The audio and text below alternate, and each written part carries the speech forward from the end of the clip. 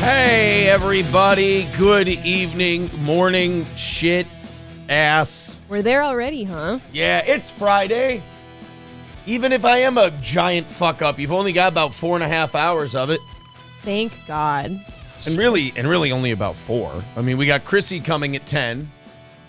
In about 4 hours. Can you believe that? 4 hours from now. An actual pro will be here. Where does the time go? Are you calling her a prostitute? Did you just call... No, but is that an insult now? Chris, or is it I still slut shame. body positive sex workers? I'm old school. I still believe in slut shaming. I think it got us a long way. Thank you for tucking my tag back in. I just didn't want you embarrassed. I don't know. Well, you can't save them all, you know. No, I believe in, I think the old school slut shaming worked. I think it kept, I think as my grandpa would say, the broads in line. It kept me out of the business. It kept a lot of women out of the business. I think OnlyFans has taught us that if you take the embarrassment and shame out of being a hoe and you just make it profitable, a lot of women will do it. You think there's any popular OnlyFans pages out there where the woman like wears a mask or something to conceal her identity? Ooh. Like, is there an El Horrible of OnlyFans? Yeah, I bet there is. Maybe like there's at least like a masquerade mask, you know, those like feather things or whatever. Like the eyes wide like shut. Eyes wide shut. No, that's a masquerade ball. Okay. That makes sense. Thought I had it wrong. Okay, all right. So maybe do you want to try it? No. You could be the El Horrible. I'll do the feather mask. I think what we should do, see, I don't believe in getting my hands dirty on that kind of shit. But I think we should find El Horrible a girl. Okay. And then have El Horrible start the OnlyFans. And then we can see how that would do. Are you saying El Horrible can't get his own ladies? Look. Shots fired. I'm just saying that a lot of people in that podcasting universe do not look like the crushing pussy type. Oh. That's all. Okay. I'm not bad people. I understand. Not terrible human beings. Nope, you said it. Some of them are good people, okay? But some of them are rapists. Some of them are murderers. Some of them, I'm sure, are good people. But what do they call it? The Dabbleverse is not sending its best. What do you call it? Some of them are rapists. Some of them are murderers. I'm sure some of them are good people. Probably not. Raymond B says, support the new age radio shows. I'm at peace with that phrase. I'm okay with that. We are a radio show on YouTube. I like that. We're a morning show. We keep things moving. 4.5. This is what the shows should be. Not like what 57 to 65-year-old man is beefing with the other one. It should be, hey, here's the bunch of senior citizens fighting with each other. Let's laugh about that once in a while. That's kind of fun. But also, it should be, hey, let's keep the shit moving. This ain't brain surgery. People are going to work. People are getting through a shitty work day. You got to think about it. Let's make more than half of it go by really fast. Right. We're in that category. You can't put the two different shows in the same category. We're in that category. We're in the category of let's make your workday go as fast as possible. And then all these other people can go, I'm going to live my life for this shit. Don't. You're good. Look at how many people have now been made either troll Cheeto dust people or just completely miserable because they've decided to make this their life. This hey, you guys are at work. You want to kill some time? We'll make you kill some time. Citizen M says, is there a Cardiff Electric of OnlyFans is the real question. See, now that would be too fucking cute. I would never leave OnlyFans if there was a potato doing an OnlyFans. I'm picturing him as having like those rain frog butts. Oh, I would like to touch your vagina. Yes. Oh, would you like to rub your clit with this melon baller? Oh. I would love that. He's just a little potato, and the little potato is in the corner telling the woman what to do with and there's like a dresser full of toys. Really? And she's out on a bed, and the potato is just going, oh, I wonder if she could fit her whole fist up her ass. Oh. Do potatoes have asses? No. The potato's not doing anything. The potato he's just talking. Yeah, he's like the Merritt Rook of the whole thing. Robin Williams' character in Law and Order SVU. He's the Merritt Rook, but he's a potato. I got it. Makes So sense. he's talking to real ladies. Yeah. As Cardiff Electric should be. Now, if he ever comes, is it sour cream? Okay, now I'm out. Now I'm So you can't have right that. right there. I have a legitimate injury that I'm dealing with today. I don't mean to brag, but this actually isn't a brag. I pulled a tard move yesterday. I have a very sore, inflexible thumb as I jammed it and kind of sprained it last night. So far up your ass. I shoved it up my own asshole. I was sparring. These kids are getting better, so I got to give it a little more juice because they're on you. And one of them, I was giving them a little 1, 1, 2. I rounded off a 2 in the corner so I could get away, and I turned it all fucked up, and my thumb went into the head, and I jammed the fuck out of it. So now I have a really sensitive thumb this morning. But is that why you keep hitting it? Yeah, I'm trying to hit it on the heel over here. But April's really turned on by athletic injuries from her days as an old school jersey chaser. So she's actually really turned on. She wants to suck on my thumb. She goes, "I'll make it better on the sidelines." I'm like, "There's no sidelines in football or in boxing. That's only football." And I fucked up my own joke. Sean Joy, thank you. Welcome to Steel Toe Brodom. Thank you. you. Really gay way to say that, but there you go. Red Fox Mad gifting a membership, and this one is going to Red Fox. Wait a minute. I'm sorry. Marble Arms got the membership from Red Fox Mad. There we go. You got it. Stevie Lou says, I think we're almost out of the woods here with the MLC wartime stuff.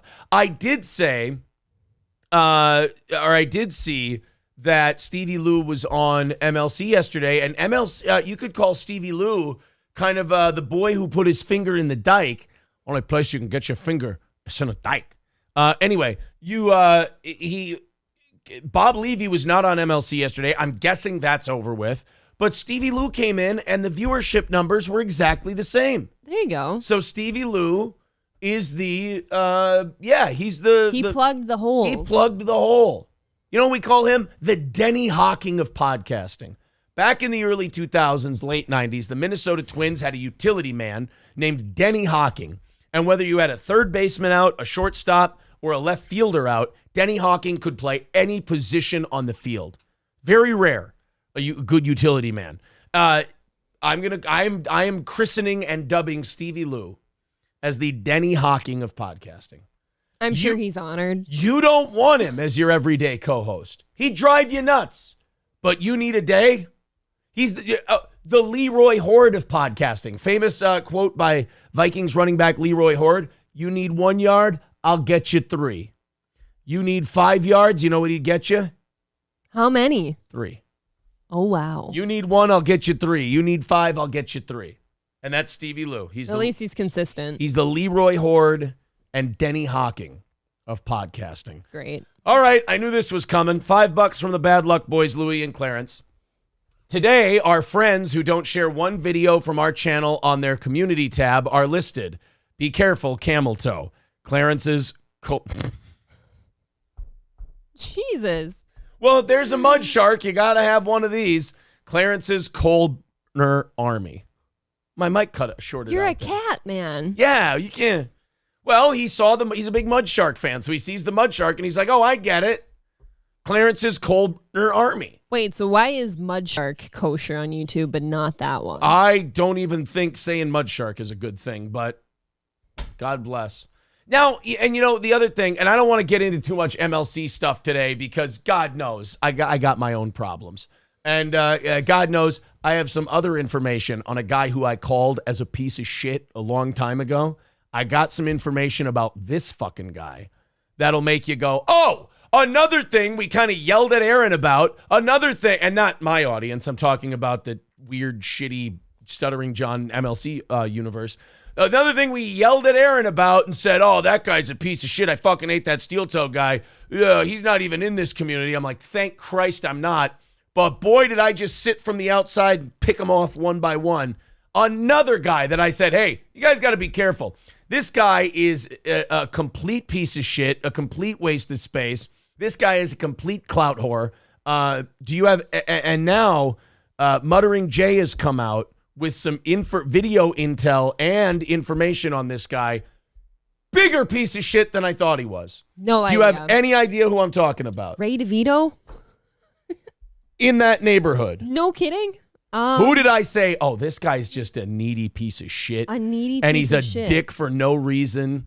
And he's just a complete asshole. And he totally does not deserve any of the confidence he feels he has. Well, you've obviously said that about Shuli. No, not have I? No, I'm kidding. Oh, okay. I was gonna say, did I have a bad day once and I said He's that about actually Shuli? like, wait a minute. No. No. But in that, it's in that realm. I think Shuli's manservant, Ray's Producer Joe. big piece of shit. I think everybody told you he was a big piece of shit. No. when you were done I with told them that he's a big piece of shit. Oh boy. And now we have confirmation. Huge piece of shit. Bigger piece of shit than I thought. It's not hard to imagine. All right. Now, see, Citizen M, I know you're running with that story. I don't know if that's him. I don't know if that one's him. If that one's him, way bigger piece of shit than any of us thought. I'm just going with the being a complete little baby boy cunt to a cancer ward employee. Jesus. Oh, yeah, this guy is. He's one of those insecure guys who's like, you know how they use the term shit rolls downhill? Yeah. Well, he's the guy at the bottom of the hill. Oh, and so it's he gathering. He has to find people to roll shit on because he's always getting shit on him. Okay. So he's got to get some of that dignity back. But he's got to get that stank off yeah, him. he's got to get that stank on him. Yeah, I'm excited. We're going to do it later because I don't want to start off with it because it turns a lot of people off. I'll sneak it somewhere in the middle of the show. Okay. Because I do want to save it as a clip and jack off to it later. I just like when I call it. I like when you have that. I go with my gut instinct on people a lot. And when I sense something's off about a guy, I go, this guy's a piece of shit.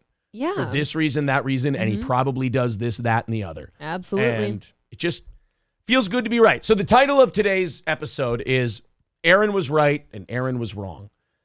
Or no, Aaron was wrong and Aaron was right. I was really wrong about something, but I think all of us were. We're going to check back in with, I don't know if you caught this earlier in the week. The NYC Hospital Karen is what they're calling her. No, I didn't. The woman who the black guys were claiming were stealing their bike. Kind of a fun Bizarro World thing. The white lady stealing the black guy's bike. Well, guess what, guys? If that kind of shook your universe entering that Bizarro World, don't worry. That, what do you call that? Whirlpool in the river of time has been closed. We have confirmation that was not exactly the story that was presented to us. Okay. Yes. All right. So Citizen M, I don't know if that's true, so I don't want to run with it, but I heard it.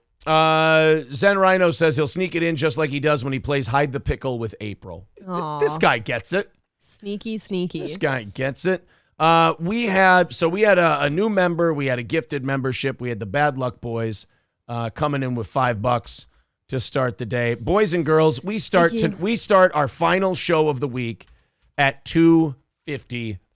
An incredibly generous audience yesterday. A bunch of coffee sold. We said yesterday that we were throwing the coffee sales towards the goal, and 255, about $100 ahead is where we ended up. Nice. If you'd like to contribute, Streamlabs, PayPal, and Venmo, Super Chats, and memberships. Thank you to Hobo Chili Recipe. He says, wait, Mud Shark is fine, but my tar poetry is not. I think it's because I'm half. You people should be ashamed of yourselves. You know what? You're right. I'm sorry, Hobo Thanks. Chili Recipe. Thanks, and buddy. thank you to Red Fox Mad for gifting another membership. This one to the Bad Luck Boys. Oh, very deserving. What a way to start out the morning. Clarence is right about one thing. I have not shared any of the Bad Luck Boys stuff to my community tab, but I have shared it on Twitter and other shit. You have to forgive me for being completely illiterate. Do I just make a post on YouTube and just link a Bad Luck Boys video in there? Because if that's the case, I can do that today. I'll be honest, I don't know. Exactly. I'm a radio guy. Is it like I'm a retard. back on Twitch? Remember at the bottom of your your main page, you could say, we recommend these channels. Is that what he's talking about? Have your owner, no, don't have your owner send me a message on how to do it, because I think he already did, and I'm just a dipshit. So he says it's the most effective method. I'm sorry. I apologize. Oh, so are the Bad Luck Boys also then sharing us to their community tab? Oh, shit. No, I think their argument would be, hey, we're just getting off the ground. You guys are pushing 10K subs. Why don't you scratch my cat ass, I'll scratch yours. I get it. Cats have bony butts. I don't want to scratch yours. Bad Luck Boy says, how does Aaron not know how the community tab works? Because I'm a fucking idiot. We're not smart here. Aaron's a piece of shit. Aaron doesn't even share cat videos on his YouTube. That's right. You can't be He's caught. a piece of shit, Bob. Jesus Christ. Sorry. Jano's a piece of shit. Sometimes I hope the neighbor hears this. He's going to have a stroke one of these days. Oh, yeah. He's going to die doing that. I mean, I said that to somebody yesterday. I'm like, he's killing himself. You said that to somebody? Yeah, I did. Oh, wow. Yep. I was talking to one of my famous friends. Heidi Fleiss. Thank you very much to D's and Big Balls for the $10. Appreciate that. The Bad Luck Boys are telling me I'm finna get my couch scratched. Boy, he is a black cat. Oh, no. Please do this one. It's cheaper. The Bad Luck Boy says, actually, no, but Nightwave Radio has. So easy, forehead. Wow. That cat's a hurtful cunt. That was rather mean. You know what, Clarence? Hurt people hurt people. I bet your fur is matted and you've got poop stuck in it. Boy, I tell you what, you get a girl who only fucks black guys' nickname gimmick, and you just become a total cunt. Not you. Well, he's calling me forehead. Mud Shark, Corner Army. You adopt some kind of white woman with daddy issues nickname, and all of a sudden you just become a raging asshole. Roddy Piper, machine gun, spinning in circles. That's all it is. All right. Let's. Thank you very much. Tigger next door says April is looking fantastic, and Aaron, meh. Just kidding. Love you guys. Oh, thank you. Wow. Tigger next door, $100 Thank you. over on PayPal from him. What a goddamn sweetie pie. Very generous. Very close already this morning. Thanks, kids. So I can't remember where I was at because these damn cats keep scratching at my shit. Would you say you have cat scratch fever on Friday? Oh God, I quit. Thank God, I could use a weekend. I'm going home. You know what? I got to do. Oh, no, I know what I was going to say, but I can't remember what it was I wanted to do. You're going to put the Bad Luck Boys on your community page. I need to steal another ROTC bit, but I can't remember what ROTC bit I needed to steal. That is a huge dilemma for me. Do you have CTE? Are you having memory problems? I didn't get hit very much yesterday at all. What a shame. You know me, Mr. Defense. So you're just this way organically. Remind me, could you write down a note? Steal from ROTC. And could you just make that a daily memo? Yep. Steal from ROTC. Steal from ROTC. Oh, could you make a separate note? Daily. Could you make a separate note? Never steal from Daywave. Yeah. ... But never steal from Daywave. There you go. Okay, good. We're set now. Nightwave's just not worth mentioning. We've got it.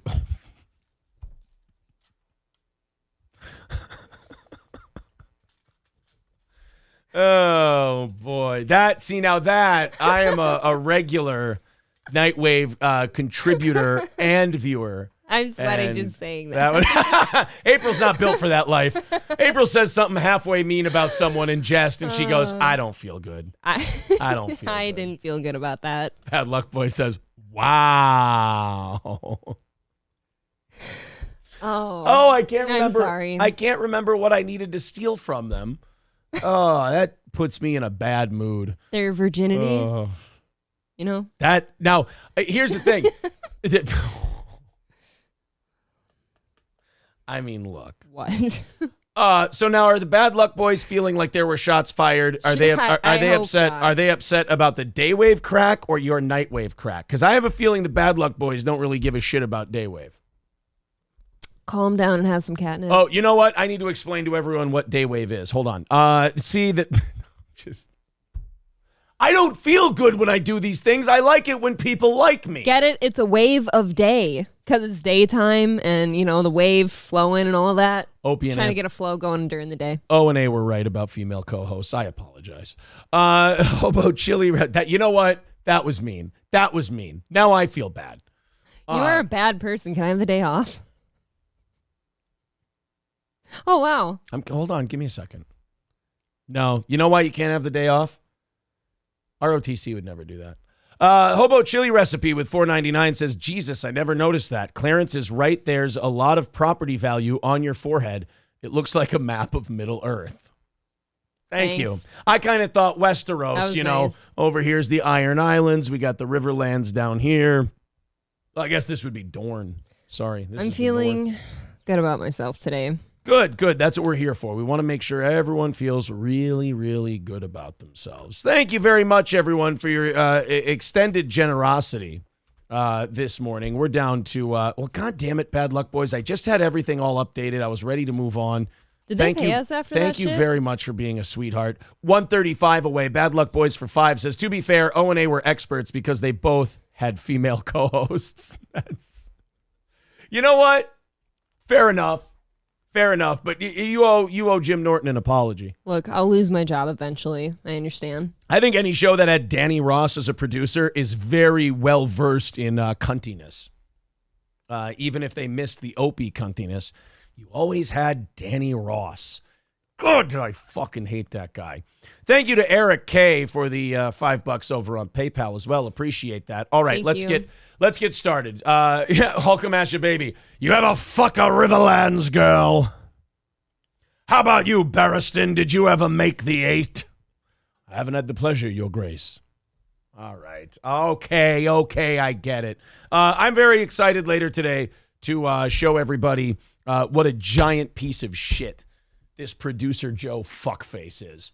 I remember I was a little annoyed that I even had to sun that piece of shit when I was on Ray DeVito's interview. Mm-hmm. I was like, who the fuck is this nobody thinking that he's going to, as the amazing Dusty Rhodes would say, crack whip with Dusty Rhodes. By the way, how do you feel about being on the Ray DeVito interview at this point? Oh, I feel so dirty. Isn't it gross? Oh, God, I feel gross. Why did I do that? I believe people like Eric warned you too. Like, stop going on people's. Don't go on these little podcasts. Little shows. Yeah. You know what? Here's what I want to say. It was fun taking all of that and then just throwing it right back in those people's faces and going, you guys are nobodies. Stop it. However, I will say that watching what's been going down now from afar, I feel disgusting. I feel gross. I feel like I should be talking to a lawyer and have an injunction filed to have that episode scrubbed from the internet, even though it makes me look good. Evidence you and Slummy. Yeah, it makes me look good, but it also makes me seem like I worked with Ray DeVito. Absolutely. Yeah. Frank Stein says Boomer Blood Sports is kind of funny. Yeah, in that way. Like in an, oh my God, what are you guys doing kind of way. It is kind of funny. Okay. Jeezy's Tall says, so what ROTC bit are you stealing? I can't remember. It must not have been that great then. I know. I feel so bad that I can't remember what I wanted to steal from those guys. Oh, yeah. It was an idea that I've never come up with, but an idea I've seen them accomplish. It was be funny. That's what I forgot to steal. Okay. We're good now. That was it? Yeah. We've got it figured out.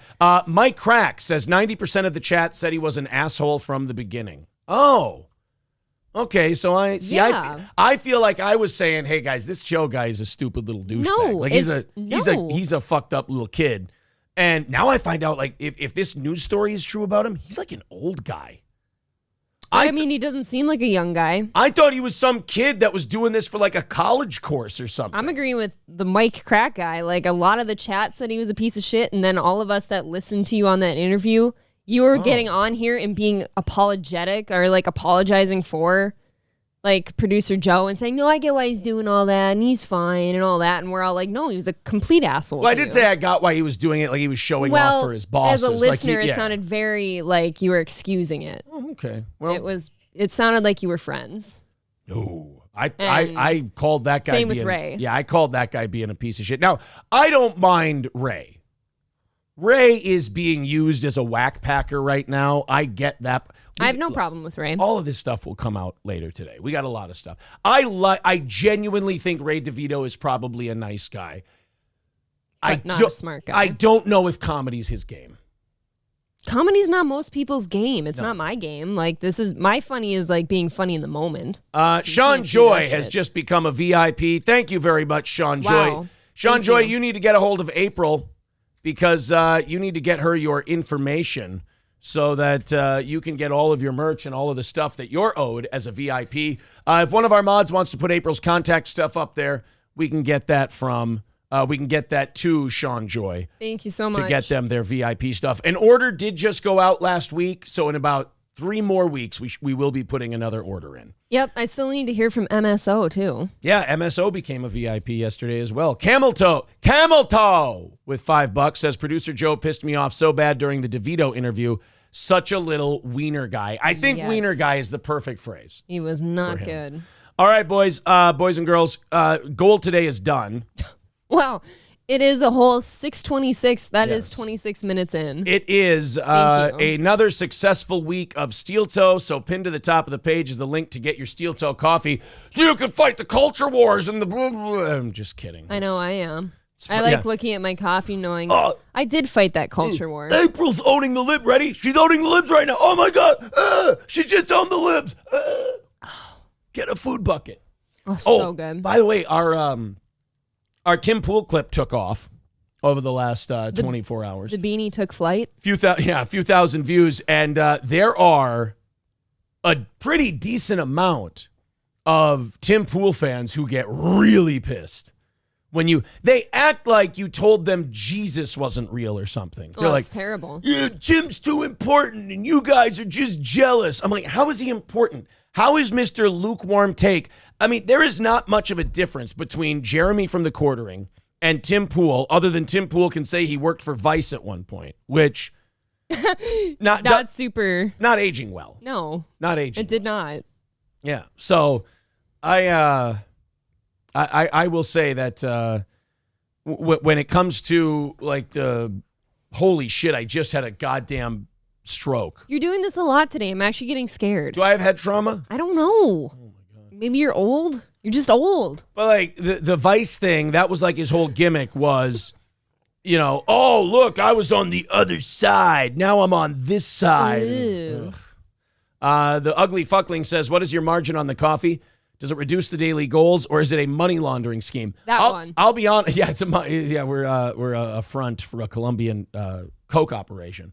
No, it's the I want to give Johnny a raise fund is what it is. And the margin is pretty good. I'm very transparent about that. $3 for Crescent, $3 for us. Sure. Each bag.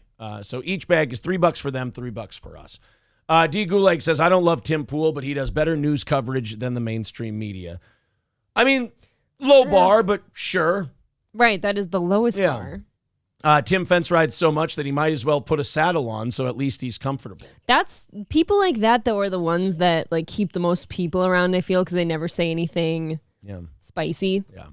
It's easier to get popular. You get to claim the culture war thing, but you also never have to piss anybody off. Exactly. Except the people who hate you already. Yeah. Sean Joy Boy says, how do I get a hold of April? Go ahead. I think, who was it? Mr. Approachable. Mr. Approachable. Go ahead and put those links in the chat again so that Sean Joy Boy can get their VIP contact in there. We appreciate that. All right. Thank you. Anything that comes in the rest of the day, guys, goes towards Monday. Thank you very much for your generosity. Let's get things started today. Who remembers I mean, I know this is an overused term, but it's what the news is calling her, the NYC Hospital Karen. She got one of those city bikes in New York. You can put your money in, you get a bike. It. You get to ride around, go get some lunch. I'm sure it's for a lot of professionals on their lunch break who want to go grab something real quick. You get a bike. You ain't driving anywhere in New York City. Hell no. So you get a bike, you take off, you get to Subway or McDonald's, whatever, you get your burger, you go back to work. Well, she ran into this situation where these black guys came over and they claimed that she was trying to take the bike that they had paid for. And she started yelling, help, help. And then some guy comes over and she turns on the waterworks. Like, these black people are trying to steal my bike. Yeah. Now, if you want to tell me, this blows the like the leftist theory that we haven't come very far on race out of the water. I want you to imagine this scenario in the 1950s. A white woman yelling and crying, "They're stealing my bike. These black guys are stealing my bike." And I want you to think how that would transpire, how that would go down. And now I want you to think of how this went down in 2023. Where this woman was instantly vilified. She's bullying these poor black guys. She's racist. She's a racist. She's, fuck your white tears, all of this shit. If you don't think the pendulum has swung a little bit too far in the other direction and we missed the middle, look at this story and compare it to any other story from the 50s or whatever of this same thing happening. Well, it turns out those of us who made fun of her. Now, remember, when we did this story, I said, what do you think's worse? My misogyny or my racism? And your misogyny. And everyone said your misogyny. All day. Aaron. Your misogyny is way worse than any kind of perceived racism that you have. Yep. And that story ended up kind of confirming my misogyny because I went, I hate white women. Oh, with the crying and poor me, I'm a victim. Meanwhile, this black guy claims that he has proof on his phone that that's his bike. God, I fucking hate her. She's terrible. It's the worst. Well, it turns out that the lawyer for a Manhattan hospital worker accused of taking a city bike from a young black man who claimed that he paid for the two-wheeler provided receipts that he says show she was the one who purchased the ride at the center of the viral incident. The Bellevue Hospital employee who was branded a Karen on social media afterward rented the bike first, said lawyer Justin Marino in a statement to the Post. He also provided 2 city bike receipts from May 12th, which were time-stamped just minutes apart. The first receipt, reviewed by the Post, shows the bike being taken out before it was relocked 1 minute later, which Marino said is the bike seen in the video. The second receipt shows another bike being taken out a minute later from the same docking station and was the bike Marino said his client used to get home after being heckled and pressured to find a new bike by the group. The hospital employee, who Marino says is 6 months pregnant and a physician's assistant, was placed on leave by NYC Health and Hospitals this week after her heated encounter with the men emerged online and has been viewed tens of millions of times. You know what that means? You know what being placed on leave and now being able to provide receipts that was indeed your bike means? That means she's getting paid, right? That means lawsuit. Paid. Yeah, because now you've been vilified publicly. Your work kind of took part in it by putting you on leave. That is an insinuation that you were at least doing something wrong. And yeah, they assumed. Yeah, and when you assume, as the great Cleon Salmon once said, when you assume, do you remember how the saying goes? I don't. When you assume. You know what? I want to poll the audience here. I want to see it. I want to see if the audience knows what happens when you assume, according to the great former heavyweight champion Cleon Slammin' Salmon. First, while you guys are coming up with that answer, Justin Yindra with 1999 says, I'm off my meds and on the online. Oh, that's very healthy. Thank you, Justin. And Raymond B. Thank you. $10. Thank you. Aya Najah says, precious Peachy, April, and Aaron. I'm here for Chrissy. I'm too excited. Let's go. Happy Friday. Congrats on another successful week of Steel Toe. I appreciate thank it. you. Here we go. Let's see. Oh, yep, oh my God, there's a bunch of them. They've got it. Papa Dan, when you assume, you make an asshole out yourself. You make an ass out of you and me. No, that's not what Cleon Slammin' Salmon Everyone's said. saying that. No, but they're saying you make an ass out of you and me. There it is. Hulkamashia Baby was the first one to quote it exactly right. When you assume, never assume. Because when you assume, you make an asshole out yourself. I'm ready to watch that movie again. Fuck, do I love that movie. We could watch it tonight. I love Slammin' Salmon. Yeah, people are saying, oh, it's when you assume you make an ass out of you and me. No. That's the normie interpretation of that phrase. Why with that word? You need Cleon Salmon's interpretation. Did you know that maraschino cherries? Yeah. Do you know who they're named after? Let's see if the chat knows. I do know. Do you guys know who maraschino cherries are named after?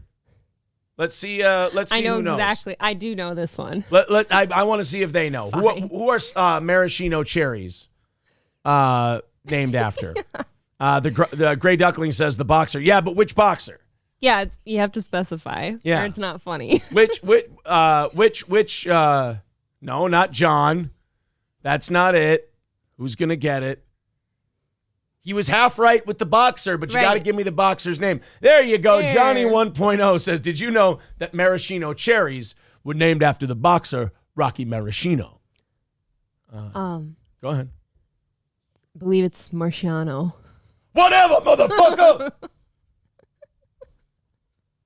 Can I have that guy in real life? I need to be somewhere where he's just yelling. I know he's not with us. Unfortunately, April, he's dead. I know. Can you stop reminding us? He died young of black health problems, unfortunately. Really? I didn't know what he died from. Well, I mean, they don't put that on the death certificate. What was it? Heart problems. Why is that a black people thing? Well, don't put me in this position. Yeah, you are squirming now. Higher blood pressure, hypertension, things like that. It's all that yelling. Disproportionately can affect the black community. So you're saying that if Kevin Brennan was black, he'd be dead by now? Whatever, motherfucker. Hey, did you know that maraschino cherries were named after the boxer Rocky Maraschino? I believe that's Marciano. Whatever, motherfucker. Nuts is a piece of shit. Zongo's an asshole. Your lips. Everything about that impression is just fucking grinds my gears. What's what's some of the other he goes, are you lampooning me, meat drape? You got a problem, guy? You got a problem, guy? I could punch you in the eye, guy. I could turn your face into a pie, guy. Hey, now do the hey, shriek. that rhymed. Now do the shriek because her face scared you. Oh. Ah! I'm sorry. Her soup face scared the shit out of me. My voice is not that high. I love Kevin Brennan as Cleon Salmon. No, can we switch him out? They need to redo that movie and make Kevin Brennan Cleon Salmon. Oh, please. Oh, man. Oh, that'd be great. Never assume. When you assume, you make an asshole out of yourself. Ray DeVito can be the blue carousel guy. Yeah, he can be Donnie. Yeah. Exactly. Zen Rhino says slamming salmon is trash. How fucking dare you? Ooh, that is the most controversial thing Zen Rhino might have ever said. That is really controversial. I just tripped over myself. It is the second best Broken Lizard movie ever made. Next to, of course, Super Troopers. And I put them like this. Do you know what movie we neglect, though, because of that one? Philadelphia. I don't know. No. Thank God. No, Waiting. We leave Waiting alone because of Slam and Salmon. I don't mind Waiting. It's a good movie, but Slam and Salmon is a good movie. Superior. Wrong Hole Rick says, if ifs and buts were candies and nuts, we'd all have a Merry Christmas. Tell him that. Get out of here. Get me the smart girl. Your soup face is offending my Tokyokan guests. Tokyokan. Yeah. I wish somebody would have told me that Hector Gutierrez was going to sock me with a hard right in the fracas in Caracas. But guess what? Now he's dead. How do you do that? I don't know. Oh, boy. The most I can do is yell at the dog in Kevin voice now because I just start laughing. So I'm sorry. We were getting back to the white lady who was victimized by black men in New York City. Wait, New York City. How did we go down that road? I don't know. But he said the healthcare worker wrapped up her 12-hour shift, got on an available bike, which no individuals were on or touching, and paid for it through the City Bike app on her phone. Now, when they asked the lawyer, how can we be sure that nobody was touching that bike? And he said, my client would never ride a bike that a black person has touched. Well, you have to sanitize first. As she backed it up from the docking station, sounds hot, A group of Yeah, lucky bike. that'd be weird if a couple of gay guys misunderstood when they saw the sign that said docking station and they just started putting their dicks together. Be a really odd situation. I must have docking a little bit screwed up in my head. Okay, no, you think that docking is just shoving your cock in an asshole. Right, because... No, that's not what docking is. Docking is when you take an uncircumcised man, and you put your penises together and you roll his foreskin over the other penis. I'm surprised you didn't know that. I don't feel well. Here, why did you know that? Here, I'll give you some help. I don't need to know. Well, the definition of docking here is for boats. Urban Dictionary. Here you go. April. Dictionary. Get it? Oh no, it has to be two uncircumcised men. Wait, it has to be your bull. This is making me nauseous, though. I wish you'd stop. You don't want to know? Well, you pulled it up now. Please do not tell me. I don't want to go. You're trying to tell me how two gay guys dock, but I don't want to know. We're losing viewers now. Probably. A very intimate and intense sexual act performed by two uncircumcised men. Guy 1 pulls his foreskin back, holds it, while the guy 2 stretches his open and outward as far as possible over the other one's part. Then Guy 1 repeats the procedure as he's releasing all of his skin that he was holding back tightly, pulling the opening out and as far down as possible over the two peni, making sure Guy 2's foreskin stays in place. Are you glad you know? I really preferred my vision of it. Okay. You preferred butt sex. Yeah. Some people Yeah, do. I'm not happy I know that. Oh, but some girls do. Stomach hurts. So as she backed it up from the docking station, if we can get past this level. I'm going to need to stop using that word now. Fair enough. I can't believe you're No so more innocent. docs You didn't for know. me. Yeah. A group of 5 people approached her and claimed the bike was theirs. I have seen so many blacked.com videos start that exact same way. With a city bike. Yo, girl, where you going with that bike? You got to pay for that bike. You want to pay for that bike? I don't know how to pay for the bike. And then all of a sudden, tits. I don't have any money. Whatever could I do to pay for it? Oh, no. And now all of a sudden there's just... Why is there screaming? There's a lot of ripping and tearing and all kinds of stuff.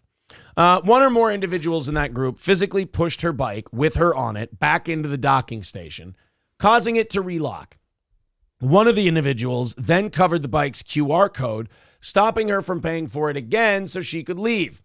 In blocking the QR code, the individual's arm was touching my client's pregnant stomach, a condition of which she made them aware, he added.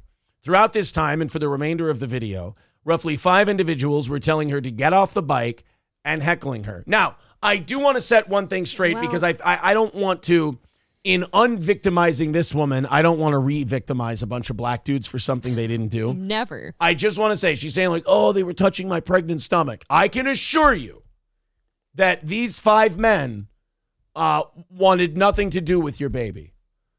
Just because statistically, there's no chance. Why would you say that, Aaron? Maybe they would love to be a father. Oh, because they're not the biological father. That's the only reason. Oh. Yeah, not any other kind of. I mean, no. I'm a stepmom. I love my children. No, but they weren't. No. You don't think they'd be good stepdads? I'm just saying that I'm not. I didn't say they would or wouldn't be. What I'm saying is I can guarantee you that those 5 men in particular did not have any interest in raising that woman's baby or harming it. No reason? No.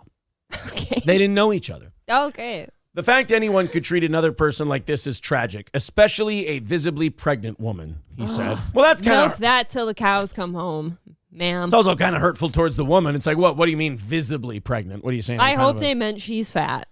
Your Honor, there's no way they should have treated my client this way, especially since she's such a fat cow. She's a whale. Look at her. She's a porpoise, for God's sake. You gotta push her back to the ocean. Oh, my God.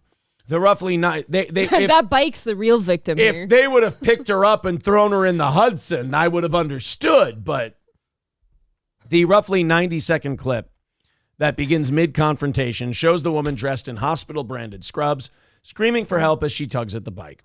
Help me, please, help me, she yells. Oh, wow. To the point. Yes. The young man kept his grip on the bike's handlebars and repeatedly told the woman that he already paid to use that particular bike and it wasn't hers. Get off me, you're hurting my fetus, the woman shouted. I yell that all the time in public. Why did she call her feet that? Yes. I'm not touching you. You're putting your stomach on my hand. See, that's back to the black.com video.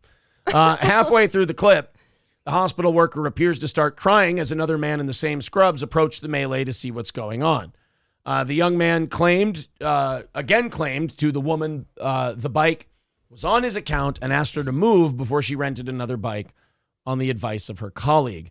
Some social media they shit all over this woman. We shit all over this woman. We called her a fake white tears piece of shit, all these other things. Now, this doesn't prove that she was completely innocent. It doesn't prove that, she was a good guy and these guys were all bad guys. But it does give us another look at this situation that is different from what we were presented the first time. It is. It wouldn't be the first time that we watched a YouTube video, came to a conclusion, and then found out that YouTube video that was taken right in the middle of a situation left out some very interesting context. Are you saying that we need to be careful before siding with the black man? That's not at all what I said, nor would I ever say that out loud. Ever. Okay. Ever. Just checking. Hobo Chili Recipe with $4.99 says, listen, guys, my pimp is a real ball ache. What's a ZJ? That's okay. It's Urban Dictionary for everything, buddy. Ryan the Garbage Man says, Chrissy Mayer was teasing this woman at a comedy club. Oh, I didn't know she was that big. My God. King of All Diff says, stupid white guilt Aaron. Maybe that's it. But it's not. No, I'll tell you this. I don't think it's white guilt. I think what it is it is my misogyny getting the better of my racism. Maybe. Yeah. What bothers me though is this seems like such like a childish interaction. Why not just pick a different bike fan?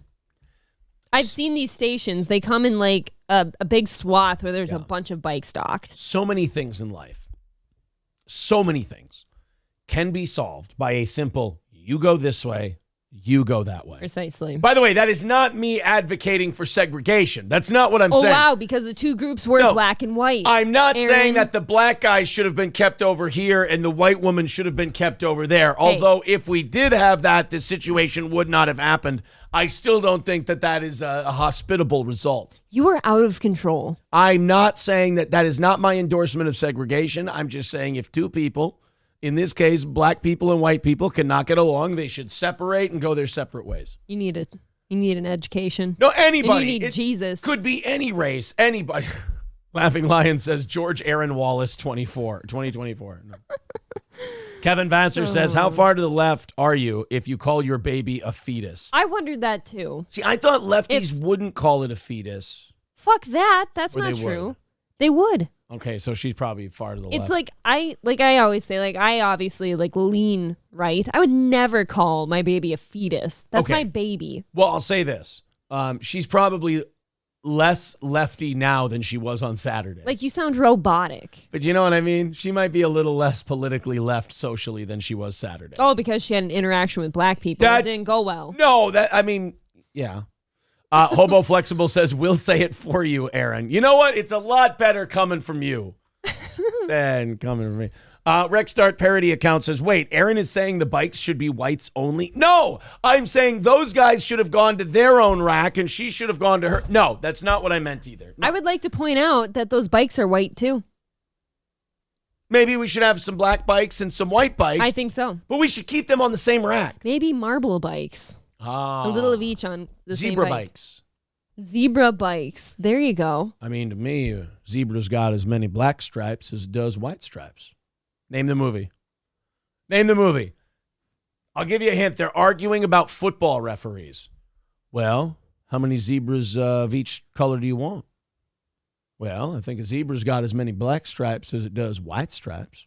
So, have I seen this movie? Maybe. There's a whole TV show that was based off of this movie. A very successful. That's a lot of movies. A very successful TV show was based off of this movie, and this movie does not get enough credit for it. There was also a main character named Booby, and Billy Bob Thornton's in it.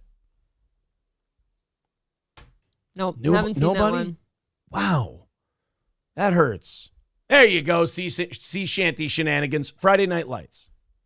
I'm with fuck you, Roots. No, it was not. It was not Roots. Billy Bob Thornton was not in Roots, but O.J. Simpson was. The special case says they wanted to take it after she paid, keeps charging until it is back in the rack. That's very true. Are you saying that they were trying to just get a cheap ride? Katie Kidney says you take the bike you rented so you know it gets returned and you don't get overcharged. Oh, yeah. People, by the way, just steal those bikes. Yeah. Those get stolen quite often. I think in San San I get Francisco. That. No, I just meant if you were her and like they're clearly harassing you over this specific bike, why not just go rent a different one? San Francisco has a serious problem with those being stolen. Big time. Yeah, I've seen these. I'm reading a lot of vagina says the black bikes have spinners. That is not true. I do not want misinformation. There was an instance this week where I was driving with Aaron in the truck and I made him look at something and I said, there are stereotypes for a reason. What? What? Remember the certain vehicle by Byerly's? Oh, man. I was ready to start singing Front to Back by Exhibit. I was just ready. Oh, no. Bitch, stop running your mouth. Let's go. Sorry. Oh. No, it was not Varsity Blues. It was not Backdoor Sluts 9. It was not Bad Santa. It was not Sling Blade. No, it was Friday Night Lights. Fauci's Pangolin with 12-month membership says, I'm a bro now, bro. Awesome. Thanks. Welcome, bro. Okay. Fact you says with no father. See, now you can't read these. So many guys. of these I can't read. I think, did we get to the bottom of this New York bike story? No, I'm so confused. Who did it? Who's the real victim here? I think it's the bike. The bike is the real victim. You know what? You've got some lefty woman who calls her baby a fetus touching it, and then on the other hand, you've got the other people. Oh, the other people. Anyone involved tugging over it. Okay. That's too bad. You know what? I bet you if you keep your eye on Pornhub the next few days, we have a parody of this coming. There's a city bike video. There's going to be a city bike video. Nurse tries to rent city bike, is confronted. And somebody will end up riding it. At least the kickstand. Ethan with $6.50 over on PayPal. Thank you very much, buddy. Today's goal has been knocked out. Anything you guys throw in today goes toward Monday. Guys, we have an update for you. John Fetterman spoke. I make it a point that anytime John Fetterman speaks publicly, I would like to cover it. Because John Fetterman has a manner of speaking that it draws your attention.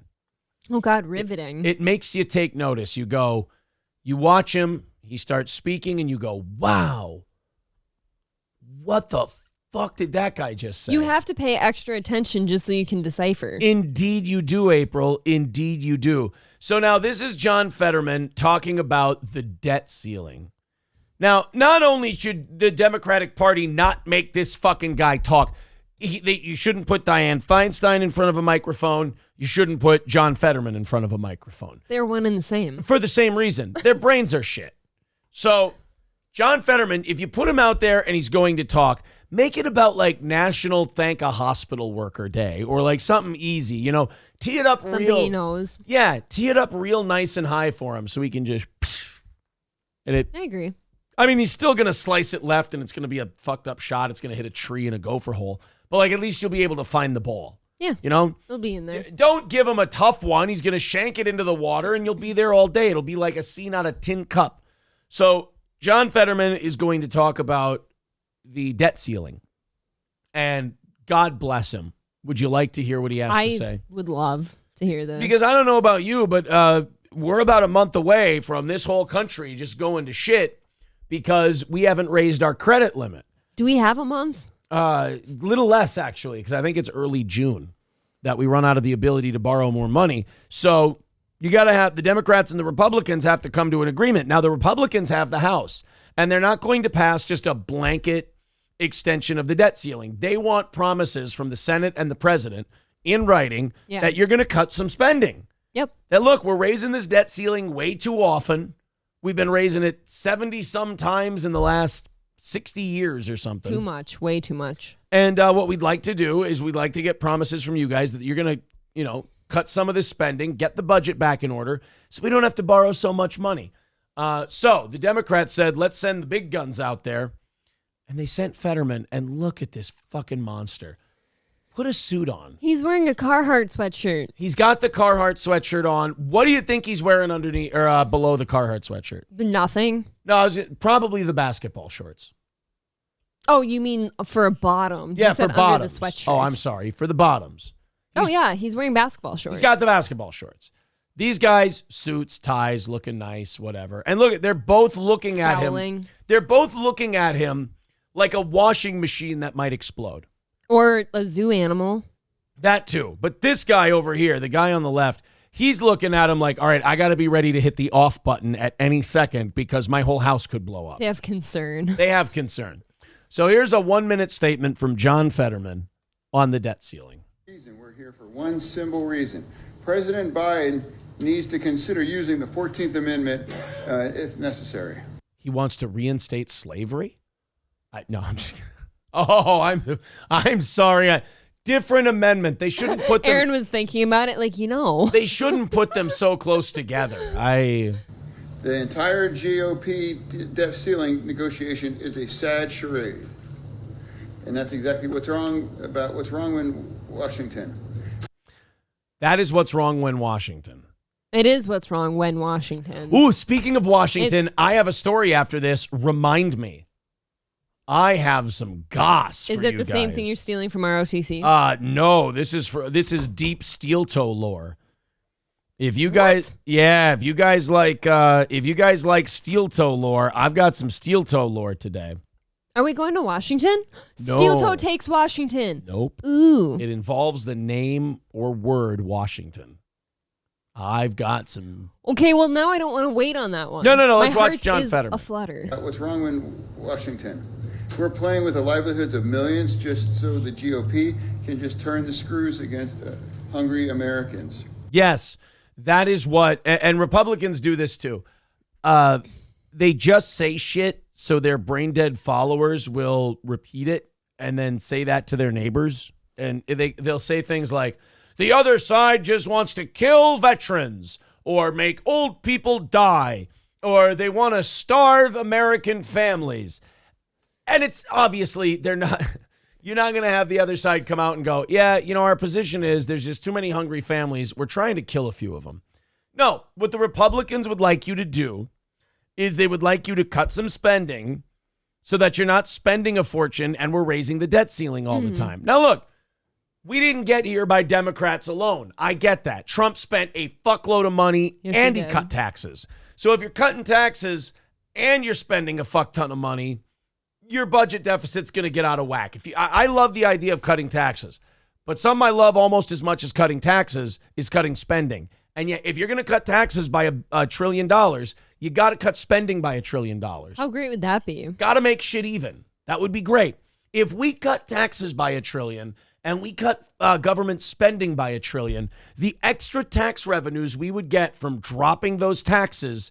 You cut taxes by $1 trillion, I bet you'll get $250 billion of it back in increased economic revenue. You cut spending by $1 trillion, you increase revenues by $250 billion. You're getting really close to balancing that budget, or at least getting halfway there. So how about we do both? This is the whole reason why the 14th Amendment exists. We need to be prepared to be using it. Again, remember, say that again. Here's what I believe in. I believe in if you let the other side do something, then they have to give you something in return. So here's the deal. We'll let the Democrats use the 14th Amendment. If I'm the Republicans, this is what I say. You use the 14th Amendment, but at the same time, you have to repeal the 19th Amendment. And then you got yourselves a goddamn deal. Oh, yeah. Yeah. Is that fair? Yeah. And I don't care if you're a Democrat or a Republican. This country's back on the right track. As long as you don't have to listen to them. You know what? You're right. I don't matter anyways. You matter. Your opinion. In the kitchen. Your opinion will be extended through my vote. There you go. You and I do not vote the same. Pretty much. Nah. You and I compared last time voting was around, and it was not the same. I voted Libertarian. I think that's a wasted vote. For president. And I voted... But they're all wasted votes, by the way, before you all yell at me. I get it. I voted for a Libertarian for president. You voted for a vaccine shill who encouraged lockdowns. I did. So I feel good about my vote. I would vote for that man over and over again to have him there right now. I'll probably end up voting for him again, too. But still... We must be prepared in order to use it. And we cannot let reckless Republicans hold the economy. We cannot reckless Republicans. I agree with that. We that should not reckless anyone. It was a terrible album. It should be stricken from the record. That insane anger. Reckless Republicans hold the economy as a hostage. And an unelected Supreme Court justice will try to blow up our economy. That's on them if they have to judge on that. Help. He causes me so much anxiety. I know. Listening to him. Don't you just feel stressed when he starts talking? Yes. And so does that guy. That guy in the white with the pink tie that was like bent over looking at him the whole time. Yeah, they all look stressed. He was like trying to read the guy's speech and then look at him to make sure he was saying the right words, because it was like, I don't know what to do. You almost see the other Democrats like mouthing words along with him, like. Okay. All right. Good. And then they have to contain themselves and he misses a word, so it sounds completely wrong. Right. You can't reckless Republicans paint garage horseshoes. John. God damn it. Oh, no. God damn it.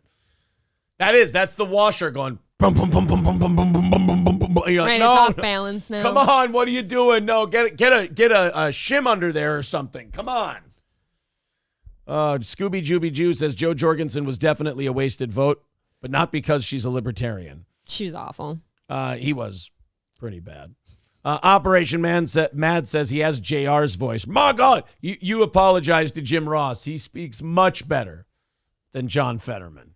He just sounds mushy. Fetterman is mushy. he's like grits mushy. No, he's cream of wheat. Laughing Lion says, Fetterman, when your cue cards have a bouncing ball to help you keep up. Oh my God, it's the TV thing. If they gave him the bouncing ball, it might work better. Give him a rhythm. Come on, where are Stephen Colbert's dancing needles when you need them? Oh. Hobo Chili Recipe with $4.99 says, when is he going to tell Cohagen to turn on the reactor? Very good. Eric K says, this budget is a real slobber knocker. My God, Americans have families, King. Oh, no. My God. That guy did talk better than him. For sure. Oh, as God is my witness, the debt ceiling is broken in half. My God, they killed him. That's my favorite part of that match is when Mick Foley goes through the top of the cage and Jim Ross yells, my God, they killed him. And Jerry Lawler goes, oh, God, he's dead. But actually, though, wasn't that terrifying? There were two. So they had the Undertaker threw him off the cell through the announce table first. And that's as God is my witness, he was broken in half. Then he fucking chokeslammed him. And I don't know what dipshit thought that these two, you saw when they would walk on the top of that cell, the chain link was giving just by their feet. Yeah. Walking on it. And they thought the Undertaker, a 300-pound man, should chokeslam Mick Foley, a 300-pound man, onto that chain link fence. Are you saying you don't agree? Do it for the fans, man. Mistake. Mistakes were made that day. Dude, if you just chokeslam a guy on a regular wrestling mat, you could cause serious injury. Now, take him, 16, 20 feet up in the air, and then chokeslam him through something onto that canvas? Fuck. You know that his tooth went into his nose. No, I don't know. His tooth broke off and went up through his nose. Yeah, it sounds like a great when sport. That happened. Sports entertainment. Zen Rhino says, I thought the 14th Amendment granted the slaves citizenship. How does that apply to the debt ceiling? If you take away their citizenship, you just get to raise the debt ceiling. No, you know what? It'll be funny. It's like, no, if we invoke the 14th Amendment, which makes slaves citizens, then we take away their citizenships and they can't get government benefits, and that will pay for the... I was kind of wondering the same thing he was, though. What? What Zen just said. What is the 14th Amendment? Is that the fuck up? The fuck up. The fuck up? Is it the fuck up? The fuck up? Question mark. 14th Amendment addresses many aspects of citizenship and the rights of citizens. The most commonly used and frequently litigated phrase in the amendment is, it's the Equal Protection Clause. What does the Equal Protection Clause have to do with raising the debt ceiling? It doesn't make much sense. It protects the rights of the American people to raise the debt ceiling. He was actually just reading the wrong amendment. See No Evil says Section 4 of it deals with debt. Oh, okay. Wait, the Equal Protection Clause is in the 14th Amendment? It took us that long to get to Sure did. equal protection? Jeez. Oh, because of the slaves. Wouldn't you be for that? I get it, because of the slaves and shit. This is a very funny one. We'll hang in there in Washington for one more story here. This Democratic Congresswoman, Linda Sanchez, Dirty's cousin, from California, was questioning a military veteran in relation to the FBI's involvement in January 6th. This guy's an FBI whistleblower who's been saying that, some feds were involved in January 6th. Just some, though. Yeah, just some feds. And he's been blowing some whistles on the January 6th stuff. And he's an FBI whistleblower. Mm-hmm. And when Democrats aren't in power and somebody blows the whistle on Republicans, Democrats love whistleblowers and they want them protected. Yep. When Republicans aren't in power and there's a whistleblower exposing things on Democrats, Republicans love whistleblowers and they want them protected. Hell yeah. When the different parties are in power, whistleblowers are little cunts who should be pulled out root and stem. You're a weed now. They are vile pieces of shit who threaten our democracy. But if they're going after the other guys, then it's the First Amendment. Whistleblowers are awesome. Absolutely. So now, this guy, Marcus Allen, not that Marcus Allen, was a FBI whistleblower that this Democratic Congresswoman, she was going to get him. She found his Twitter account and she found some nasty tweets that this guy wrote. Now, what that has to do with blowing the whistle on FBI corruption, I don't care if this guy called white people crackers for 15 years straight on Twitter every day he woke up in the morning. Said, just had my coffee and I just want to say I hate you, pale-skinned gay F words. I don't really give a shit. It doesn't have any do that. Right, it doesn't have anything to do with the whistleblowing. But this woman thought she'd humiliate this guy and show the tweets from Marcus Allen that show that he's garbage. April, what's the problem she's going to run into here? I'm going to guess that it doesn't accomplish whatever she's going for. Like, he's going to look... Do you believe the word, the name Marcus could be a relatively common first name? Yeah, I know a few of them. Do you believe the last name Allen could be a relatively common last name? Super common. So what could happen if you pull up Marcus Allen's tweets? Oh, she's got the wrong one. Now, if you had the wrong person that you were looking to browbeat and you discovered you had the wrong person, would you then stop your line of questioning? Yes, I would print a retraction. Well, if you will. Unlike you, Linda Sanchez is not a quitter. I think I would tuck tail and run. Well, you and Linda Sanchez are not the same. Okay. Here we go. Let's take a look at Linda Sanchez versus FBI whistleblower Marcus Allen. Thank you. Mr. Allen, have you ever used Twitter? Yes or no? I have utilized Twitter, yes. Okay, and... Got him. Guilty. Guilty is charged. He's done. This guy's used Twitter, everybody. Utilized Twitter, yes. Okay, and is your account at Marcus A970-50645? That is absolutely not my account. Okay. So, you gotta remember, this woman has her time. She has her like 4 minutes or whatever it is. And she's set up this whole thing. Remember, in these congressional hearings, they print out like blown up cue cards of these people's tweets. Right. So she has had her staff blowing these up, printing them out, spending taxpayer dollars. She's ready. She's blown up Marcus Allen 224567455333321. Sounds like a real person, by the way. Right, exactly. You picked a bot account, you stupid asshole. She has blown up these tweets. She's gotten them ready. She's practiced her presentation. And now in just one sentence, this guy has completely wrecked it by going, Yeah, that's not me. This might actually be the first time in human history that the Shaggy defense has worked. She had her like condescending tone going too. What do you do to like back that down? You don't think Magenta hair here thought it through and that maybe she was acting very knee-jerk? You know, I hate to say this shit, but every time you see a woman who dyes her hair different colors like that, they all behave the same. And like, don't they? To me, I guess this is where I'm a little old school again.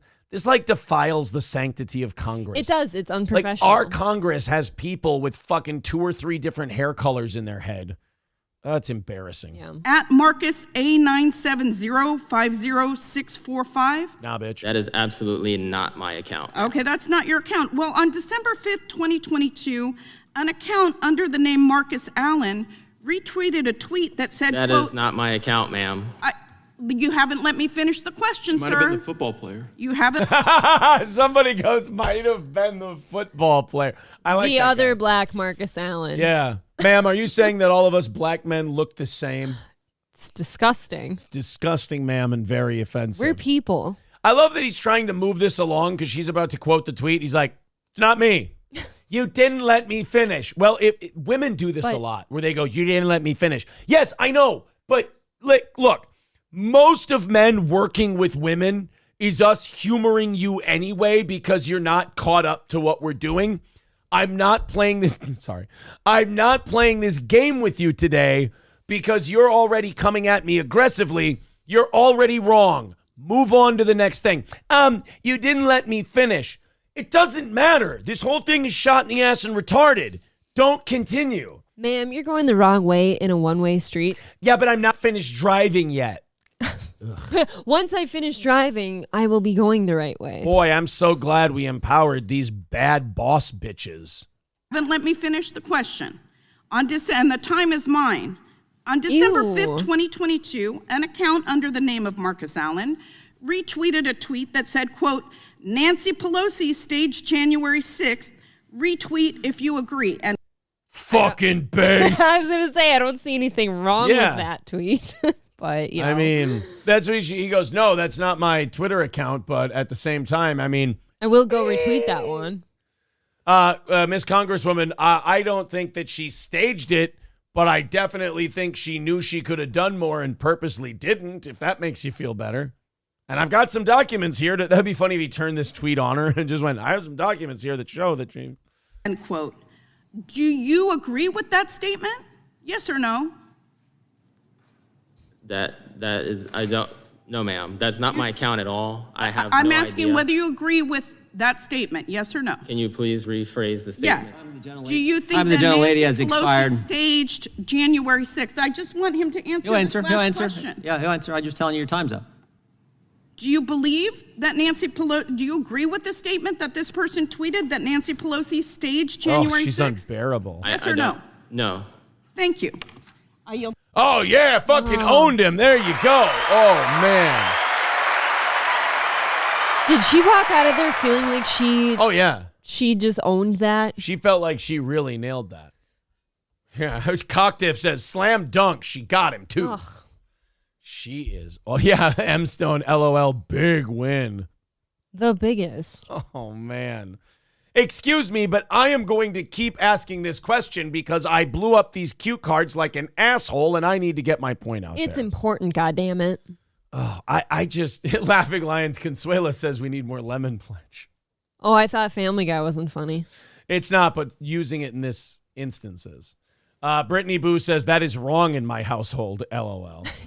And it gets depressing when you think about it too long because you're like, oh, this is one of the like 500 or 600 people or so in charge of how this country's run. And somebody out there like will look at that woman and say, well, she's asking a valid question. She's not, though. Who cares if it was the wrong account? It's not a valid question. Still his name. It's a retarded question. But still answer the question. Ma'am, you have wasted, once again, everyone's time. Okay, and I have a question then. Why does nobody tell her that? Why does nobody that's sitting up there with It's her not be a- like, ma'am, that literally is not him? It's not appropriate. You're not supposed Who cares? She's not appropriate. to. It's I agree. She is like completely inappropriate. Because you're shoving these questions at a man that like didn't do the thing. you then run the risk of ending up turning the House, the Congress into Jerry Springer, because Great. she'll... I would pay attention. Decent Big Balls with $10 super chat. Thank you very much, Decent Thank Big you. Balls. I appreciate that. Boys and girls, we have knocked out today's goal already. Anything you contribute to our program goes right to Monday's goal. Steel Toe Coffee is available. There's the link in the chat and pinned to the top of the page. CrescentMountCoffee.com. CrescentMountCoffee.myshopify.com. Promo code Jitters gets you $1 a bag off one time when you order your Steel Toe Coffee, which people have been getting in the mail in droves, Yes. and they are very excited about it. The Toe Boys page, I saw some people. Littered with black coffee. Yes, all over the place. It's delicious. Yeah. Get some. Go get some at crescentmountcoffee.myshopify.com. Well, this is a real quick one. Governor Ron DeSantis is expected to enter the 2024 presidential race next week, Oh my God. according to two Republicans familiar with the matter told CNN. This is, some people might say this is a mistake. I'm teetering. Some people think that this could damage him too much. But the other part of the argument is he's never been hotter. He's probably never going to be hotter than this. If you wait 4 years, it will be too late. If you try to be vice president to Donald Trump, he may not win, and you may not get to run again in 4 years. And you can't have Trump as your VP. No, He's going to not at all. fucking walk all over you. Ready for my dream ticket? Yeah, I got there's a lot of those out there. I'm assuming Paul's involved. Rand Paul. Yeah. Ron That's DeSantis, what I'd pick too. Rand Paul. Yep. Ron DeSantis, Nikki Haley. Ron DeSantis, Tim Scott. Ron DeSantis, George Santos. I'm kidding. Yeah, I got. Just keep Look at Paul. that. I got a lady. I got a black guy. I got a white guy. I got everybody. I don't know. I got 'em all. I like the Paul. Find a guy Paul from, choice. find a guy from North Carolina. Find somebody from some swing state you need and pick him. A Pennsylvania guy, just not Dr. Oz. Don't do that. Definitely not Fetterman. Well, different parties. You won't have to worry about that one. You can cross parties. Yeah. No, we're not. in No. today's, No. No. No. Kristen Sinema. She'll be a Republican by then. No. Yeah, she Yeah. will though. She's sick of people following her into the bathroom. Yeah, she'll be a Republican by then. DeSantis can pick Kristen Sinema. But I think I always go back and forth on this, whether he should or not, because Trump is getting hot again, but DeSantis has been hot.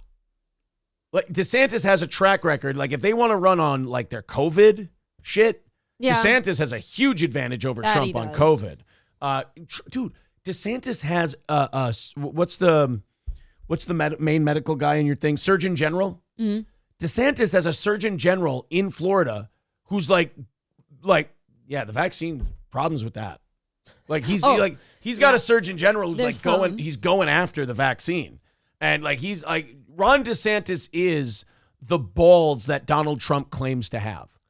Yes, but I'm afraid to have them both running. Right. You know what I mean? I feel like that's going to. Will Trump's people turn out for DeSantis if DeSantis beats Trump? I don't think so. Or will Trump's people stay home, which is bad? You know. It scares me. But do more independents vote for DeSantis than Trump? And I think yes. I wish, and I know this would never happen, and I know it's naive, but I wish that if DeSantis were to come out and say, I'm running, I wish geriatric Donald No. Trump would do the right thing No. and step aside, but you know he can't. No.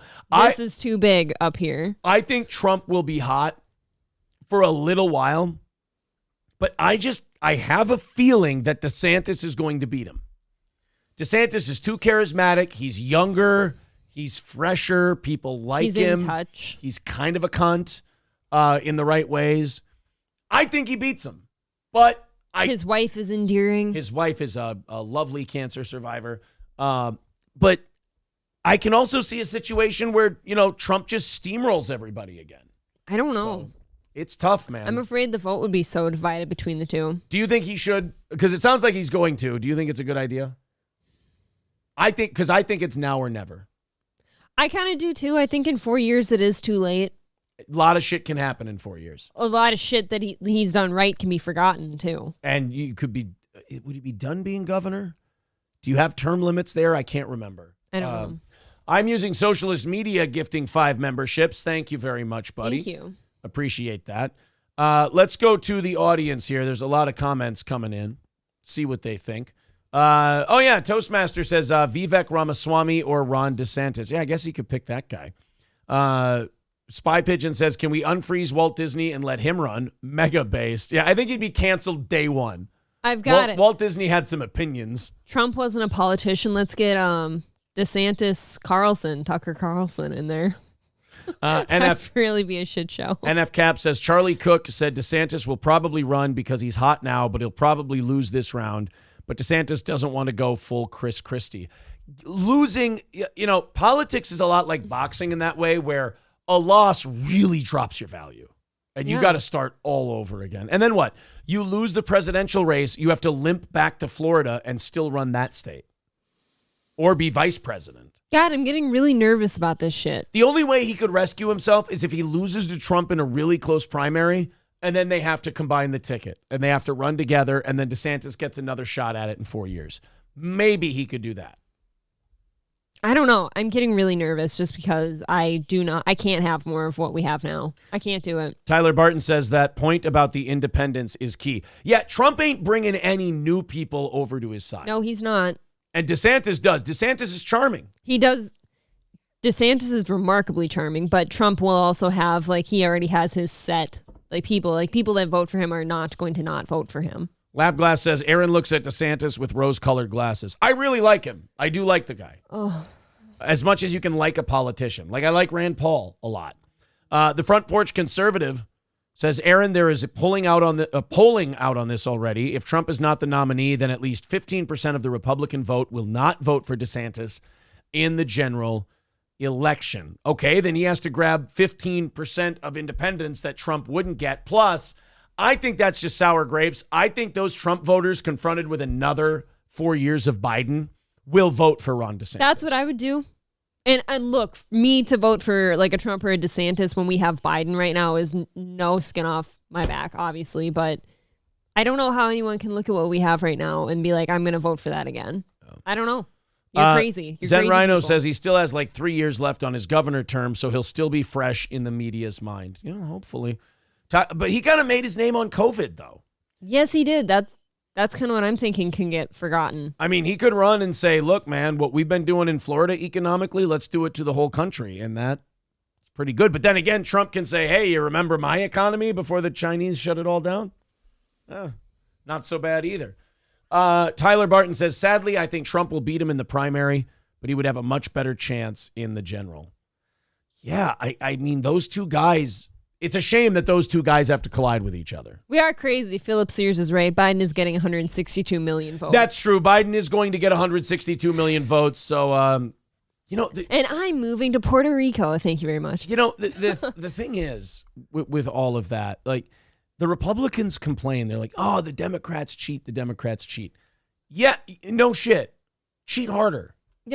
Cheat more. Isn't that the thing? Doesn't everybody cheat on some level? What you got to do is you got to Gangs of New York this shit. Right. You all got to shave people's beards and get them back out there. And you only voted 3 times today. Where's your sense of patriotism? Get back in there. While you can agree with him, moral wise, wasn't it wrong of Trump to say don't do mail-in votes for me? That was whatever? stupid. It was stupid. Should have said, dude. All of them. Raid your neighbor's mailbox. Did your dog vote yet? Yeah. Okay. Oh, man. Philip Sears says DeSantis thinks that DeSantis voters think that the media won't destroy him with lies. They are so wrong. Well, they've been trying to for a while. Towley the Towel cuts through all the bullshit. He says they're all cunts. Yes, they are. That's a good point. But some cunts are better for us than others. Philip Sears also says you win by rallying your base. Independent voters are just pussies who vote for Dems anyway. There's something to that. There's something to it. April, because so many people vote party, not person. That's true. I mean, how do you think Joe Biden got all those votes? Well, I mean, obviously, other than mail-in votes. If you voted because you love Joe Biden that much, I really question your brain. I agree with John Cetera. If you're not cheating, you're not trying.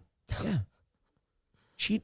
I've said this about baseball. Legalize steroids. Let everybody do them. Then everybody can be on the same. Yeah, but then you see what you saw in the gym yesterday. Oh, I want to talk about that. I'm so glad you finally saw him because I was in the sauna one day and I saw that. Okay. For those of you who don't like politics and stuff and things like that, you're going to love this next part because no politics. We're going to get off this topic now because now I'm distracted by something else. Yesterday, I go to the gym. It's Boxing Day, not the Canadian Christmas.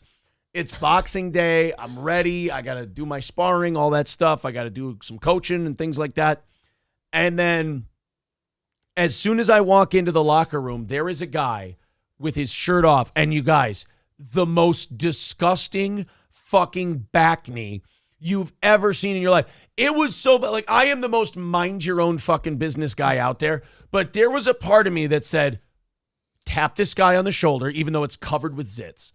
Tap this guy on the shoulder and say, dude, lay off the juice. Take it easy. Yeah, but if you're not a professional athlete. You don't need to be juicing. And this guy had, guys, it's not an exaggeration. Zits on zits. Yep. Like I've seen him. It's gross. You couldn't see where one stopped and the other started. And it was in a weird pattern too, right? Like across his shoulder, across his back. Up the back straps. Yep. And across the shoulders. That's the same guy. Yeah. It was unlike anything I've ever seen before. Like, people can get acne on their back. That wasn't that. That wasn't just that. That was steroids. That was like somebody did a painting on his back damn near. It was so weird. That was old school steroid back knee. See, and I didn't know that was steroids. I'd never seen that before. Oh, you didn't know that? No. Yeah, you don't. Nobody gets back knee like that naturally. I saw his face. He didn't have zits on his face. No, he doesn't. He, from the front, he looks like a very handsome man, and then he pulls his shirt off. It's like, yeah. Okay, I can't look at you anymore because that's all I see. I thought about that, and as I was opening my locker, a thought popped into my head. I go, you can't get a girl. Thank you. Like that. I was sitting there in the sauna when I saw that day. I'm like, dude, are the steroids worth it to look all buff and shit to get women when you pull your shirt off and she touches that and then worse, sees it? You can't fuck a guy like that. I can't have sex with that. No. And plus, just like, Nope. if you casually lift weights 3 or 4 times a week, you'll get a decent enough build where people will go. Girls go for dad bods, man. You don't need that. You didn't need to shake the thumb 4 or 5 times. You know. April sees You've been remarkably dad bodish since high school. April sees me in the ring and she goes, "That don't matter what he's built like. Look how that engine run." Oh God. I did have that moment yesterday. I finished working out sooner than he did because he has to teach longer on Thursdays. And I was waiting to make eye contact with you after you were done in the ring, which you never cared to look. So I was going to be like, oh, hey, I'll see you later. Were you having and a I was horny watching moment? him. I'm like, no. I was just watching you with like these young, like high school looking boys. Mid-20s, but that's fine. And it was like, he probably is that old reliable that just keeps going. Just keeps going. Those 22. They're just punching away and he's just taking. Those 22, 23-year-olds, they're tiring out and I just go, whap, right in the body. And they go, oh, I love when you land a body shot on one of these young guys and you hear this noise. You hear, ugh. And you're like, oh, that bought me a few seconds. There you go. It's hard not to smile when you land one of those. I felt so bad yesterday. I landed there. There's a guy. He's getting really good, but he's just a come forward slugger. He never gives you a second to breathe. So you do have to hit him a lot. I mean, that's the only way he's going to get better. You don't have to do this when you say it. So, but I saw him. Please. I saw him leaning this way a lot. So I fired an uppercut, and he leaned into it. Like I didn't throw it too hard, but like he leaned into the punch. And I saw his head do that, and I grabbed onto him. I go, we're okay. We're all right. Sorry about that. Like, kind of. Why'd you grab him? To hold him up. Because he leaned into, this has happened to me before. You walk into somebody's punch, and it zips you. It buzzes you.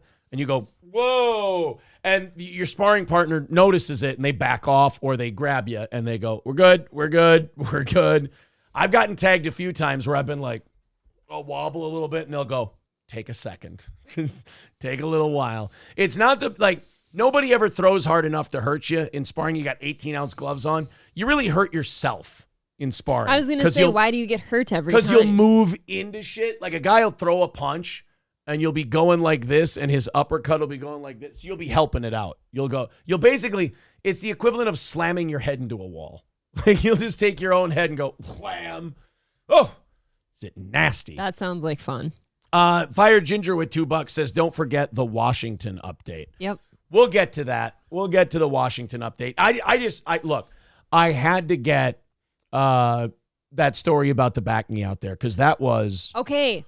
Another thing about that guy, I'm thinking to myself, I'm like, if there's some girl going to sleep with him, let's say he's on top of her and she like runs her hand up his back as you do those things just explode from the slightest touch? Yeah, what happens to the back? What does knee? happen? Are they just hard and like cystic and weird? I wanted to take like one of those popper things or a You scraper. wanted to squeeze them for him. I wanted didn't you? to scrape them like barnacles and just make it. I wanted it to hurt him. I want to clean him off like Jorah Mormont when he got grayscale. Grayscale, yeah. I wanted to be like what's his name? Sam.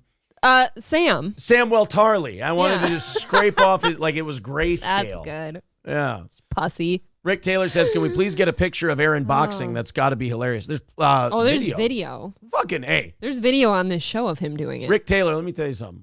I'm pretty fucking good. Not great. Pretty fucking good. Pretty, like April said, old reliable. You're like that.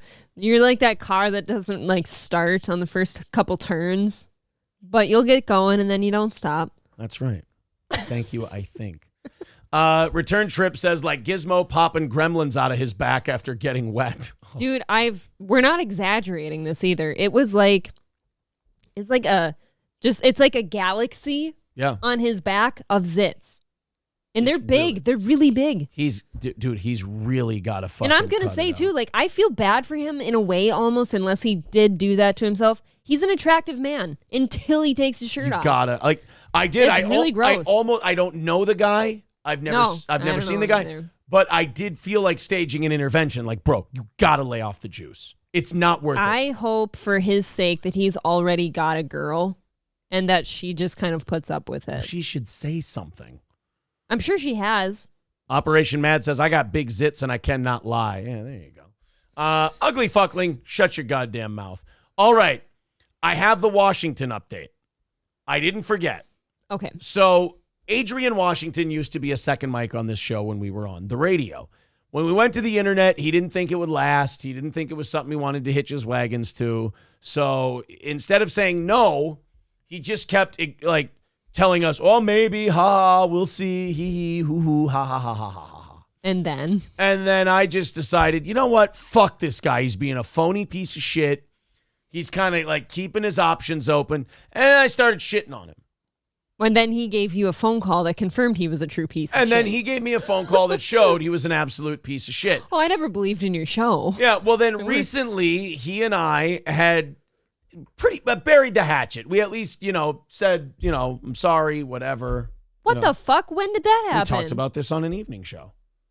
Yeah. Was I sitting here? You were just as surprised then as you are now. Remember? Because you said, well, he's got to apologize to me. You two now. talked to each other? No, we didn't talk. But there were Facebook messages. Yeah. God damn it. You know this. We talked about this on the program. I truly feel we talked about like this. I'm finding out I'm pregnant We just talked now. I think the audience will and tell you. I didn't know. The audience will tell you we talked about this on the show. No shit. I feel like it shouldn't be such breaking news to me then. But go on. Yes. J-Dub Production says April too drunk to remember. I have not been drunk on this show. I bet you in a year and a half or more.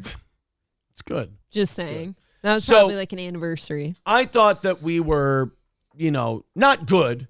I wouldn't say good. But we were like, hey, the past is the past. Whatever. Good luck to you. Whatever. I get a message. I'm in the gym yesterday. I get a group message from comedian Randy and Carlo. Randy and Carlo's been on our shows before. Randy has been Ryan the Garbage Man. Not a good time. Can we just stay on hold for a while? So I get a message from Randy and Carlo, and he includes Adrian Washington in the message. It's a group message. Now, Randy and Carlo does not know that any of the static happened or any of these problems happened. He's none the wiser. Why should he? Mm-hmm. He includes Adrian and I in the message, and he says, guys, I talked to a venue, And I think the three of us would be perfect to perform at this venue, and we could do a great show there and sell it out. It's the Ultimate in St. Cloud. Oh, Randy. And they said, I pitched the three of us to them, and they thought it would be great. We could sell it out. They're looking to do comedy shows. It'll be awesome. Now, he said, I left my phone in the car. No, I left it in my locker. And when I'm done, I open it and I see this conversation. And the first thing I see in it is Adrian Washington has left this conversation. And Adrian didn't message anything back. So I write back to Randy. I go, I'm in, just to see, how it goes. And I said, why did Adrian leave? He goes, Adrian was not happy that I sent this, and he gave me an earful just now. And I said, ooh, what did he say? And Randy goes, can I call you? And I'm like, no, it's late. I'm at home right now. I don't want to talk on the phone. And he goes, okay, when I'm done driving, I'll explain it to you. I never got an explanation. I was going to say maybe take that phone call next time. I never got an explanation after that. But he told me that he pitched this show idea. Adrian leaves the group, and then Adrian gives him a phone call. Right. And gives him a talking to. Poor Randy. Over this Ultimate thing. Randy didn't know. I will tell you what I think the conversation was. Adrian just started doing free shows at the Ultimate Sports Bar here in St. Cloud, Waite Park. He just started doing shows there. So Adrian is a guy who likes to keep all the money. Adrian is a guy that likes to have all the shine. Adrian is he wants to be the main event, the whole deal. There's an ego thing tied to it. He is the show. So he doesn't want to share his venue. Like, he just found this thing, and now he's like Gollum with the ring. He's just like, it's mine. So he's got the Ultimate. That's going to be his. He thinks he's going to groom it into a room and book it, and it's going to be his thing. Look, like a home club kind of deal. So Randy just innocently is a comic saying, I'm trying to hustle and, grab some rooms and do some shows, right? And the Ultimate's like, well, we'll take comedians. Yeah, variety's the spice of life. Sounds so Randy good. went to the Ultimate. Randy went to the Ultimate. I'm thinking that Adrian Mistake. lectured him and told him, that's mine. That's my room. I've been doing fucking shows there, and how dare you, and this and that.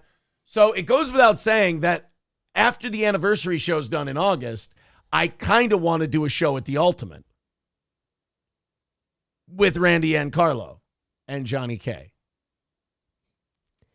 I'm not stopping you. I'm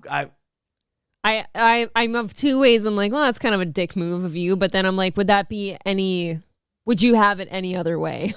So no, I would not have I it don't anyway. care. Gina Bobina, no, you have not missed the Joe segment. We will get there in a little bit. And that one is, it's juicy. We'll probably be there in about an hour and a half, probably 8:30, 9 o'clock. We'll be on that one. So Randy and Carlo got a talking to from Adrian. People are saying on the in the chat here, they're saying, ooh, sounds like we should give Randy a call on the air. I would only know how to call him via Facebook Messenger. I don't have Randy's number. Do we call Randy today?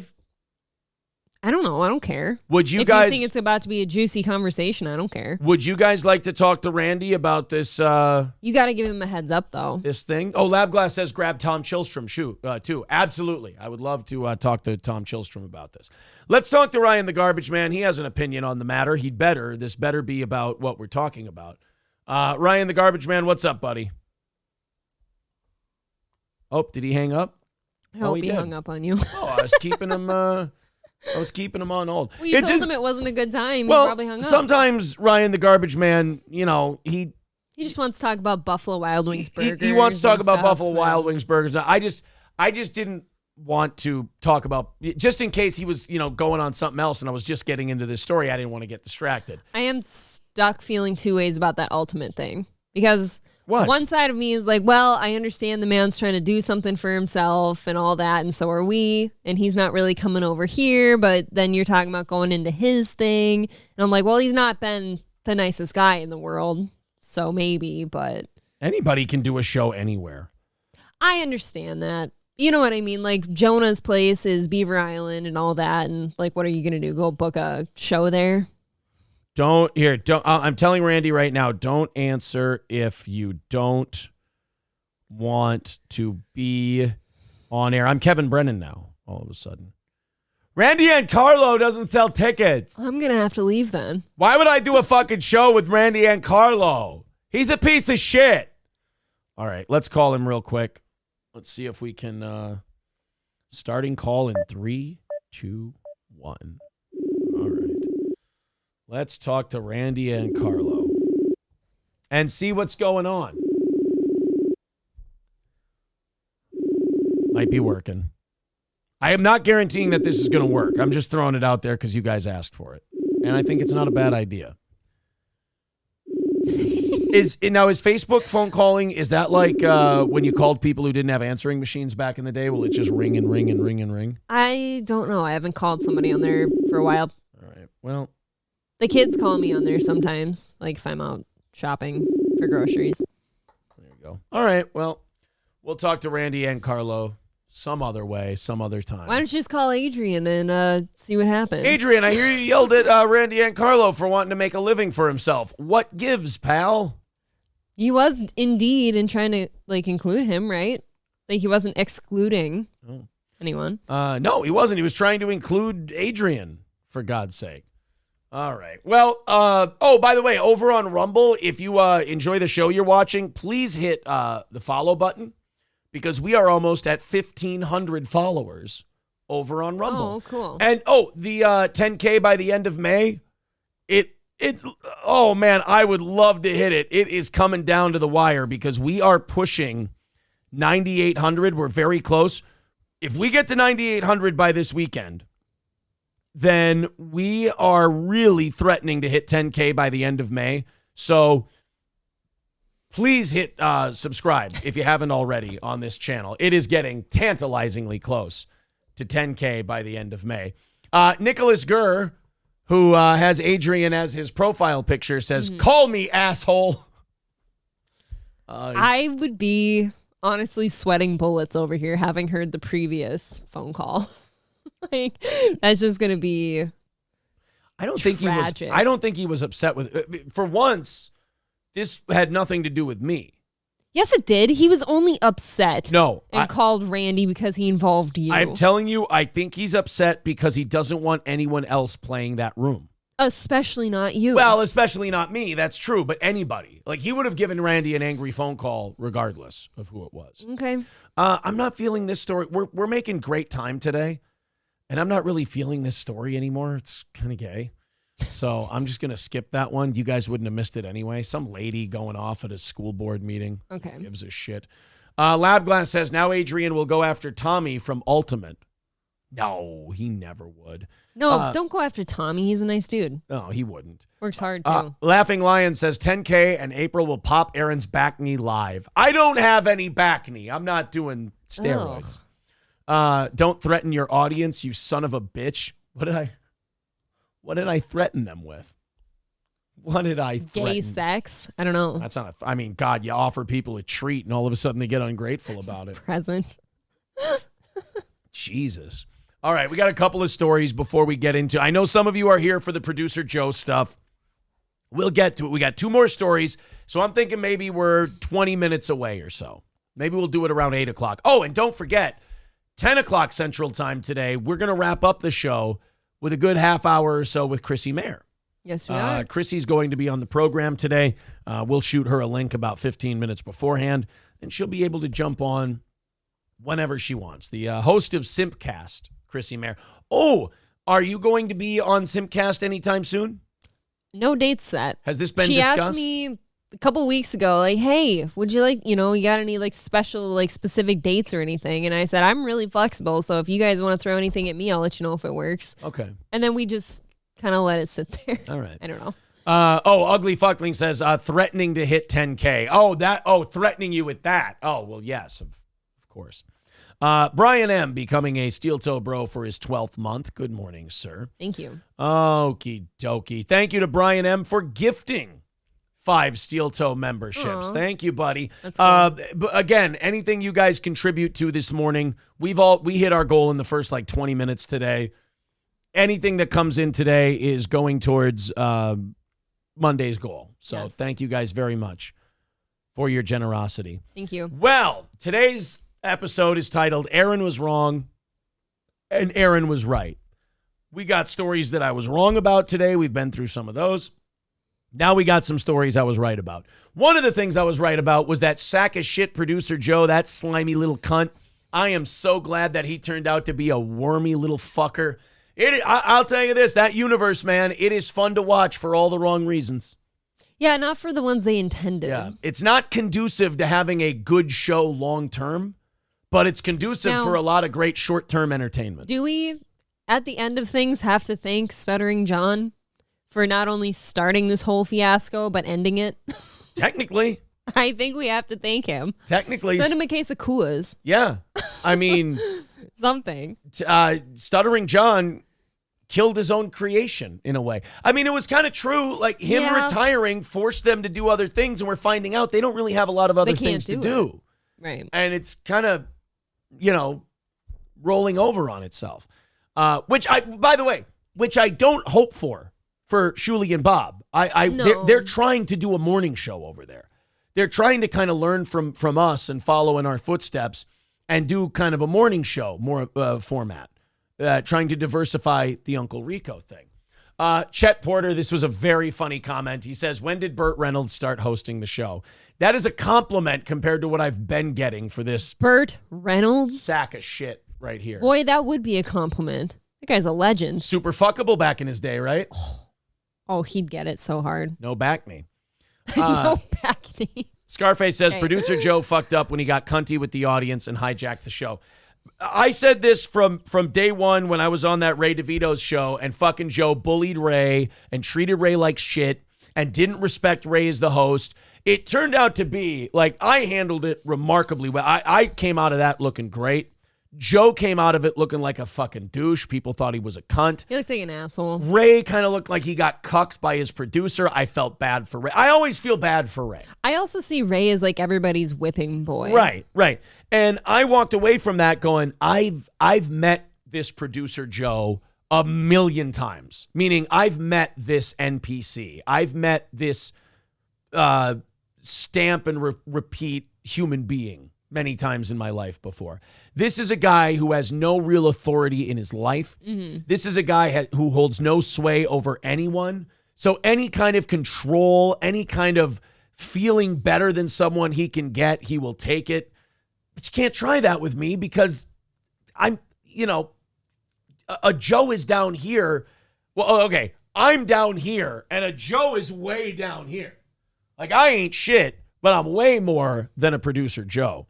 Cocktiff says, Joe ruined your interview. Fuck that dude. He really did. He tried to make himself the focal point of that whole thing. It wasn't good. But he's not very good at this. He's good at hitting buttons and running sound, although I hear at the Pottstown thing, he kind of fucked up really bad. But he can push a button. That was him? He can push a button and say, yes, Mrs. Shuley, no, Mrs. Shuley. But outside of that, he's completely fucking useless. Is that hard? And we've always said that too. Like, do you need a producer? Yeah, and not only that, I guarantee the guy works nice and cheap, and that's got to be good for Shuley. And Shuley should keep as much of his money as he can. This business can be fickle. So we're going to talk about him in a little bit. Fuck it, let's just do it. Yeah, that's good intro to it. Yeah, I've gotten too far into this. Let's just do it now. Gina Bobina will be very happy that I get into this now. So there is one story that we have on this producer Joe that is 100% confirmed. It's real. It's a TikTok that's going viral. Okay. The other one, I cannot stress enough. I can't confirm this is him. I don't know. Muttering Jay says it is. And I will say this. Muttering Jay has been very fair to this show. He has criticized it when he feels that we're wrong about stuff. And he has retracted shit and said, oh, these guys are okay. And they were kind of right about this stuff. He even tagged me today. He said, Aaron, you fucking called it. Here it is. He said, you said this guy was a sack of shit. But El Horrible didn't let me have too many minutes of congratulating myself because he went, hey, asshole, you fucking told us that Kevin from Why Do I Podcast was an up-and-coming talent. And I go, oh, all right, fine. I told him, look, win some, lose some. And I was doing a shitload of COD at the time. Where did that guy go? I heard he pissed on somebody at DabbleCon and then kind of just went away, huh? Yeah. Oh, wow. So this producer Joe guy, he finds this TikTok that's going viral, and this was taken by people at a cancer ward This is apparently a cancer medical place. Mm-hmm. And Joe, he must be some kind of IT guy, I'm guessing, some kind of computer nerd. The thing about IT guys they are remarkably unfriendly, unsocial, borderline autistic people. And they don't know how to interact in polite society. That's why Joe is perfect for the internet, and he should probably never leave the internet. He's probably really heavily involved in Discords. He probably loves Discords. He probably loves subreddits. Reddits, yeah. And, you know, I will say this, and I wouldn't say this for too many people. He belongs there. Oh, he fits that bill. He belongs in that universe. This guy shouldn't go outside very often. This guy shouldn't venture out in public. He doesn't know how to interact with people. He seems like a guy threatened by authority. He seems like a guy who gets well, you saw it in the Ray interview. Anytime someone suns him or kind of dismisses him or anything, he gets kind of cunty and quiet and kind of regroups and then goes, well, I'm going to try and be a dick again. He never really learns the lesson of maybe if you weren't a dick so much, you might get more in life. He strikes me as a guy who's kind of a why me kind of a person. Okay. Or why not me kind of a person, you know? There's a whole song about him. There's a whole song about this fucking guy. Again, I've seen this type a million times. Now, Chet Porter says, I heard he fucked an ostrich. I cannot confirm if that's true. And I've also heard it was a sick ostrich. I also heard you'd maybe need help doing that. Yeah, it would take at least two people to fuck a sick ostrich. Right. So Muttering Jay, this crazy fuck, finds this TikTok of Joe being an absolute cunt to this cancer, Health First Cancer Institute employee, being a basic bitch IT guy. Everybody's an idiot. I'm the smartest guy in the room, and I got to make sure everybody knows it. This level of insecurity. Here we go. This is him, and again, bunch of cancer patients. First feel special and like, you know, they're like big and powerful because of that kind of thing. I would have done it too. Like, I don't fault them for it. Like, I know what it's like to feel worthless like that. That to me, like that, people they might watch that and go, you know, oh man, that surprises me. Oh, why is he being such an asshole? I watched this morning and I went, this doesn't surprise me at all. No. This is exactly who I thought this little prick was. Yep. Just a little shit. Just a little asshole, little prick, Mr. Insignificant, absolute nobody. You can't give a guy like that a shred of authority over anyone for his sake, because he'll just expose what a giant tool he is. Like the Ray interview. He gets a little bit of influence over the Ray interview. Ray's like, I want to conduct this myself. I want to do a show. I want to talk to Aaron. We like each other. We have no problems with each other. And I wanted to do Ray a favor. I wanted to do his show. He'd asked me many times. I told him I would. I felt bad. I did the show because I thought I would have a good time with Ray. And here comes this fucking zilch who, doesn't even have the decency to address me as Mr. Imholt, as he should. All right, I have to. People are going to think I mean that shit. Yeah. So this little nobody starts going, Ray, we have to get to the super chats, Ray.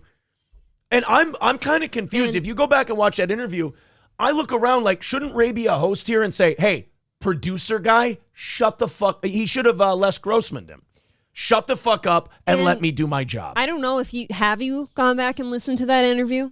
I haven't. I know it went very well for me. You should. It was brutal. Yeah. And like Ray was audibly annoyed. Like I was listening, not watching. He was audibly annoyed with Joe. He'd be like, all right, is that all super chats? Is that all? Can we continue with this interview now? And Joe's like, well, they're going to keep coming. Yeah. I mean, Joe was so threatened. Every time I started looking good and Ray and I had a rapport, Joe got so nervous. It's insecurity. It's this guy is so insecure, and you're already seeing it here.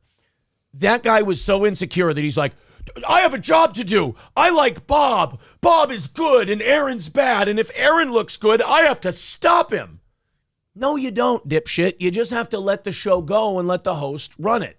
So you have Ray. He's trying to do a show. And every time Ray and I are having a good time, here comes fucking buzzkill washwoman Joe. And he's got to come in and go, no, I have to direct it toward negative shit. And I just keep, brushing it off here, brushing it off there, brushing it off there. And this guy keeps seething and getting madder and madder every time it happens. Remember, that chat was openly hostile towards me when I came in there. What I've heard from you and many other people is that they turned on this motherfucker just as hard and going like, dude, let Ray talk. You're ruining the show. You're fucking this up. Get out of there. It's just obnoxious. Right. Now, the reason he's doing this and doing this cunty thing, like this I could have predicted would be words that would come out of his mouth. I would have done it too. I don't fault them for it. I know what it's like to feel worthless like that. And if you look down here, the reason he's saying this shit is because they told him to keep it down. Because it's a fucking cancer ward. Where people are sick. People are sick and they don't want to hear the brilliance of Producer Joe. What is he doing there? Probably running bingo day. It might be who knows? This looks like something someone has to do when they get probation or when they have to graduate from high school. It's like community service. Right. It seems like community service. So he got sunned. This is kind of the Ray interview all over again. He got sunned. He got talked down to. He got told. His pride was hurt. So he had to attack. You have to belittle the next person. You have to belittle. Again, I'm telling you, this guy is at the bottom of the hill. Shit rolls downhill. He's got to find somewhere to put the shit. So he tosses a little shit ball up the hill. There. I know what it's like to feel worthless, so I get why they're doing it. It doesn't bother me.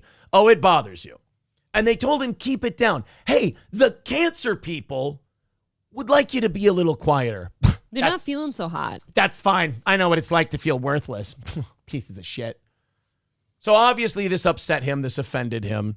And again, he's probably just playing like fucking polka music on his laptop for the old people. Did he post this TikTok? Who posted No, this is someone from the cancer place saying, that just happened to know who he was? No, they have no idea who he is. They were so moved by what an asshole he is that they just posted this on TikTok, not saying this is the guy from the Shuli Network. First of all of us podcasting are nobodies. Nobody knows who we are, and nobody should. Carl is actually a name in podcasting, and people don't know who the fuck he is when you go out in public. We're all relatively small. Carl's the biggest, but we're all very small. I guess this guy was such an asshole that this person just recorded it because they found a random asshole. Okay, what I'm trying to say is then how did we find this? Because Muttering Jay is an autistic, beautiful, godlike investigator. I don't know what Producer Joe looks like. I would have never seen this and been like, oh, that's Producer Joe. Does he look like a bitch? In this video, he does. Let's continue. So the staff told him, hey, these people are sick and riddled with cancer. Do you mind not being a little fuckhead? And then he decided to be a little fuckhead. And, try and find your power where you can. It's like, I'm not going to go out with it. That's what I'm not going to do. Yeah, we might have. They're trying to find their power wherever they can. I'm not going to put up with it. I need to point this out. And Chad Zumach does this too. And now we're finding out that a lot of these guys aren't that different from Chad. They project. Oh, they're all the same. They have to get their power wherever they can. Joe, that's what you're trying to do. You got sunned and now you're pouting and you're sulking and you're seething and you're going, I get it, pieces of shit. They have to find power wherever they can. Joe, they do have power over you. They run the fucking cancer center, right? And you're a guy with a laptop playing fucking On Golden Pond for the cancer patients. You're literally trying to find your power at a cancer ward. Yeah, Joe. On a laptop. You're feeling embarrassed at a cancer ward. You're making it about you. That's insane. And you're trying to insult the cancer staff. Fuck. Because they're being assholes. Can we do that, Dan? I gotta deal with this piece of shit. Let me call you back. Wow. So even the people, the cancer patients are groaning. They're like, oh, wow, what a dick.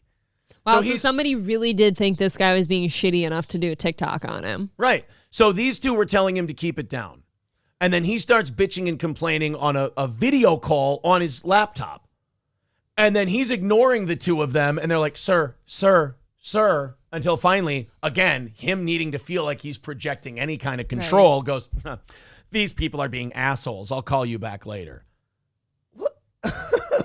Where do you get off, retard? This is pretty weird. I'll say that much. Look, again, if you would have told me he'd done this and not shown me any video proof, I would have said, based on my limited interaction and how I nailed this guy right off the bat, I would not have a problem believing that this happened. I wouldn't need video evidence. You have 45 minutes. No, she doesn't. She's leaving. I'm leaving. She's leaving. Bro, you have no say. This is their cancer center. If I'm leaving, she's leaving. You talk about arrested development. This producer Joe guy is such a harmed little boy that if he gets punished in the least, he has to try and seize back control and say, no, she's leaving too. Absolutely. Self-preservation. Yeah. Meanwhile, they're like, hey, dipshit, that ain't your call. This is a guy who could run the fry pad at the McDonald's and be like, you can't tell me what to do. It's like, no, I can. I'm your boss. I literally can. You're the fry guy. Salt the fries. Right. Here, Joe is the fry guy who thinks he's the burger maker, who thinks he's the manager. Make the fucking fries and shut your mouth. I'm sorry it didn't work out the way you wanted to. And by that, I mean life. But you don't take it out on Ray DeVito. You don't take it out on people that you think you're that are less than you, like Ray. You certainly don't take it out on the cancer people, you fucking baby. The weird thing for me, because I do sit here and believe, like, my greatest thing when people say really hostile, shitty things about me or my family is like, dude, I'm a nobody. Like, why are you spending any time on me? I'm looking at a producer, Joe, who is kind of in a circle with, in reality, maybe nobody, but like he's with cool people that are like from the Stern Show and all that. And I'm like, if I was in your shoes, I'd be a little more humble. Oh yeah, I totally would. Because again, I'm in a spot that I'm sure somebody else would love to be in, and you're being shitty like that. Because again, Carl is bigger than Shuli and Bob, who are bigger than me. And I know I'm way bigger than a producer Joe. And this guy acts like he should come from the kiddie table to come talk to the grown-ups. Dude, it's like, motherfucker, you're behind me in that line. How dare you have the audacity to behave this way in public to anyone or behave that way to a Ray DeVito? Ray DeVito has a show. You don't have a show. Ray DeVito's got one. And you're going to crack whip with Ray DeVito?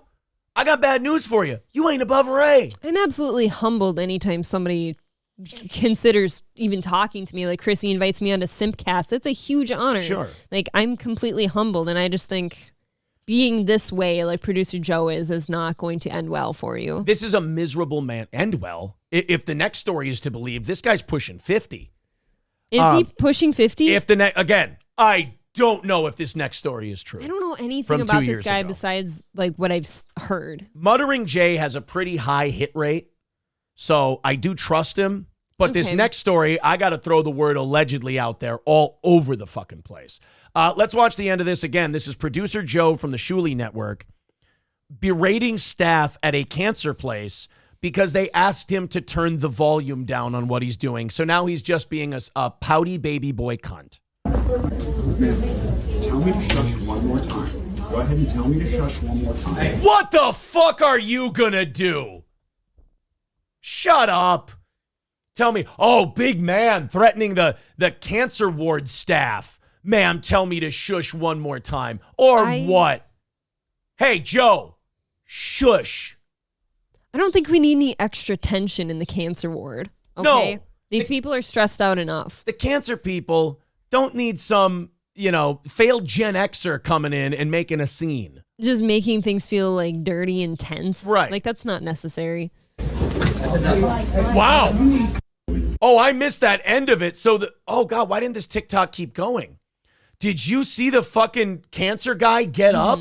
He's pissed. The fucking cancer guy's ready to beat the shit out of producer Joe. And I'll tell you why, because this cancer guy, he's older and he probably has some respect. And in this case, let's say for women. And producer Joe's up here talking shitty to these women that work at this facility, and he's had it. Hey, he won't stand for that. Shuli, in the words of, and I just want to say, I like Shuli. I love Bob Levy.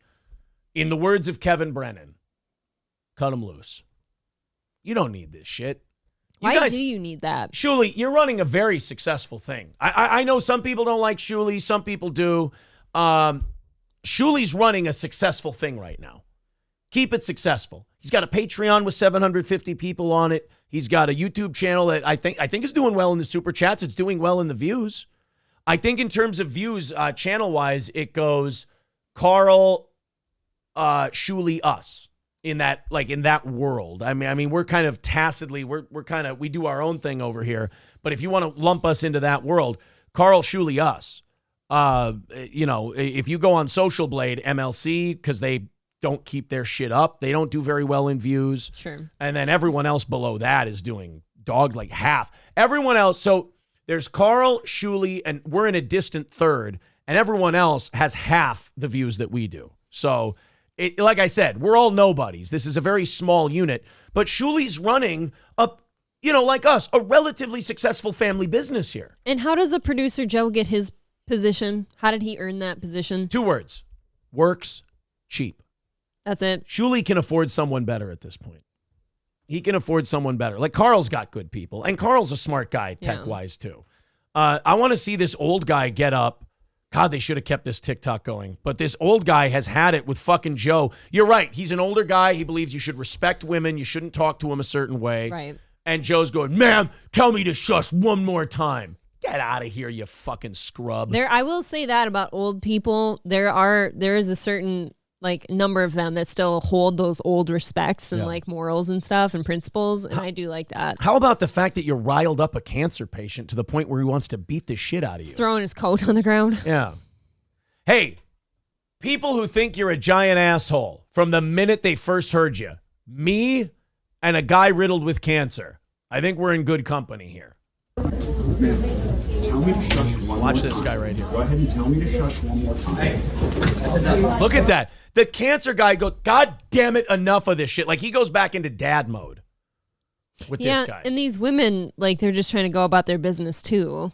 Yeah. I mean, this just seems like you're kind of a nobody, like an NPC here. Yeah, they told the visiting laptop guy, first of all, you're a laptop guy at a cancer center. You're not anybody who's worth cracking whip. They asked you nicely, turn it down. And like a 14-year-old boy who was told to turn his music down, you threw a little temper tantrum. Ugh. What a fucking asshole. Now, we have a second part of this that, again, I can't confirm. Muttering Jay stands by this. I can't confirm it. Okay. But if it is him, I mean, cut him loose already, but cut him loose twice. Ross Dog's Broken Spirit. Oh, boy. I'm his number one fan after he slammed his laptop lid angrily. Yeah, I want him to understand that he was literally just laptop guy in a cancer ward. Like, when those people go home tonight, the ones who can, because they're not dying. That was a room full of dying people, okay? Yeah. Like, they're all going to go to bed that night thinking, God, who is that guy with the laptop again? Boy, he was an asshole. What a fucking I can't believe prick. he was there. I don't know why he was there. Mad Joe says, I excommunicate him from the League of Joes. Holy shit. That's pretty big. Yeah, he's ruining the name Joe. Uh-oh. You got excommunicated. The Ugly Fuckling says he rage quit his Chromebook. He did. Ross Dog says, haha, a cancer ward. Yeah, he's doing this in a cancer ward. There's a room full of people there fighting for their lives, and that's what they had to look at. When you exaggerate, make fun of someone, you'll use cancer ward as a funny, exaggerated setting. Like, hey, guy would throw a fit in a cancer ward. This guy threw a baby boy fit in a cancer ward. I really do feel like I need more information. Like, I don't know why he was there. I still really want confirmation that was him, because I didn't see his name anywhere. Like, I wish somebody like Shuley would be like, oh, yeah, that's him. Yeah. Well, it sounds exactly like him. I know it looks sounds exactly like him. I just don't like the hearsay shit. I like confirmation. Zen Rhino says that's little dick energy to try to bully an elderly woman working at a hospital for cancer patients. I mean, that says it all right there. People invite guests into like a cancer ward to uplift people's spirits. Yeah. Not be left with that. Delco Lou says, is he still associated with the Shuley network or did they drop him? This came out this morning. Muttering Jay tagged me in this and said, Aaron, you were right about this guy. And I'm like, and I want to point something out. I don't need to be told I was right about this guy. I know I was right about this guy, but getting the visual confirmation, when you're someone who trusts your instincts on something like that, it does feel good because no matter how confident you are, there's always that little bit of doubt. It does feel good to see confirmation. You're like, oh, good. The whole world can see what a fucking douche I've always known this guy I think to be. any of us who listened to the Ray DeVito interview, or non-interview, honestly, it was really devastating. Like, he ruined the whole thing. I'm using socialist media says the guy should have got Joe in a headlock and dragged him outside. You don't need to be stressing out the cancer patients like That's that. what I'm saying. Like, I don't know who believes in like energies and shit here, but you're really throwing the fucking energy in that room off. Hobo Chili Recipe says that old guy was in the Tet offensive. He's still got a couple players left in him. Yeah, probably. Dixon is still worse. Who, Pat Dixon? Well, I mean, the only good thing he's done is punch Gino in the mouth. No, I'm kidding. I love Gino. He's going to be at the Steel Toe anniversary party. No, Gino's going to hit you for that comment. See if you can take a hit. Here, I'll do this. Go ahead, buddy. Go ahead. D. Gulag says, I like Shuli. He's a little slimy, but the BS show is good. He's got to run the whole show over there. You got to be a little slimy to run the whole show. I think the BS show does a good job. I think I don't think they need that horse shit dragging them down. Because, like, shows that rely on their chat, they're going to eat them alive for that. You don't want to hear this shit in your chat day after day about what a piece of shit your producer is, especially when you probably don't pay him that much. You can get anybody else. Well, the thing about Get fucking Adam from Misery Loves Company. You don't think that'll make Kevin upset if they go get Adam and just pay him more? I really do believe that Kevin needs to get out of this business. I really do, because I think he's lost the plot. Or at least take a little break. Fuck that. I think he's angry, and I think he's lost the plot, and I think this is bad for his health. I do. Zen Rhino says that old guy's a boomer, not Gen X. No. Joe is Gen X. I'm talking about Joe. But Joe shouldn't mess with him because you don't get to be that old by being stupid. Well, yeah, and the guy's fighting cancer. He's fucking bald. Yeah. Like, and he throws his fucking blanket down. Like, what an asshole do you have to be to get an old cancer guy to throw his blanket down? For God's sake. I think you have to be quite an asshole to get old people to be pissed. Honestly, yeah. I do. Gina Bobina reiterates, a room of dying people. And he's being a cunt. Yep. Cocktiff says, Joe is going to get destroyed today. Hope he calls in sick with monkeypox. That's believable. But could he score dick? I don't know. Delco Lou says, my grandpa would have went back into boxer mode at a 100 pounds with pancreatic cancer to shut this guy up. Well, I hope he wouldn't give himself the cancer just to make it more of a challenge. Kevin Vassar says he better watch out before he runs into an old washing room guy from yesterday. Yeah, what if he runs into Hoot? Maybe. Oh, man. That will not be a Hoot for Joe him. would not last very long with Hoot. Well, if the next story is to be believed, Joe's a little bit like Hoot. Again, that's not good either, though. Allegedly. Okay. Mr. Approachable says, I actually applaud producer Joe's behavior. Okay, everybody gets an opinion. All of those cancer patients will realize those type of people exist in the world, and now they're okay with the inevitable ending to come. That's true. They don't want to be around that. Right. Joe actually helped these people shuffle loose the mortal coil and be okay with it. Right. They're accepting their death now. Yes.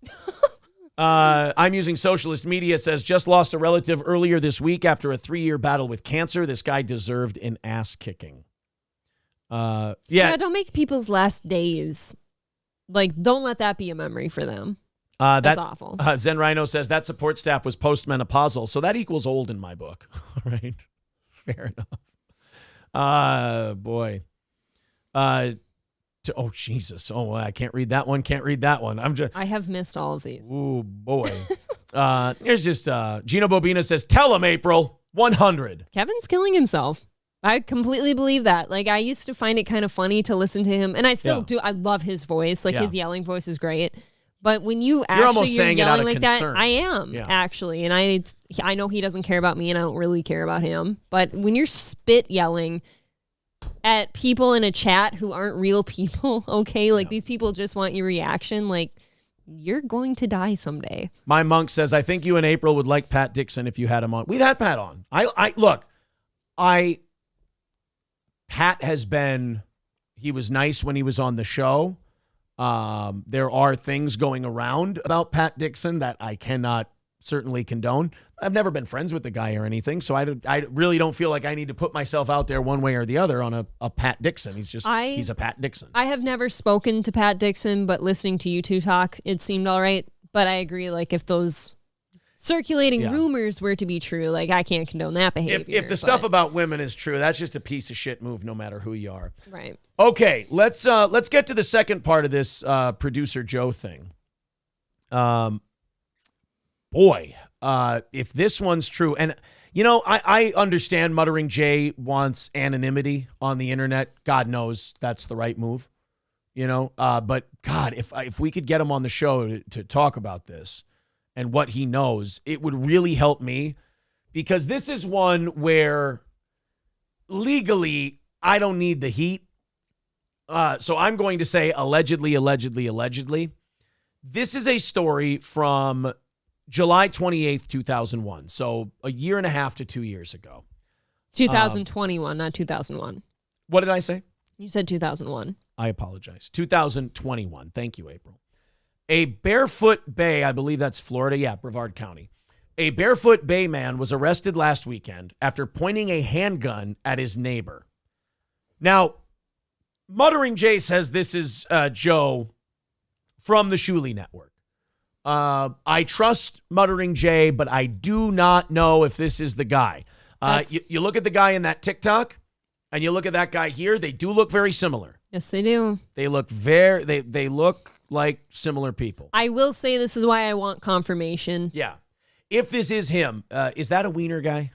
Yeah. That's a wiener guy. I think all day long. This guy, if that's Joe, Joe's a wiener guy. Well, the cancer thing makes Joe a wiener guy. Imagine being so insecure with yourself that you feel you have to try and prostrate yourself above some middle-aged women at a cancer That's what I'm saying. That's why I don't have a problem saying, like, dude, I'm a nobody. Like, don't focus on me. I don't matter. Joe, embrace the fact that I'm a nobody and you're beneath me. You're a super nobody. Once you embrace that you're a nobody, you got nothing to prove. It's nice. April, are you a nobody? Yeah. Oh, cool. Me too.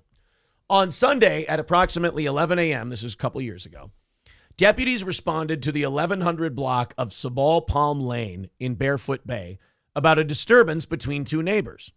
According to the Brevard County Sheriff's Office, the 77-year-old victim told deputies that his neighbor, identified as 40-year-old Philip Joseph Russo, pointed a handgun at him as he was leaving his residence. Okay, well. Okay, we don't pull guns on old people. And if this is him, it does show a pattern of behavior. Mm-hmm. Detesting the elderly. Yeah, but for some reason puts himself in proximity to said old people. Yeah. That are twice his age. 40-year-old Philip Joseph Russo pointed a handgun as he was leaving the residence. Now, this could be him. I mean, certainly if you're on the internet, using your middle name is not uncommon. I mean, that would be You don't like using your real name usually. Sure. It's fine. The victim has observed Russo standing in his driveway with a firearm and holster on his hip. He told deputies that it's been going on for the past 2 weeks. What are you doing? Just trying to scare your elderly neighbor? What do you just stand there like a stupid asshole with your gun on your... What do you think you are, fucking Wyatt Earp? What did he do? Does a tumbleweed blow across your driveway when your elderly neighbor comes by and you open up a duster and go, doo-doo-doo, doon, doon, doon. Fucking, who are you, Rooster Cogburn, you slimy cunt? Shut up. You don't look the part. No, you don't. You look like a guy who, even if you pulled a gun, you could walk right up to him and go, there. And that's all the punch would be. Just that. Just a little soft tap on the nose. Give me your fucking He's gun. got like a little grunt with it. Yeah. He'd go. He'd have a whimper, I believe. No. He also advised that Russo had constantly harassed him and his wife and has made verbal threats. The victim has been in fear to the point of purchasing surveillance cameras around his home. Now, again, I don't know if this is him or not, but it does seem to fit with what I think of this guy. Yeah, I didn't picture going this far. I just figured he'd be some sort of like insecure person. Yeah, if this is not Producer Joe, then Producer Joe need not worry. They're similar, though. But if it is him, whether it's him or not, whoever this guy is a giant piece of shit who bullies the elderly and seems mentally unstable, highly insecure, chock full of mental problems, and should either be in a facility or have his ass kicked. One of the two. On Sunday, the victim went to leave his home, and he observed Russo standing near the driveway, and he said, "Bro, we're going to have tournaments, and we're going to have Norman Smiley take the title off of Goldberg." Oh, sorry, different Russo. I apologize. Very different. Observed Russo standing near the driveway. As he started his vehicle and backed out, Russo pulled out his firearm from the holster and pointed it in a defensive posture towards the victim. See, it just sounds like a crazy fuck. That is crazy. You got a guy You're standing. not even provoked. Right. For 2 weeks, you got a guy standing there with a gun on his hip and just staring like a fucking tardo muffin. And then one day he just goes, ugh. Big man, by the way, pulls a gun on a 77-year-old. I don't like it. He continued to stare at the victim with his handgun drawn as the victim was leaving. When the victim returned, he verified the encounter, captured on surveillance cameras, and notified law enforcement. Imagine you're such a crazy rat fuck piece of shit that your neighbor has to put cameras up just for you. Yeah, people typically don't just go buy those for no reason. Right. There's This has been happening. It's ongoing. There's 2 reasons that you get a surveillance camera. Some kids have been leaving dog shit on your front step, and a raccoon's been in your garbage. Those are the 2 or gotta know when he's showing up to get rid of him. Or you have a psychotic tard with a gun who just camped out outside your driveway. Fun. I viewed the footage gathered by the victim's surveillance cameras and observed the following. The defendant exited his residence at approximately 9:29 and stood in the driveway with a firearm in a holster on his hip. An unknown neighbor was heard talking to him, and the defendant waved at him, and a verbal salutation was heard. The door of the victim's residence was heard opening, at which point the defendant immediately removed his firearm from the holster, held it at an angle toward the ground, and stood in a defensive stance. Based on my training and experience, I recognize the firearm position to be considered a low-ready position. So, kind of the down He's here. just standing like this. And his stance was consistent with a shooting stance, the deputy said. He had his legs set, his feet set. Yeah, either the left in front of the right, which is technically the correct way to do it, or some people square off their feet, which I don't think you're supposed to do. The video surveillance then showed Russo taking steps toward the victim's vehicle with a gaze fixed on the victim while he was leaving. Deputies then spoke with Russo, and he admitted to removing the firearm from the holster and stood in a modified isosceles stance while the victim left his residence. Russo, again, who we do not know if he is producer Joe or not, but Muttering Jay says it is, and the guy, they do share a similar look, and the guy's middle name is Joseph. I predict that by the end of today, the Shuley network in general will be getting so much heat about this that they'll have to confirm or deny if this is the guy. Look, just the cancer thing alone, the guy's got to go. He's a piece of shit. And unstable. Russo said he was afraid that the victim would come to his residence or drive his vehicle onto his property. What are you, fucking insane? No. Are you crazy? That's not happening. This sounds like somebody on drugs, I'll be honest. I was going to You've either got say- a mental tick or you're on drugs. I was going to say this sounds, it's Florida. This sounds like meth. Yes, it does. It sounds like you're paranoid. It sounds like you're like on edge unnecessarily. Again, I don't know if this is producer Joe or not. Have no idea. We're observing a man who is alleged. But whoever this guy is, this sounds like a meth problem. I'm not saying something bad. I'm not saying that this gentleman 2 years ago was on methamphetamine, but this sounds like drug paranoia to me. Russo also admitted that the victim had not made any comments, threatened him, made any gestures, or had any contact with him. So the guy did nothing. Russo was charged with felony aggravated assault on a person over 65 and transported to the Brevard County Jail, where his bond was set at $15,000. I will tell you this. That's pretty weird, huh? I think the cancer thing alone is enough to say, I don't want to be associated with this fucking creep. But if that's him too, you got a fucking psychopath on your hands. And I ask you again, how did this guy, if it were to be him, how did he get the position he holds right now? How the hell did he get there? Well, he works cheap. He's just a nobody who raised his hand in class one day, I'll do it, Shuley. I guarantee he contacted Shuley and said, I'll do it. And before people say, because I know, again, I know some people like to criticize Shuley. You can't say, oh, how did Shuley not know this guy? When you're starting up a fucking nothing podcast, you don't do background checks into these people. A fan of yours emails you and says, I'll run all the shit you don't know how to run. And you go, wow, I would appreciate the help. I'm paranoid as all hell. I don't like that shit. I like to know somebody, but that's just me. I don't run a show, you do. Well, no, I wouldn't do. I run my own board and all that, for better or for worse. Zen Rhino says, how can I be in a defensive position if you have a gun, but the other person doesn't, and they are twice your age? No, they meant the stance he was in. Yep. In law enforcement, it's considered a defensive stance. Jay Hasty says, thinking the old guy didn't see the Crayola magazine the guy put in the gun. The Pickle Man says, Roots gets beaten up by the local Cosby kid. Mark says, how do you point a gun in a defensive posture? Again, it's the stance. Law enforcement is using it. They're using that as referring to the stance he was in. Familiar Human says, squaring off is old school. Well, maybe he was on meth and watching old cop movies. No, he said he was in a modified isosceles position. That is insinuating that one foot was in front of the other. Yeah. H says, I eat my Tardo muffin with a dollop of I can't believe it's not butter. Delicious. Roots Calhoun says, I put real butter on my can't believe it's not butter and then shove the Tardo muffin up my ass. Well, could be fun. Different Messy, but fun. Different strokes for different folks. He learned his isosceles stance from YouTube. What a joke, says Hobo Chili Recipe. I'm guessing. Roots Calhoun says, I pull my gun all the time. Fucking kids ain't going to throw their stupid ass ball in my yard anymore. Yeah, maybe he's just keeping them in check. Yeah, he's like, don't you do anything. He doesn't take any shit from these old people. You stay off my lawn. NF Cap says, biggest producers of meth are in Wyoming, all those open spaces, and leave me the fuck alone attitudes. Let's see I want to catch up with the chat here on this. I'm begging you, let Joe co-host one day, and I promise I'll cover the Daily Goal myself. If he wants to come and tell us his drug stories or any kind of stories like that, if there are any drug stories, I would be interested to hear them. Now, I want to ask you guys a question, and I want you to be very honest. And April, I want you to be honest, and I'll be honest. Always. If this is him, and he did this, who's worse in terms of law breaking? What Chad Zumach's done or this guy?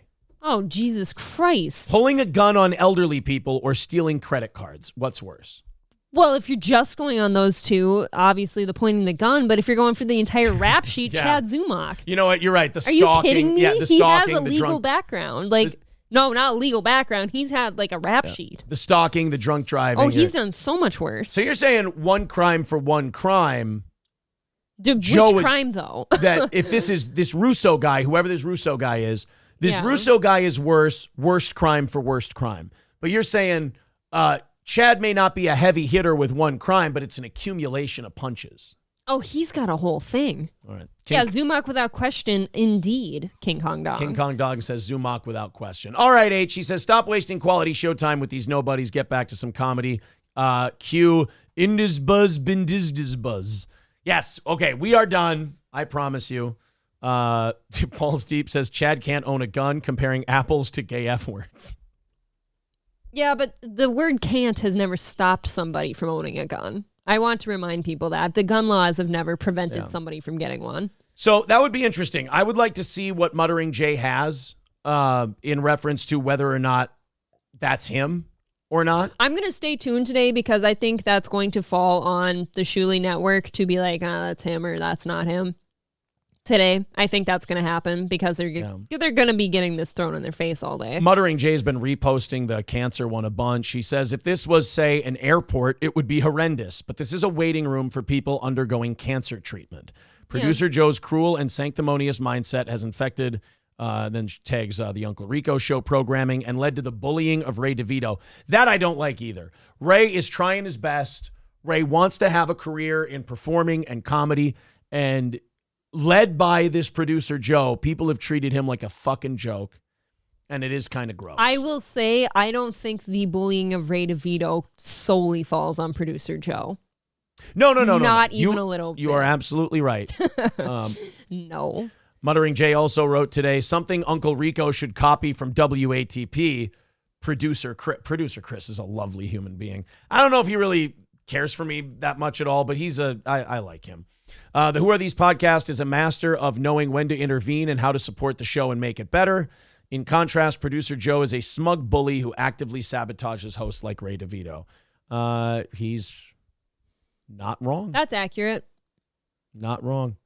Wow. So, yeah, Muttering Jay's been really going after this. That's what I mean. I don't know when these shows air technically, I guess, because get this, I don't really watch most of them until something's happening, but I think they'll address it today. Yeah.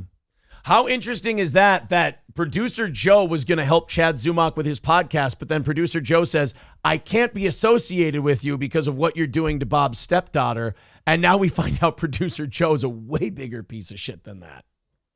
I'm happy people got to that point, by the way, where they got to this Bob's stepdaughter shit and said, you know what, I'm going to draw a line there. But it does make me upset that shit and worse was happening to me. Yeah.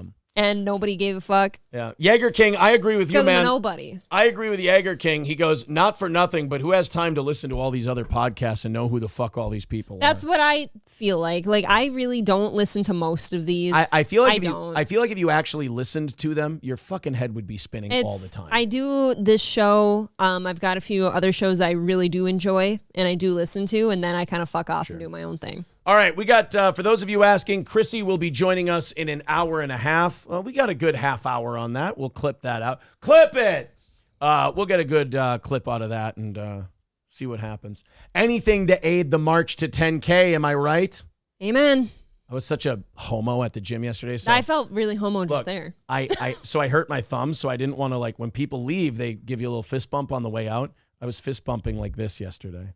Go ahead and do that. See how weird it feels. Do I have to do the thumb too? Or No. just... Doesn't that look gay? I don't like the fist bumping. I think that's gay. Sorry, jeez. Well, then I don't feel as gay. I'm more of like I'm a shoulder person. I'm like, hey, good job today. Person? Yeah. Hey, good going. See? Doesn't that right? Doesn't that make you feel like you were assaulted? I'm not hitting you. Hey, good job today. Hey, good job. Or I don't touch you at all. I'm like, hey, good job today. Here, how about this? Is this? Let's get the level right here. Good job. See, that feels gay. See, now you're lingering. That feels gay. Stop lingering. Okay, how about this? Good job. You know what? That's way better. That feels gay. You know what's not gay? Give him a nice spanking on the way out of the ring. Good. Wha-bam. Nice job today, soldier. Hey, good work out there. Hey, there you go. You just start slugging back and forth until you're actually just start fighting. punching each other in the face. Aaron is more pro fist than April. Noted. Yes. I take his fists all the time. You know. You don't know how, though. That's the troubling part. I will say this, and then I'll move on. I God damn it, every fucking day you end up saying this because some crazy drama shit happens. MLC could be interesting today. You don't want to Maybe, say but does producer Joe have anything to do with MLC? Oh, Kevin hates Shuley, so he'll love this. Well, and I guess the proximity to Ray, too. Yeah, well, yeah. Oh, and do you know who their guest is today? Is it Ray? It's Ray DeVito. Oh, boy. All right, guys, let's move on to something more cheerful like vaccines. Ooh, I love those. Shall we? We should steal Colbert's bit. I feel so good every time I get shot up. Yeah, like the writer's strike is on. Maybe we could steal the dancing vaccine needles from Colbert. I want to snuggle one. Wow, wouldn't that be hilarious, though? Because that's a really funny bit. I liked it. Maybe we could sing a song to Dr. Fauci like James Corden did. Okay. Fallon did it right. Are you guys ready to hit the share button on a story and go, fucking I told us so? The Centers for Disease, April hates that. The Centers for Disease Control and Prevention has ordered all remaining doses of the Johnson & Johnson COVID vaccine be destroyed, but advised those who received 2 doses that they will still need an mRNA booster. Wow, what did Johnson & Johnson do? Like, did they like anally probe? No, I'm telling you. All the other ones? They had to like have missed a payment somewhere. I don't know, dude. That is pretty weird. They had to have missed a payment because, I mean, you look at the side effects. They went, oh, man, the Johnson & Johnson can cause blood clots. Look at all the litany of shit that they found out that the fucking mRNA vaccines are causing, and those things are going strong. They want to shove those up your ass and a new booster every 6 months. Fucking Johnson & Johnson's like, a couple people got blood clots. I'm like, shut it. They're like John Taffer. Shut it down. What? I'm injecting John Taffer news since he said his name. Okay. Briefly, he has a new bourbon out. I would love to try it. It is called Taffer's Brown Butter Bourbon. That is a gay name. He's an entire thing in Las Vegas right now. It's pretty fucking That's cool. a remarkably gay name, but I'll try it. Yeah. So they want to destroy all the remaining doses of Johnson & Johnson. And then they're telling you if you got the Johnson & Johnson shot, you should still get the mRNA vaccine. Naturally, you want to be protected. Stop doing shit out in the open and then calling us all conspiracy theorists. What am I supposed to do with this information? Why is your tinfoil hat boiling? Do you think that I'm You're cooking water. Am I supposed to think that you guys are on the up and up with this? Hey, you know that vaccine you got that we told you is totally good? Yeah, fuck that one. Piss on it. Get our mRNA vaccine. It's like, most people got the Johnson & Johnson shot because they didn't want the experimental mRNA They wanted the shit. old school vaccine. They wanted the old school vaccine. And now they're telling them, I mean, one of two things happened. Either Johnson & Johnson missed a payment, or Pfizer's last quarterly report, their revenues were down. And somebody needed a, forgive me, shot in the arm. You know what the fun part is, though? We'll never know. I mean, we know. No. But we'll never know. You shut your whore mouth. Becker News first reported that the CDC released an advisory about the Johnson & Johnson vaccine, saying that they expired on May 7th. The doses were ordered to be disposed of in accordance with local law enforcement. Oh, so they expired. See, you're out here with all your theories and shit, and it just expired. But they're not making any more of them. Well, COVID's over. Didn't the government just declare that? But they're telling people the Johnson & Johnson vaccine that you got, you should still get the mRNA one. Just in case. Yeah, I don't understand your protesting. They just here. want me to be safe. Yeah. That's all it is. The Center for Disease Control and Prevention has ordered all remaining doses be destroyed. You know, the last time I heard that all doses of something needed to be destroyed, it was TGRI having disposed of all the ooze. And guess what? The shredder got a hold of one of the bottles, and he created Toka and Razor, and it created havoc in New York City. And in a similar story, all TGI Fridays were also demolished. That had nothing to do with the great TGRI ooze controversy, and I'd appreciate it if you didn't trivialize such a intense moment in American history. I just thought it was equally as important. Kevin Nash destroyed an entire pier. Oh. Go him. Johnson & Johnson COVID-19 vaccine is no longer available in the U.S. All remaining U.S. government stock of Johnson & Johnson COVID-19 vaccine has expired, the CDC warned. I like that they weren't, like, that means that they never continued making anymore, because typically when, like, you see, like, if my Advil bottle expired up in the cabinet there, yeah, they typically had more waiting for me at the store to go buy. Sure. You know what I mean? So they didn't keep making it. They said that Obama and the CDC, the whole damn government's been lying to me. Well, I got some killer abdominal pain and a knife and headache that feels like a knife to my brain. Is it Ebola? Sorry.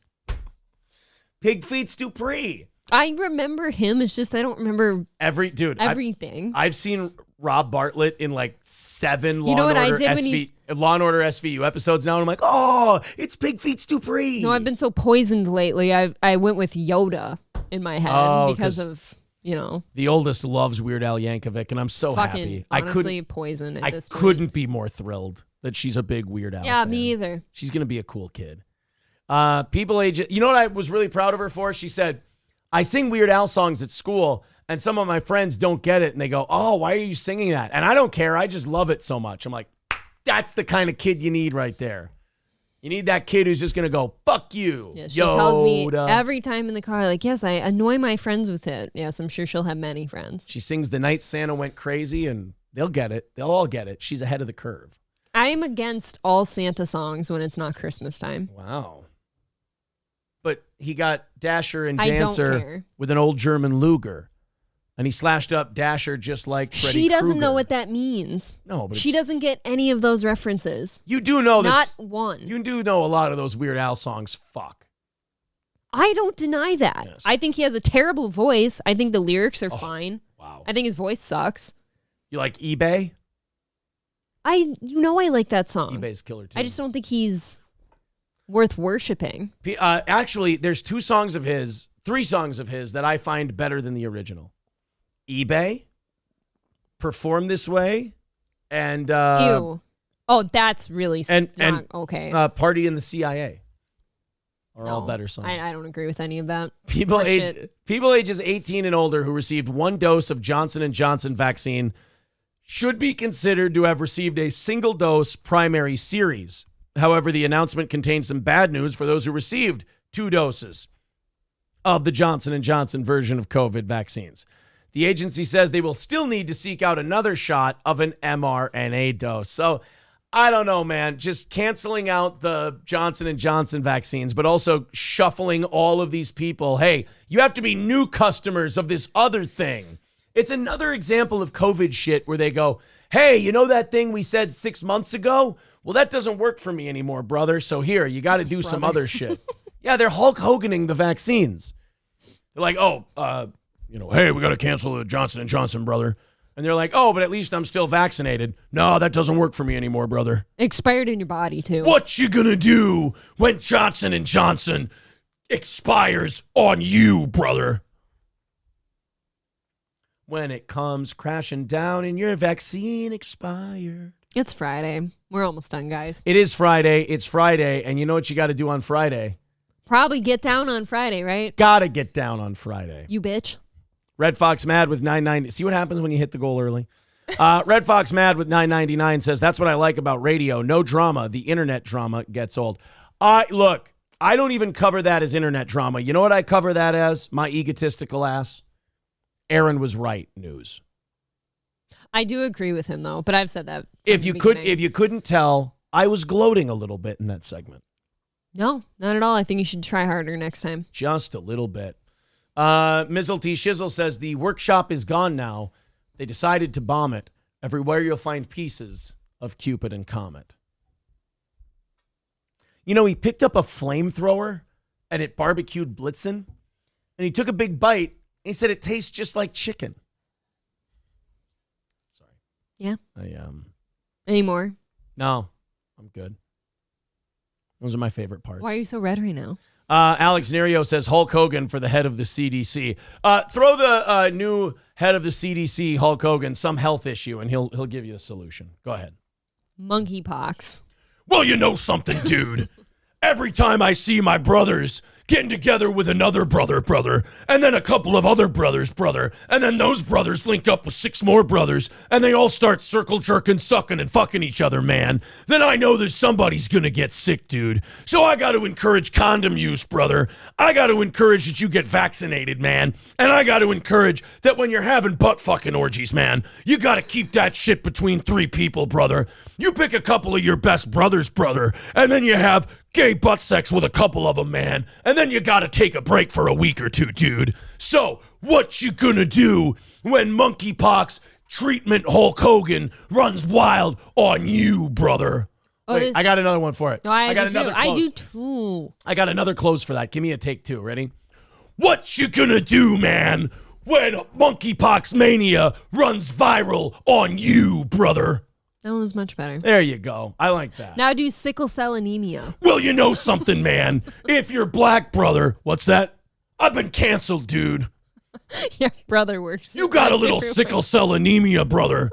And when your brother gets sickle cell, brother, there's going to be a lot of brothers affected by the disease, brother. So what you got to do, man, is you got to stay away from the brother, and then your brother's brother won't get sickle cell, dude.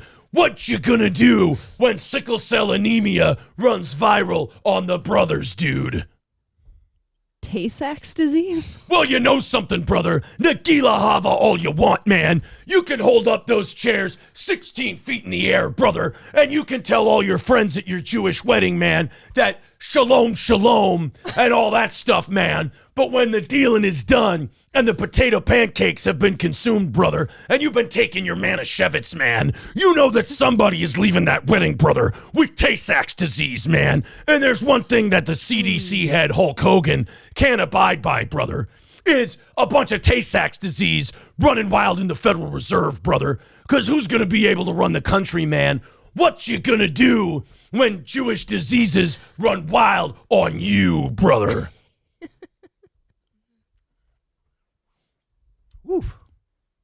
I'm just trying to think of anything else, but there was nothing worth bringing up, really.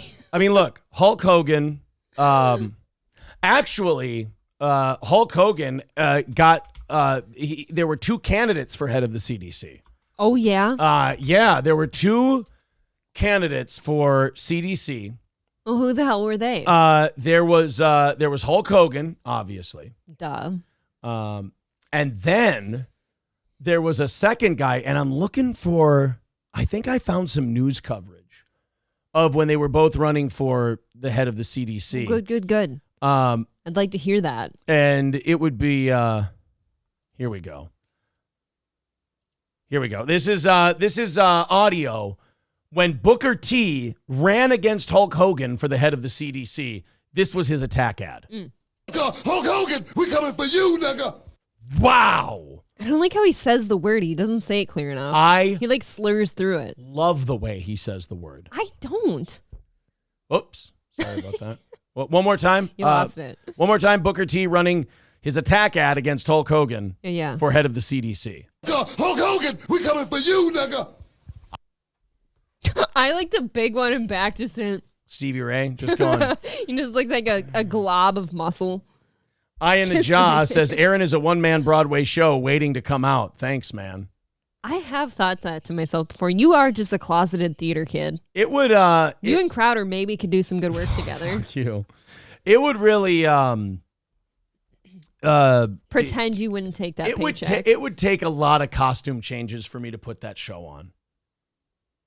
I mean, you would have to do a lot of work for that one. I don't know. Oh, boy. Just realized the other day, the only time I liked Hulk Hogan as a kid was when he was friends with Macho Man. Oh, dude, I'm a total Hulkamaniac. You'd fuck him. I'd fuck him. Sure. Now he's got word of that, and he's like, I can't let him into Clearwater. Jake L says, I love the way Booker puts his head down in shame after he says that.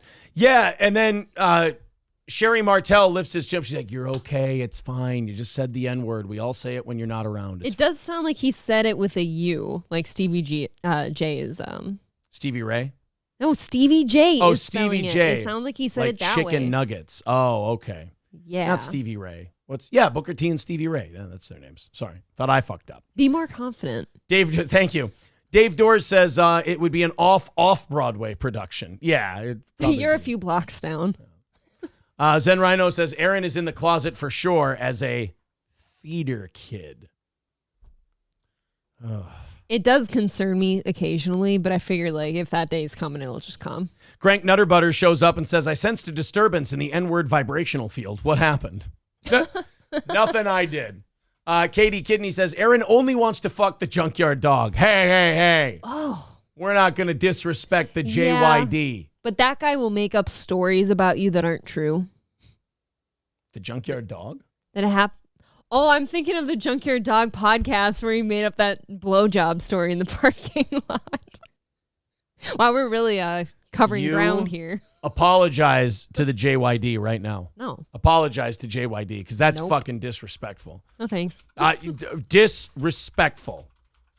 You know what? I don't know a junkyard dog. In honor of the late great hashtag not my junkyard dog. In respect to the late great junkyard dog.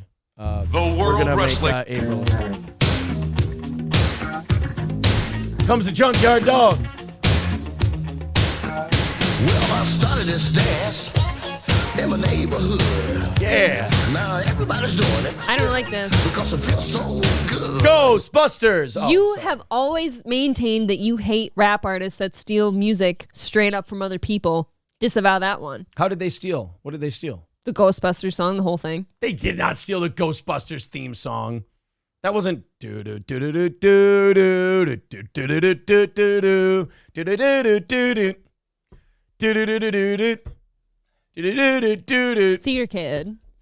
Ghostbusters. Now, I want a new drug and Ghostbusters. Similar. T. Jefferson says, apologize to JYD, April, or suffer endless wrestling impressions. That's true. So my life. Yeah, My I want to daily tell you right life. now. Yeah, we're up here in heaven. Yeah, looking down on Steel Toe. Yeah, and I just want to say, April, yeah, big fan. Big fan of what you do, but I heard you talking about my man JYD. Yeah, Junkyard Dog. Yeah, one of the greatest workers of this or any generation. Yeah, I don't think he deserves the disrespect. Yeah. Being compared to a bunch of creeps out in the UK, yeah, lying about blowjobs. Can you imagine that? Yeah, I said lying about blowjobs. Yeah, you apologize to the Junkyard Dog or you got to get ready to feel the madness. Yeah, dig it. I like how Macho Man has to speak for the black man. He won't just yell at me himself. I don't do a Junkyard Dog impression. I'm sorry. I think you should work on your black impressions. Ready for my Junkyard Dog impression? Bark, bark. Bow. Wow. Oh, that's sick. Yeah, freak out. Yeah. Greg Garilmo with a wonderful, he says, Boost Mobile should change their name to Sickle Cellular. D. Gulag just says April's life is hell. Can we stop and appreciate that real quick? Sickle Cellular is fantastic. That is a wonderful What is fucking line right there. I hate how long that drop is. I do. No, well, I'll fucking change it then if a woman doesn't like it. I'm not going to have some twat tell me my business. God, you were bitchy today. We hit the goal early. What would Cricket Wireless be called then? They'd have to merge with Boost Mobile. I don't have any more. Oh, no, Cricket Wireless? Oh, that's an easy one. Yeah. Cricket Wireless. Thank you. Yeah. I was kind of... Oh, how did I fuck that one I don't up? know. Thank you, familiar human. You almost beat me to it. God. Opposite of Sun, Cricket Wireless. You shot boogies out your nose. You laughed at that one so hard. April just shot boogies out of her nose. I just can't believe you almost missed that one. All right, guys. One person has already written what the name of Cricket Wireless would be. We don't need 6 of us writing it. Yes, we do. What We're else good. is there? We had Boost Mobile, Cricket Wireless. What else is there? There's one more. Oh, you're right. There's one more. Boost, Cricket, and what is the other cheap ass? The dark side of the... Yes, of course. What is the other one? Somebody's got to know it. We'll get it here in a second. Hundreds and hundreds and hundreds of people got to know. Metro PCS. That's a tough one. No, that's not it, is it? Yeah. Oh, it is it. Metro PCS You're right, by you're right, T-Mobile. you're right. Yeah, we can't. There's nothing for that. Oh, there's an obvious one. Instead of Metro, I mean, it's somewhat similar. You're not feeling that one, are you? No, I had something about EBT stuck in my head, but it didn't stick. My brain wasn't taking EBT today. Someone goes, ghetto PCS. You know what I like about Greg Garilmo? Greg Garilmo goes, I got one good one. I ain't going to keep swinging. Mm-hmm. I hit my shot. You guys go now. All right, let's continue on here. We got the Johnson & Johnson thing done. Oh, yeah, based Caitlyn Jenner. I'm excited about this one. Ironically, always based. Yeah, Caitlyn Jenner's been shitting on trans people all over the place lately. Because she's they're not doing it right. Yeah, you're only supposed to be like. Here's the problem that Caitlyn Jenner has with trans people. Caitlyn Jenner became trans for the right reasons, to get out of a murder rap. I mean, they killed somebody with their vehicle and then said, I'm going to cut my dick off soon. Don't worry. And they went, all right, we're good. She never went to jail for killing that lady. I know. So, therefore... Wouldn't you cut your dick off if it prevented you from going to jail? I seriously have to consider it, right? I don't know. Chopping your dick off to avoid jail time? I don't know. I'm not going to pretend it's not extreme. Right. But they said, well, wait a minute. What lengths will you go to? And then the judge said, well, wait a minute. What do you mean you're becoming what do you mean you're really a woman? Show us one shred of evidence that you're a woman. And Caitlyn Jenner said, well, you saw my driving. Peaceful protest payphones. Still on it, huh? I can't stop. Uh, Mostly peaceful. So Caitlyn Jenner has been trashing the shit out of trans people lately. Yeah. Because I'm not going to say that Caitlyn Jenner's a self-hating trans person, but Caitlyn Jenner is trans, and without joking here, for the right reason, in that she really does feel like she's a woman and wants her body to match it. She's not doing it as some kind of fad. It caused her a lot of pain in her life, like a lot of pain and a lot of suffering. She hated herself so much that she married a Kardashian. I mean, that's very serious business. So she was full of self-loathing and hatred, and now goes, oh, now all these people are becoming trans. What? Because it's fucking fashionable? Hold on. On some level, if you're trans, don't you have to hate your original self? Don't you have to hate yourself because you don't feel right? Caitlyn Jenner is like, she's all over the place with her opinions. No, I'm saying if I were to be a trans man, that would have to mean that I hated who I was as a woman, and that's not who I want to be. Or I mean, at the very least, you didn't feel comfortable in your own skin. You know, you didn't like it. I don't think you have to hate yourself, do you? I don't know. The lengths that you'll go to change who you were, I do believe there is some hatred for your original body. But you have to let that hate go, otherwise it's going to swallow you up. Like, you changed. You're good now. All the hate was stuck in your dick. You got to get that shit out of there, Ron. Caitlyn Jenner has said the number of people openly identifying as transgender is skyrocketing at a, quote, disturbing rate, blaming indoctrination and an oversaturation of the topic. You know, Caitlyn Jenner's like that Metallica fan who liked the first couple albums and then saw them getting really popular and went, hey, come on, I was here for the first one. What was that, Ride the Lightning? Or was that Megadeth? I'm feeling Pat as a Metallica fan right now. Album. Yeah. So Ride the Lightning is not Megadeth. It's Metallica, right? You're making me second guess myself. I was pretty positive that was Metallica. I was second really guessing myself. You need to. Oh, Kill 'Em All was the first one. Okay. Thank you. So Caitlyn Jenner was Kill 'Em All. And now we're on Saint Anger, and she's like, what the fuck is this shit? This sucks. This isn't what it was all about. This wasn't what it started as in the beginning. I want to go back to Kill 'Em All. I don't want, no, not like trans people. I mean the album, the Metallica album. Don't even want to say that title on here. We should maybe go ahead and say Ride the Lightning, just to be. Yeah, I'm not getting in on saying that one on I here. want to go back to Ride the Lightning. Why are we at Saint Anger? This is all unnecessary. That's her position on trans people. Jenner, who ran in a 2021 race to replace California's Democratic Governor Gavin Newsom, but gained just 1% of the vote. Well, I mean, that's all the trans people in the country. That does seem accurate. Remains a committed Republican, despite the growing wave of anti-trans sentiment in the party. Well, I mean, in fairness, it kind of sounds like Caitlyn Jenner is for all the anti-trans stuff. Caitlyn Jenner doesn't want biological men competing in women's sports. They've come out clearly against that. They think that there's too many trans people out there. They don't. Caitlyn Jenner doesn't believe in the getting kids involved in the trans shit. Like, Caitlyn Jenner is about as based as you can be for a trans person. If this means anything, I think she did trans the right way. Like, she did all of her competing as a dude and got that out of the way. Sure. And then decided later in life, enough of this dick shit. Right. I've had it. I don't like toting this thing around anymore. It's huge. Decided to get tits as a retirement gift. But I think she did it the right way. Like, if she is sincere, which I'm guessing she is, and she's like, no, I actually feel womanly now. She waited to be an adult, and she was sure of it, and she went for it. You're saying that Caitlyn Jenner is the Barbara Mandrell of trans people. She was transy when transy wasn't cool. Right?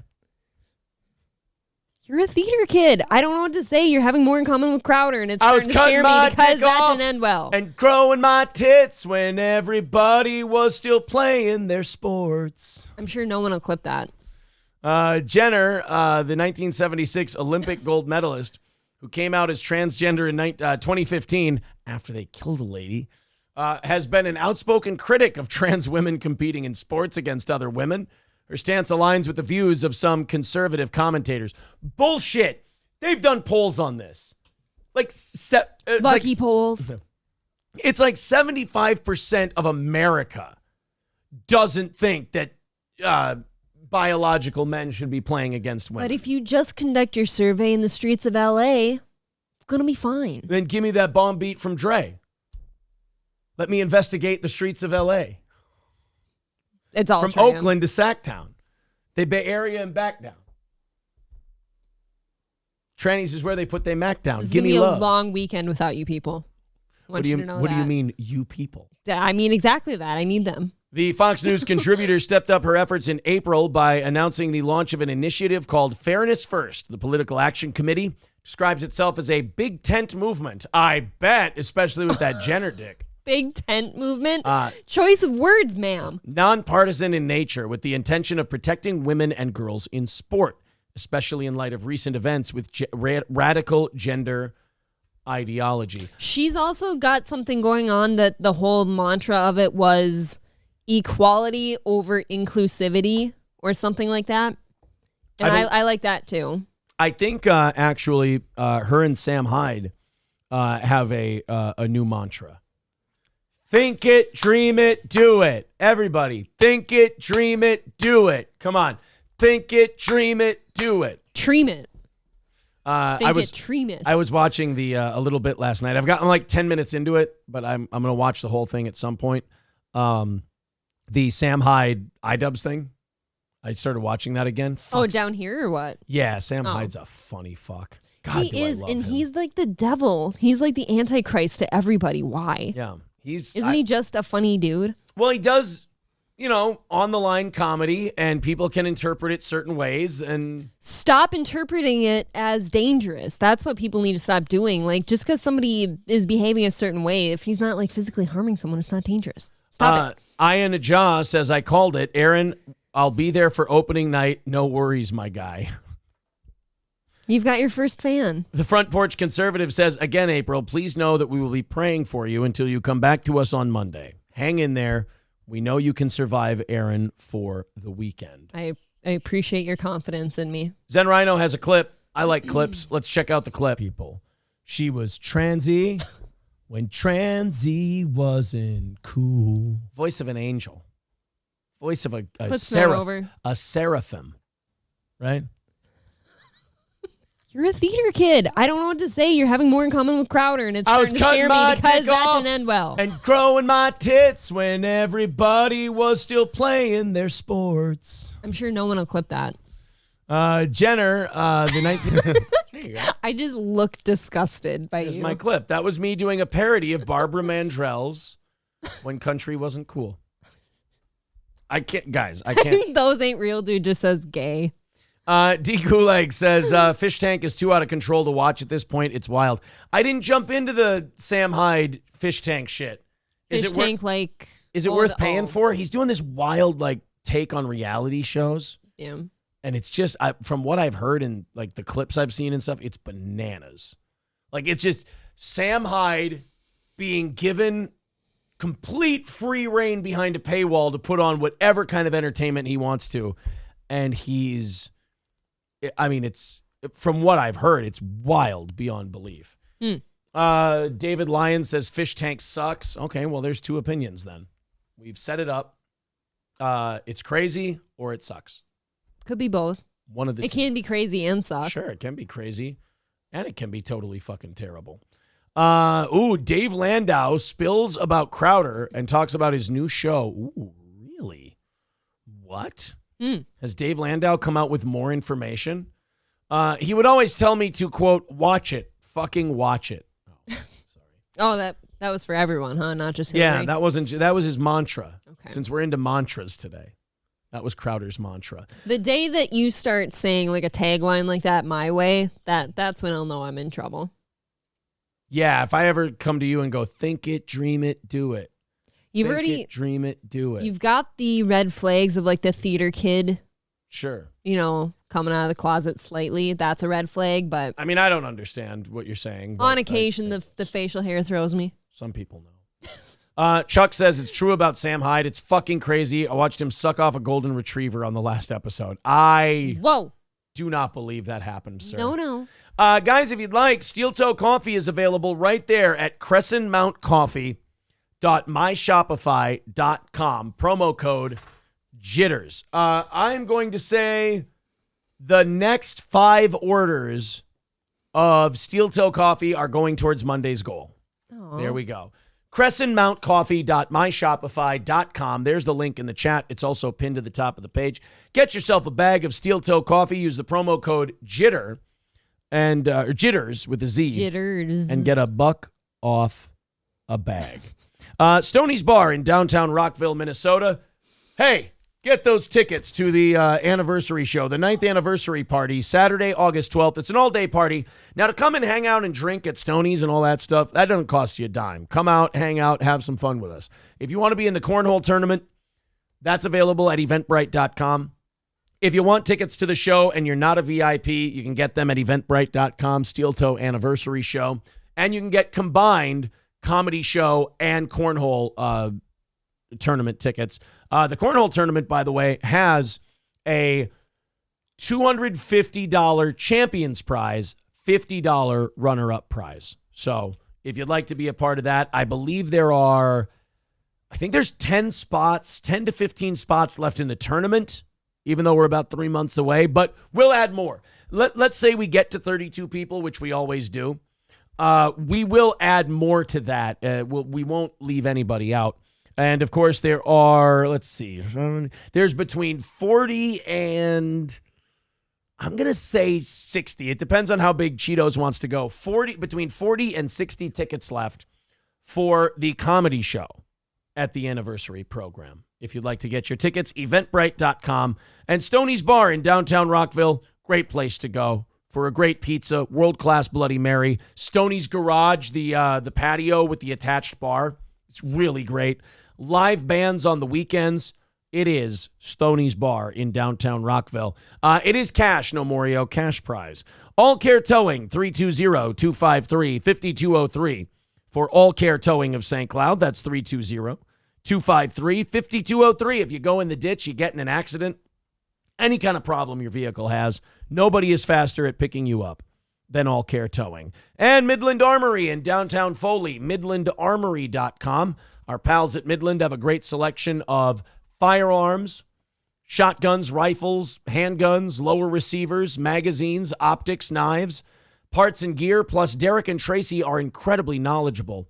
If you go to Midland Armory in downtown Foley, or you write them at midlandarmory.com, and you have any questions, they'll be able to answer them thoroughly for you. Go to the website, check out the selection, add to your cart, and make your order for delivery. Midland Armory in downtown Foley, midlandarmory.com. All right, let's continue on. Again, very busy show yet today. We've got, 55 minutes away from talking to Chrissy Mayer at the end of the show. She's been making news all over the place. I don't even know where to start with Chrissy. Oh, no. Do we have another porn star? I'm just going to call her a troublemaker. Chrissy Mayer, national troublemaker. Chrissy Mayer, you are correct. It looks dreary outside. Is it bad? It's going to be cold today, and it is cloudy, and looks like it's going to rain. Boo. So we have another porn star that porn is terrible, porn is awful, porn is the worst thing in the world, but goddamn if I haven't milked it for every Instagram follow and every OnlyFans thing and every extra opportunity I've ever gotten in my life is thanks to the fact that I was in porno. But I'm going to turn on it and say what a piece of shit it is. Lana Rhoades, is that you? Yeah. Lana Rhoades, Mia Khalifa. Like, all these guys know them from the loads they've taken. Then they get on shows to promote something they're doing because of the loads they've taken, like a new podcast. And you're like, hey, let's talk about the porn career. How dare you? You're shaming women when you do that. You're slut shaming. You're doing this. Like, no, all my audience cares about is your porn career. That's why they're listening to you. That's the only reason we know you. If I start talking about your new podcast, they're going to tune out quickly. So Lana Rhoades is like this. Mia Khalifa's like this. But there are some good eggs out there. Lisa Ann's great. She's pretty good, yep. And she's made herself really successful in the sports world with the fantasy football stuff and football talk. Why, though? That seems weird to me. Because of the porn career. And people put her on. And then she started talking about football, and they found out, oh, she, at least knows some shit about it. And now Lisa Ann has found a second career there. And she doesn't shy away from the fact that she did porn. But a lot of these new age porn stars that sign dog shit deals with Pornhub, they don't, forgive me for this phrase, get covered on the back end. And then, yes. Lana Rhoades. Yes. And then they sign a shitty deal. And then they get mad when they find out they signed a shitty deal. All these girls who get like millions and millions of views on Pornhub, they're like, hey, wait a minute. My videos have been really successful. Why aren't I getting paid more money? Well, because we told you we'd pay you $50,000 up front. This is the deal, lady. And you signed it, and we said we get all the ancillary profits from whatever you do. Oh, that's not fair. Oh, really? Let's say you made a video and it got 300 views. Would we be allowed to take the money back from you? No. We're going with the old, what is it, the Mr. Deeds? Yeah. If you played football worse, thing. could I pay you less? Shit, no. I mean. Shit, no. No. So these dumb girls sign dumb contracts. And while they're doing porn, they're bad bitches and they're doing what they want. But then as soon as they find out that they got fucking worked over in their contract negotiations, oh, they're just a widow girl that got taken advantage of. Oh, so sad. Riley Reid, I guess, is the latest one. Somebody sent me this and said, Aaron, Riley Reid's another porn star who's disavowing the porn life. All right, here we go. Riley Reid. I've lost my whole family, and but that's your fault. It sucks. So a lot of times when people ask me if they should do porn, I tell them no. I tell them that it makes life really hard. It makes dating really hard. It makes your family life really hard. Anybody could have told you that going in. She knew that. Yeah, this is breaking news to She's you? wearing a shirt that says, "Has anyone seen my pants?" Yeah. She still believes in it. Okay. I mean, but the idea that this is news to her, that her parents wouldn't exactly be proud of her if she did pornography, or that it would be hard to find a date if you took dick for a living.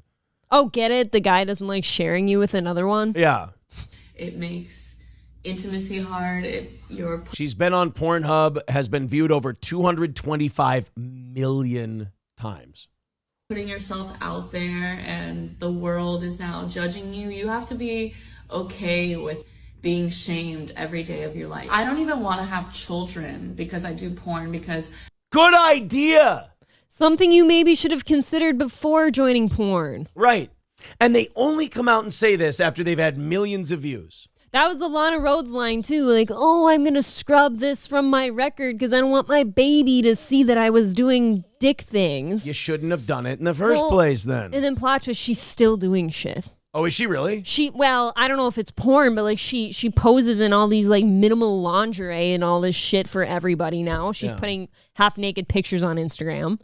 I'm worried of the way that people will treat my child. With me personally, my mom was supportive in the beginning. She kind of just let me do whatever. And then by the third Blacked.com video, she went, honey, are you just trying to get back at us for something? Are you mad? Like, that would be funny. Parents watch a porn video of their daughter just getting blacked out, and they call her and they go, did we do something wrong? Did I not hug you enough? Did I not tell you I loved you? Did you want more Christmas presents? Like, what? You could have just called us. Like, you didn't. I got to be honest, to see my daughter look like a fucking glazed donut did not make me happy. Knock off Dakota Johnson over here. It's a good thing. I had a lot of freedom. As time progressed and I became successful, I started to feel like my mom was using me so that she could live a more luxurious lifestyle. When I started to set like these boundaries, not giving her money or things like that, it made our relationship a bit more difficult and almost toxic. Yeah, that's weird. Yeah, involving family and money is never a good idea, for the record. And a porn star with a toxic family relationship? Ugh. Boy, I tell you, she's one of a kind. That is like, I bet you anything, that is like the number one reason, besides like losing your dignity, that like people would consider not doing that is because of what people would think of them. Right. I mean, you are degraded. I mean, if you watch porn, you do a certain kind of porn, you're nothing. Like that Taylor Swift thing the other day, like her boyfriend likes the ghetto gaggers. Ghetto gaggers. Yeah. Tell me that's like uplifting womanhood. No, probably I mean, it's not. Probably not. And so it sucks. I don't have a mom anymore. I don't talk to her. I miss having a mom. I feel like you can't rewind and you can't go back. I don't have that relationship with her anymore. I don't ever think I will. And that bums me out. Look at the shirt you're still wearing. Right. I talked to my dad, and he struggles with my job being in the industry. He's also religious. Oh, wait, so she's still in? Yes. So it's all terrible. It's all awful. By the way, I'm still taking their money. She's sitting here trying to be a victim and like, oh, I don't have a mom anymore. And I don't know who you want to feel bad for you. The men who are going to go watch your videos some more? Yeah. Cigarettes are bad, kids. Cigarettes are awful. By the way, smoke Luckies. Recently, I wanted to go visit him, and he said that I can't go visit because his wife, my stepmom, doesn't want me there. I'm not allowed to go visit. She's seen what a terrible person. She's seen what those stepmoms have had to do in those movies of yours, and she is not okay with it. Guaranteed she's played a stepmom in one of those videos. She's getting to about stepmom age. Yeah. My dad anymore because my stepmom doesn't like that I do porn. But then he told me that weird. Fucking weird, lady. That when I was like, can we like go get coffee and like we could go like get breakfast, and he's like, I don't want to be seen in public with you. And that just fucking hurt so bad, and it sucks.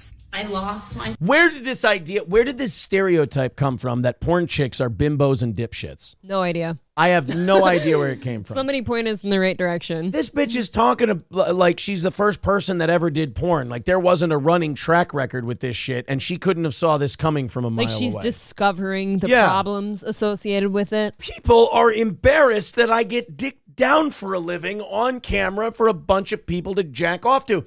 My dad finds it weird that the people he works with have probably jacked off to his daughter's videos. Oh, because when they see you in public, all they can see is Pringles cans littering your face. Right.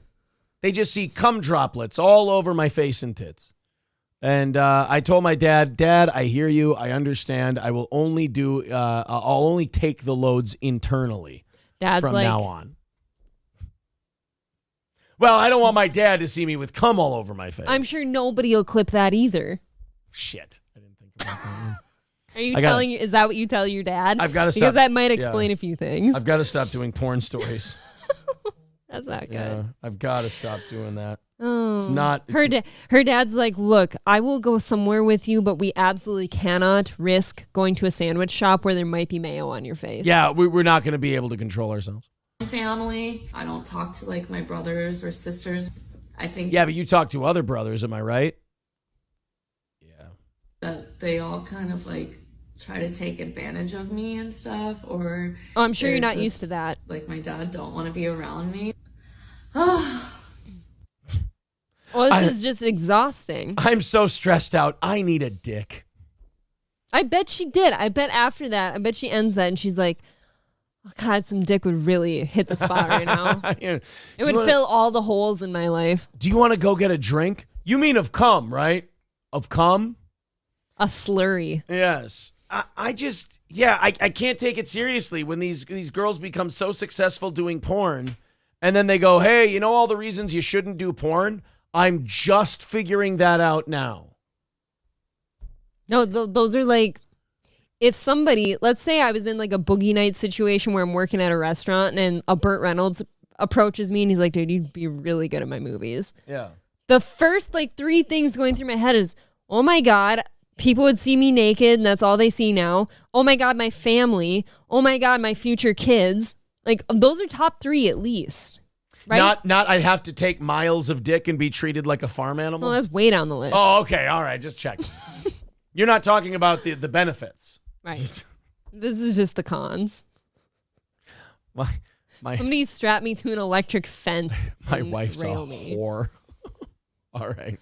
Let's see what this clip is. Right. They just see cum droplets all over my face and tits.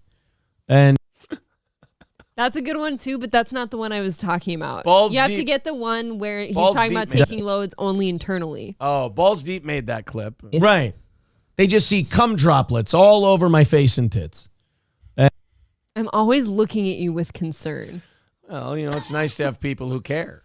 You know, Magic 8 Ball says April was raised by farm animals. Oh, that's true. My parents did a good job. I ended up here. J-Dub says, so April has considered porn. I think every woman has in college. It would pay the bills. Any woman ever who has been broke is sitting there looking at some other woman making loads of money, pun intended. Yes. And they're like, I could do that for about 5 seconds. Mr. Approachable says he's just annoyed when it's bring your daughter to work day. He walked in and everyone groans and says, she's not with him today. Oh, Lab Glass says her Instagram is spicy as hell. All right, let's bet see. it is. That's what I'm saying. These people, like, look at Lana Rhodes after this, too. Riley Reed Instagram. It's the one with 2 million followers for sure. That's her with a kid.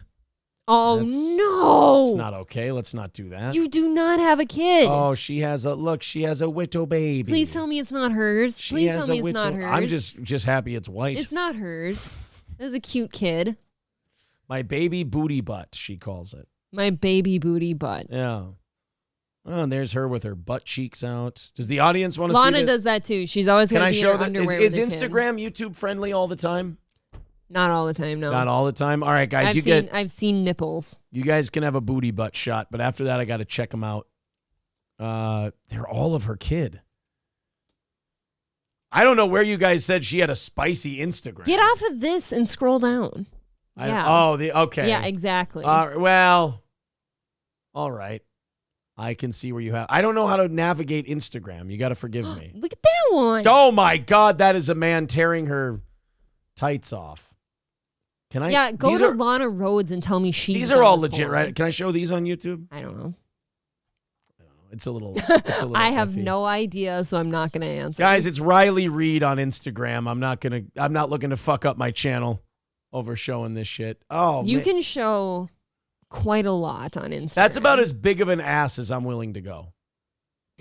That's not even big. That's as big as I can go. That's like a pretty average size ass. That's as big as I can go. Maybe that's not average anymore. You gotta think about that. Who knows? Riley and Lana did a few good BBC scenes together. I'm sure they did. Right. Well, maybe you should go take a look at Lana's baby and see if you still approve. Uh-oh. Are you saying that Big Mike is off the hook? I don't think it's Big Mike's. No. How about, could it be an NBA player's kid? Okay. Yeah, she's so done with her body being objectified, by the way. Oh, she's full of dog shit. Did she delete all of her posts? Yep, she deleted them. What the fuck? 16.2 million followers. That's her, right? Yeah, that's absolutely her. Followed by Ellis John Hudson. There's me right next to that. April and Jake Hudson. Follow Lana Rhodes on Instagram. I'm sorry. I didn't know she's going to delete all of her posts. What the fuck? You dirty skanks. Just maybe that's it. She leaves her tits and ass up for like a week. Okay. And then she'll take it down because, porn's bad. Balls Deep has another clip of me. Let's take a look. Dad, I hear you. I understand. I will only I'll only take the loads internally from now on. Look at my face. You never show what this looks like. I like to take a look at it first. That is. Let's go back. Dad's from now on. Look at the end. I'll only take the loads internally from now on. Hold on. I just realized what you just said. Look at how proud and smug I am. This would explain the relationship between the two of you. I'm funny. I like being funny. Thank you, Balls Deep. That was the one I was referring to. I'd rather be seen as entertaining than heterosexual to these people. I, too, tell my father I will only do that. Yeah. See, now they can't clip me. Boy, you just go for it. Yeah. Can't use my Balls Deep sticker on YouTube, says Laughing Lions. There's a Balls Deep sticker? I hope Son so. Of a bitch. A new Senate report is revealing additional evidence of a lab leak theory and cover-up. Do we need more evidence? God damn. I didn't think so. Isn't this put to bed already? I thought that, here's where I'm at on the lab leak. People who are paying attention,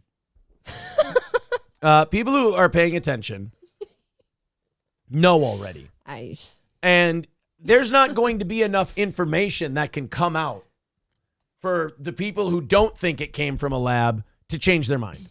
Right. I mean, if it's not obvious to you that the Chinese not only had this leak from a lab, but covered the fuck out of it.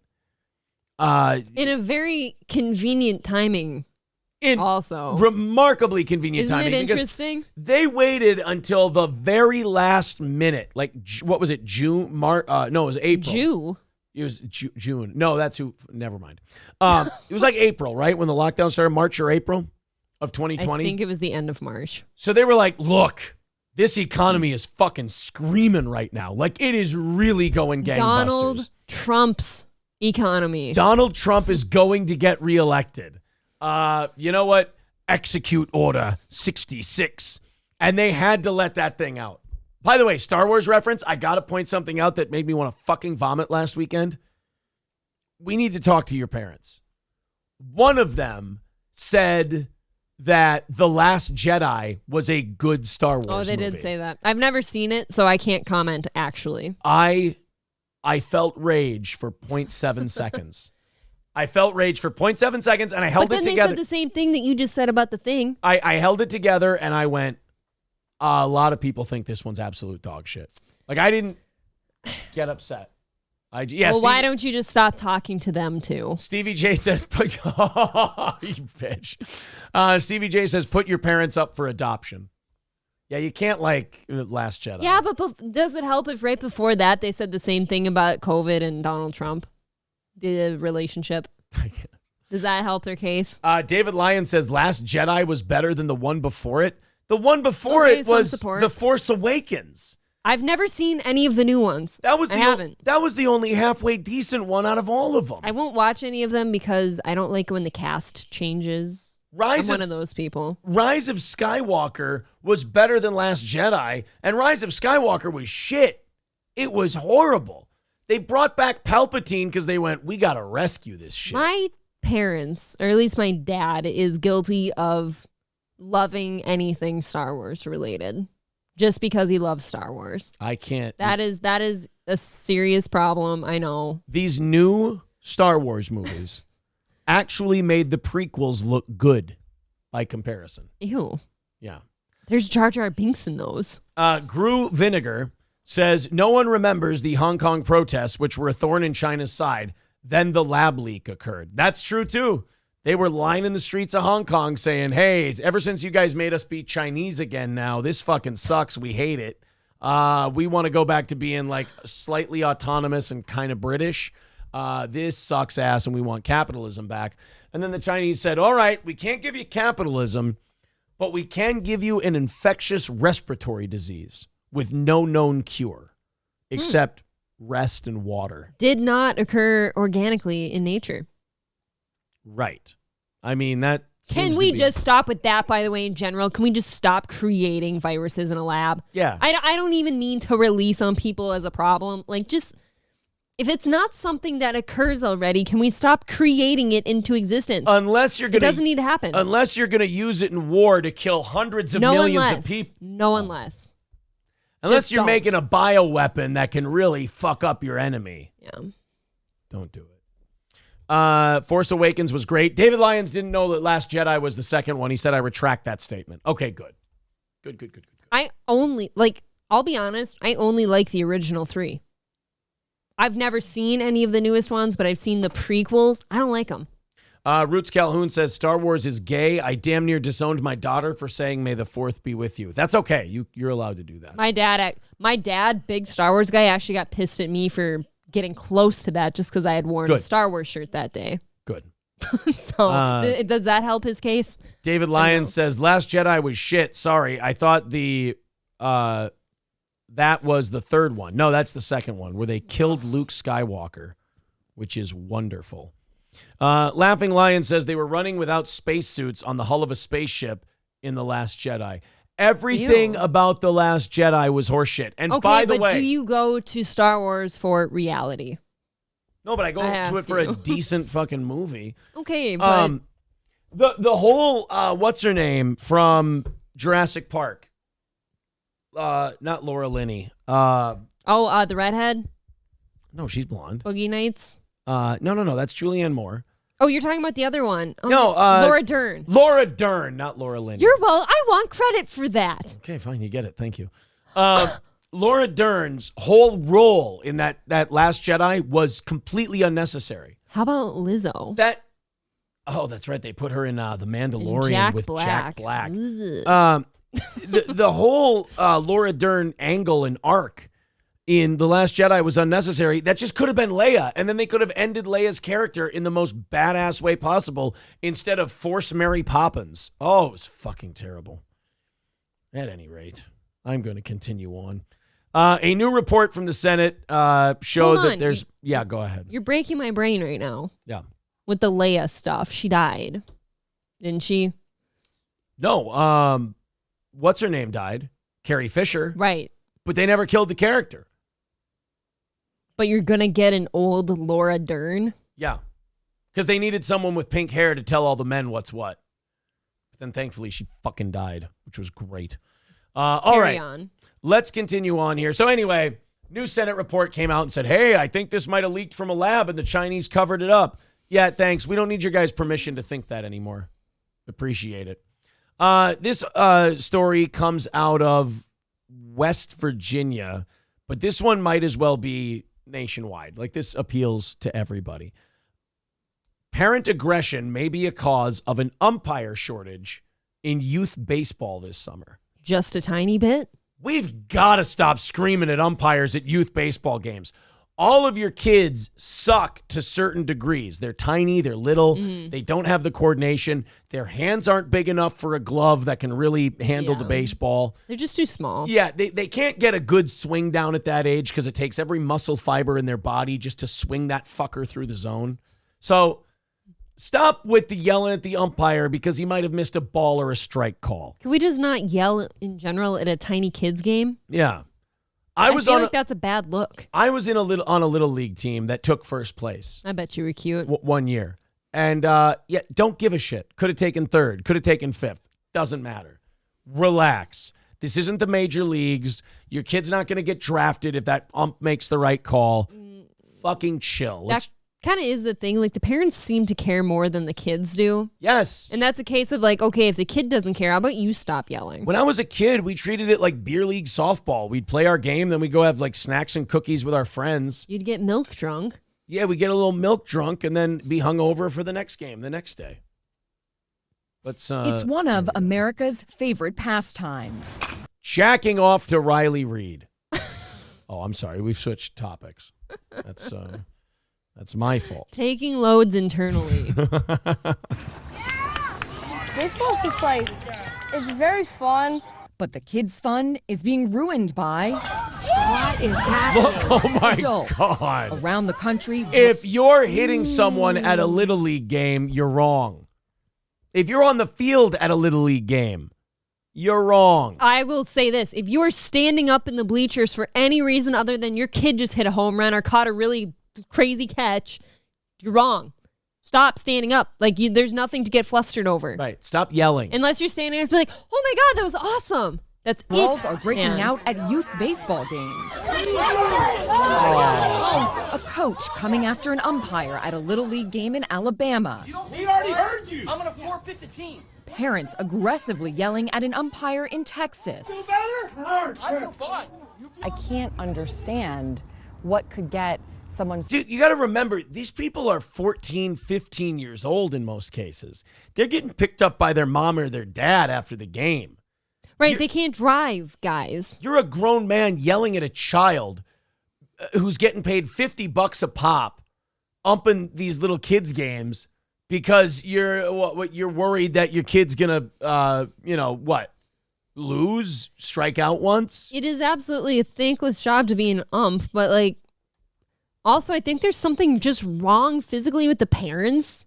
Yeah. Like, if you're a parent screaming at any event of your kids. Yeah, if you feel like you missed out on baseball, go try out for the local amateur team. Exactly. Don't do shit vicariously through your kid. Just go do it if Right. it bothers you that much. I missed boxing. You don't see me putting my 6-year-old in gloves and sending him into the ring. No, I go get punched in the head on my own. That's right. Leave the kids out of boxing. I missed my dream, so I get punched in the head. Not them. Be damned if they're going to take the glory from me in that ring. Punch me in the ribs until I can't walk in the morning. No, your kid just fucking sack taps you in public. He did. That wasn't a sack really... tap. He wound up and palmed me right in the nuts. It's not good. Why that behavior? I couldn't even. Well, he was trying to go for the stomach. But again, don't hit people. Don't walk around hitting people. We wrestle a lot. So with that, the worst part about getting hit in the nuts was that I couldn't even yell at him because he was already so terrified and felt so shitty right after he did it that I was like, the right reaction. I was like, bud, I know, look, I know you didn't mean to do that, but you can't do that. You can't. So I'm like consoling him as he's upset with what he did, as I'm also nut shot to hell. Anyway, back to the umpires. I just wanted to talk to you guys about my nuts for a second. So upset at a children's baseball game. I'm with you. I don't understand it either. There's an expectation that, every game is do or die for their kids' future in this sport. Yeah, people like that need mental health help immediately. Agreed. You have anger problems. Look at this kid and look at this kid. these two they're going to switch places when they're older. This one's going to be chubby. This one's going to be skinny. You're not going to recognize any of them in 4 years. They're going to be doing something completely different. A lot of them probably won't even feel like playing baseball anymore. I was going to say, one of these two is not going to play sports anymore because they don't find interest in it. Do you know how rare it is? Like, it does happen. Like, you find kids in any sport, you know, MMA, football, baseball, boxing, basketball, who at 6 years old, they want to be a professional athlete. They work day and night. They're like Michael Jordan taking, 300 jump shots a night or whatever it is. And they were just programmed from the get-go, and they're going to be a great athlete, and they become a great athlete. That's 1 in a million. The rest of it, a lot of the time, it's the parents' fault the kid's even in sports because the kid doesn't necessarily care about being in a sport. The parent needs that kid in the sport. And then if that kid doesn't make it very far in that sport, or he plays until like his junior or sophomore year in high school, he feels like now he's let his parents down, and he's devoted so much time and energy and money into playing this sport all the time. Now what do you have left? He wanted to be a computer hack, and you forced him to go out on a ball field. Right, you dick. Come on. Physical and verbal abuse. And then he became what? A middling shortstop. By parents is having a dramatic impact, an umpire shortage. Since 2017, the number of youth umpires in the U.S. has dropped. And at the high school level, there are nearly 20,000 fewer referees across all sports than before the pandemic. But with signs, those numbers may tick up this year. We've suspended people from the park and Suspended parents from the park? yes. Hey, we think our umpire numbers are going to go up. Why? Well, we started banning grown-ups from Little League fields. How do you enforce that? Like this, ready? Up, no. And then they stop and they go back to their car. Yeah, I'm sure that doesn't cause problems. Yeah, if they don't stop and go back to their car, you really do have to develop a plan B. Right. After that. Because I feel like most parents that are willing to yell and scream and get in fights at a game probably aren't going to listen to it. Turn around. Yeah. For how long? Usually it's 1 game, 2 games to begin with, and then if it becomes worse than that, then we ask them not to come back. On this picture-perfect evening in Ramsey, New Jersey, the Robins are playing the Orioles. 21-year veteran umpire Carl Kearney is... You think anyone's fucking with him? Carl? Yeah. Probably I not. don't think anyone's fucking with Big Black Carl. Yeah, we got BBC umping today. Oh, who's that? Big Black Carl. Yeah, balls and strikes are his to call.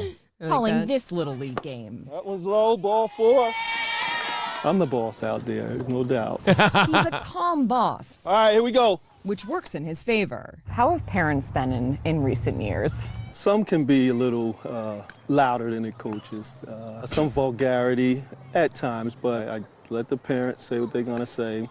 If they continue, then you have to then tell the coach, you have to kind of manage your parents.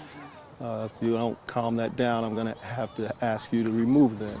So imagine as parents, you're actually taking away from like the instruction of coaches to your children. Yeah. Because the coaches now are being asked to manage the parents. Right. Instead of your kids. They're trying to help your kids. The umpire has to stop the game, go to the coach, and go, hey, could you tell those parents to stop? And the coach has to go, fucking right. I know. I got to go. I got to stop coaching your kid.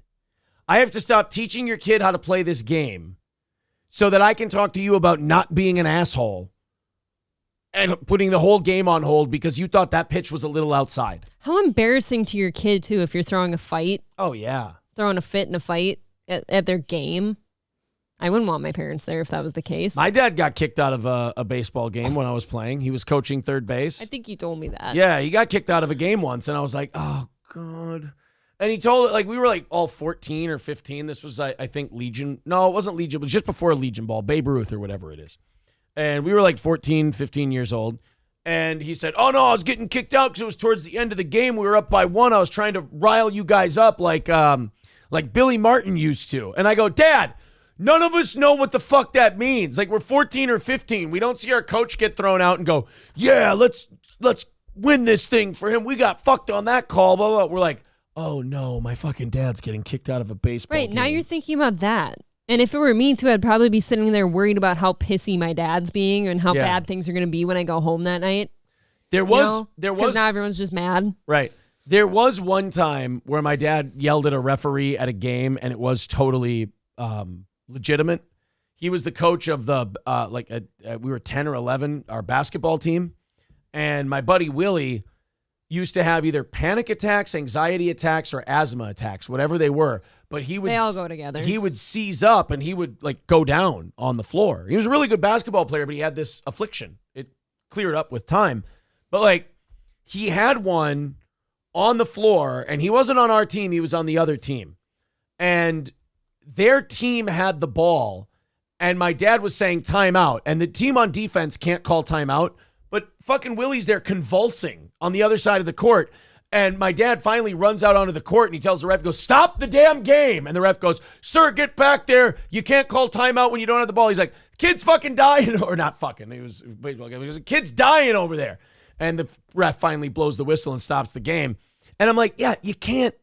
Like, that was legit, because it's like, as a ref, you don't pay attention to the rules when there's an 11-year-old kid convulsing on the other end of the court. You stop the game and you make sure that this is okay. Sounds like your buddy had a case of fainting goat syndrome. He did. He was like a fainting goat. I saw it happen to him like 2 or 3 times. And then that's too bad. I don't know. He hit high school. That's like a sincere, like if he hit high school and he grew out of it, I'm going to guess that was a panic situation where like your body does the fight or flight shit so bad. Yeah. That you threw a panic attack and like your muscles do fucked up shit. And then when you get older, you grow out of it. Also, some kids when they're younger have seizures and then they grow out of it. Well, he might have had epilepsy. That could have been it too. Did he take medicine for it? I don't know. I never asked. The ugly fuckling says he was trying to draw a foul, pussy. Yeah, what if your buddy was faking it? What if he was faking it this whole time? That would explain. And that's why he grew out of it. We have an update on our buddy Rick Ross. Ooh. Rick Ross, of course, as you know, the most famous bison owner in the country. He has a herd of bison.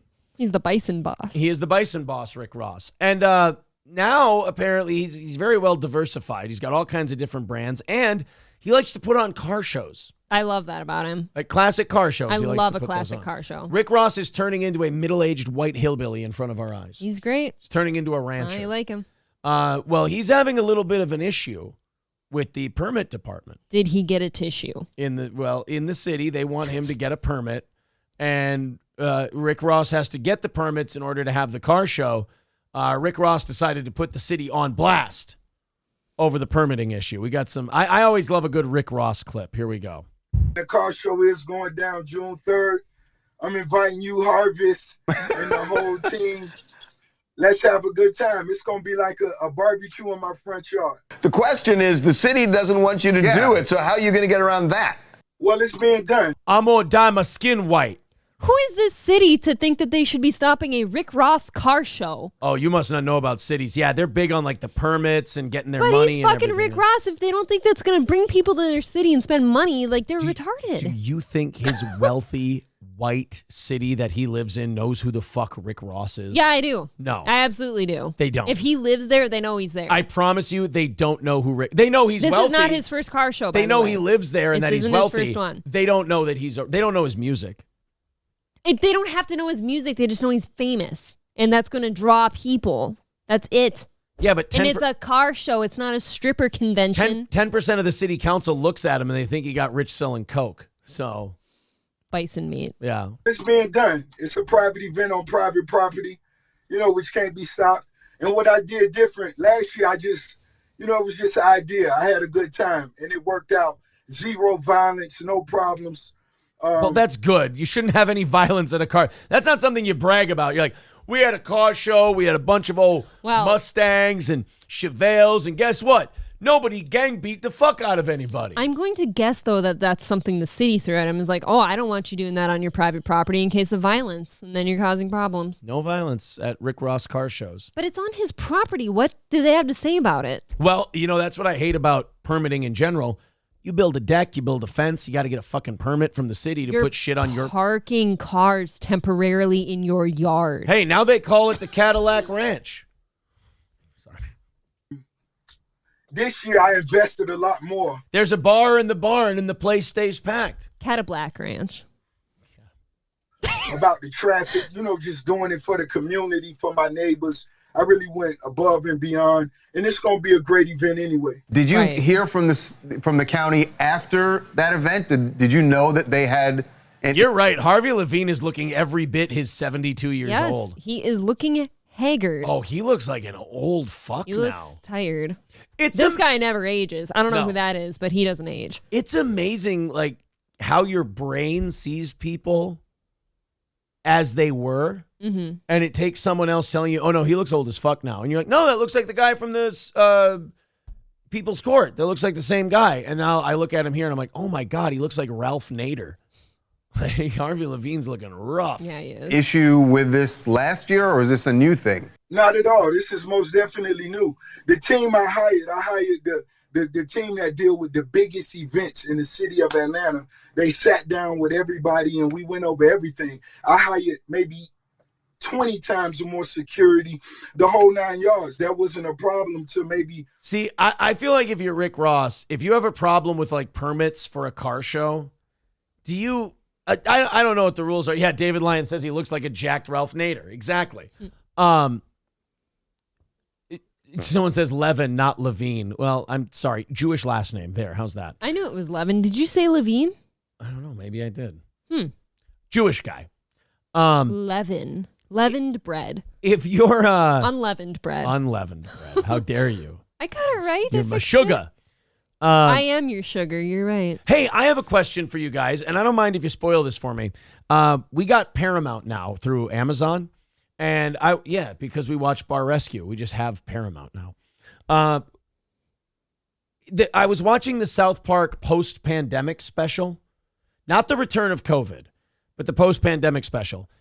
Is Cartman just deep fucking with Kyle with the rabbi shit, or did Cartman really become a rabbi? You can spoil it for me. I fell asleep during it. I haven't seen the end of it. I don't mind spoilers. It's fucking South Park. It's fine. Was he fucking with him, or did he really become a rabbi? Because if he was fucking with him, Cartman leaned into this one big time. I know they're saying Cartman really became a rabbi. Why do I just see butt funnel in the chat? John Taffer created the butt funnel. No butt funnel. So Cartman really did become a rabbi, and he wasn't fucking with Kyle. Babe, it's a cartoon. Son of a bitch. I would be upset, though, too, if I was Rick Ross and it was, you're putting on, like he said, it's a community event. I do this to be good to my neighbors and have a fun time, barbecue and cars. I got security. It's on my property, and the city has the audacity to tell him no. Do you think any of it would have anything to do with perhaps skin color? The way Rick Ross looks? Yes, I do. I think that's why he had to bring up there's no violence at my shit. Yeah. That's the only reation. There ain't no black people wilding out at my shit. It's a car show. We're totally fine at the Rick Ross car show. Let's get, I'm going to send this off to Chrissy. I'm going to send the link off. Join us when you would like. He typed, I did type, Very dear. Let me just make sure our Zoom thing's in the right spot. There we go. Okay, good. So I think if you're Rick Ross and you've got these millions and millions and millions of dollars, just have your fucking car show, and whatever fine they pay you for not having the permit, just pay the thing. You have the money. Yeah. You know what? That's what they're doing. They want his money, so they're just giving him a hard time, and he's going to do it anyways, and they know that. Yeah. And they're like, shit, he can pay for it, and he's gonna. What do you think about this guy? We got to cut through these pretty quick because I know Chrissy's going to be here in a few minutes. But she causes all sorts of problems. Yeah, I don't need my channel taken down because we got all kinds of problems being kicked about by this rhino wrangler, Chrissy Hopefully Mayer. she has pants on today. Yeah, hopefully we got pants on. We're not abusing any morbidly obese women, anything like that. Nothing about trans shit. Nothing about the trans people. No, nothing about anyone named Dylan. No Dylan Mulvaney stuff. I mean, really, no Dylans in general. Enough is enough. When does the hatred stop? Jeff Blumenfeld is a guy who needs a kidney badly. Needs one really bad. So bad, in fact, that he put up a billboard to advertise the fact that he needs a kidney. I kind of like this. I like it. This is, People what will this see it. This would make people who are dying needing a kidney replacement feel like a lazy piece of shit. Because you're like, wait a minute. This guy's fighting for his life so hard that he's paying money to put up a billboard to get himself a kidney, and I haven't done that. Now it feels like that's the new low. Like, you have to go at least that far if you care about your life. Maybe. Right? I guess. And should health insurance cover the cost of the billboard? No. Maybe. Yes. Why not? I just felt like Jerry Lewis for a second. No. No. It's a dusty cow town. My kidney's got some dust on it. All right, let's watch this old man fight for his life, struggle for his very existence. Won't you In fight this for your space life? on a billboard along the highway, a Colorado man asking you to save his life. It is an extreme method becoming more common for desperate Coloradans, shining a high-profile light on a growing need. It's not like, dude, asking a living person to give up their kidney is no small task. I mean, just listen to Selena's ex-friend. Yeah, right. She gave Sydney a kidney. Yeah, a little bitchy.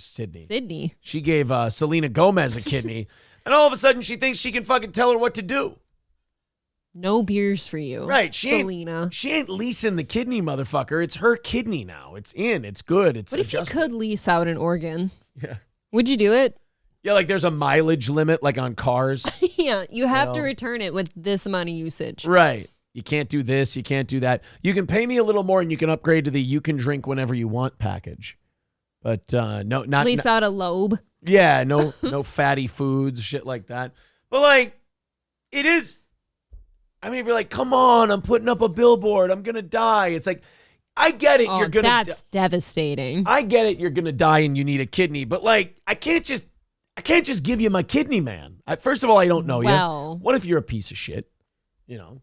What if you saved Hitler by donating a kidney? Right. I give up my kidney. You don't and know. What if this guy's a transphobe and I gave him my kidney? Then what have I done to this world? You know? What evil hath I wrought? If I give this guy my kidney and he goes out there and says, if you have a penis, you're a man, you can't go in that bathroom. Now look at the hate that I've encouraged. I don't want to be responsible. I can't even find the words.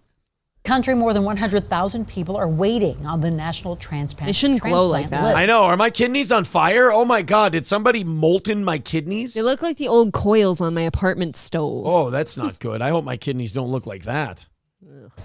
Nearly 9 out of 10 of those people are in need of a kidney. So contact Denver 7's Jacqueline Allen found I don't a like man that who has word. dedicated his What's up with kidneys? Like if somebody dies, can't they throw a kidney? What's the deal with kidneys? They look like beans, but this man needs one to save his life. I don't like the word kidney. I'm just realizing. Well, now. I mean, if you don't have a kidney, how's that kid supposed to walk? It's an old Jim Norton joke. Maybe we have been getting this all wrong. It is not a kidney that they need, but it is a kid's they need a kid's knee. Well, yeah, I mean, in that case, you're never getting it. You don't just take a knee off a perfectly good kid and throw it in some old fuck. That's a terrible thing. And yeah, what if you take my 36-year-old kidney, you give it to a 70-year-old? What a waste of my kidney. My kidney just got fucked. I should be able to take my kidney back when that guy's on his deathbed. All right, pop it back in. He don't need it anymore. Just give him a nice patella on the head and tell him it's going to be okay. Patella. life to helping others. I really want to tear your patella tendons at this point. Yeah, you do. Who now needs one person to help him. By Highway 7 in Brighton, a billboard with an almost impossible ask. I went from totally private to billboards. Come on. Okay, Listen look. to this shit. No offense. I'm rooting for you, buddy, but like... Aw. Don't say it. Stop it. How am I not wasting my kidney? If that was your grandparent, you'd feel differently. My grandparent would not take my kidney. They would say, no, you've got a life to live. You got to go through it with 2 kidneys. I've had a good run. You can, if you stay healthy, you can technically live with just one. Right, but don't you have to do dialysis and shit or no? If you have one kidney? Maybe if you have problems, if you get sick or something. Want to have one kidney. Maybe you go through dialysis like for a little while at first to keep it, clear until it takes over. I want both my kidneys. Check it out. I've got one ovary. I'm still functioning. Fucking brag about it. Why don't you? See, you should be able to steal an old bitch's ovary. I don't want it. Oh, okay. I don't want no crusty eggs. God. You offer someone an ovary and fucking turn their nose I'm not up at using it anyways. What's the point? I'll make you use it. Yeah, I bet. Jeff Blumenfeld never thought... That kidney sounds terrible. He would be a poster child for kidney donation. First, I didn't want anybody to know. I didn't want to be defined by this. What's this? Jeff defined himself as a world traveler with a purpose, volunteering all over the globe. Commie lover! You fucking dirty commie lover! You deserve to lose your kidney. I'm just kidding. These kids look Chinese. Thought they were communists. Those kids are not old enough to make up their mind about anything.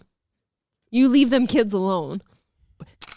Even writing a book on volunteerism while working in communications. I realized that you could see the world and make a difference. Now I'm a volunteer who needs a volunteer. But maybe you blew your kidney out. Yeah, bro, traveling you so much. volunteered and traveled so much that you fucked up your kidney. Now I know if I give you my kidney, you're just going to be irresponsible with it. You're going to eat all kinds of foreign spicy foods. You're going to go back to China and eat sewer oil. You're going to go back to China and eat gutter oil and be a commie. Is that what it's called, gutter oil? Yeah, I can't give my kidney to a commie. What is this, some kind of new charity? Kidneys for commies? Look at that face. That looks like a communist face.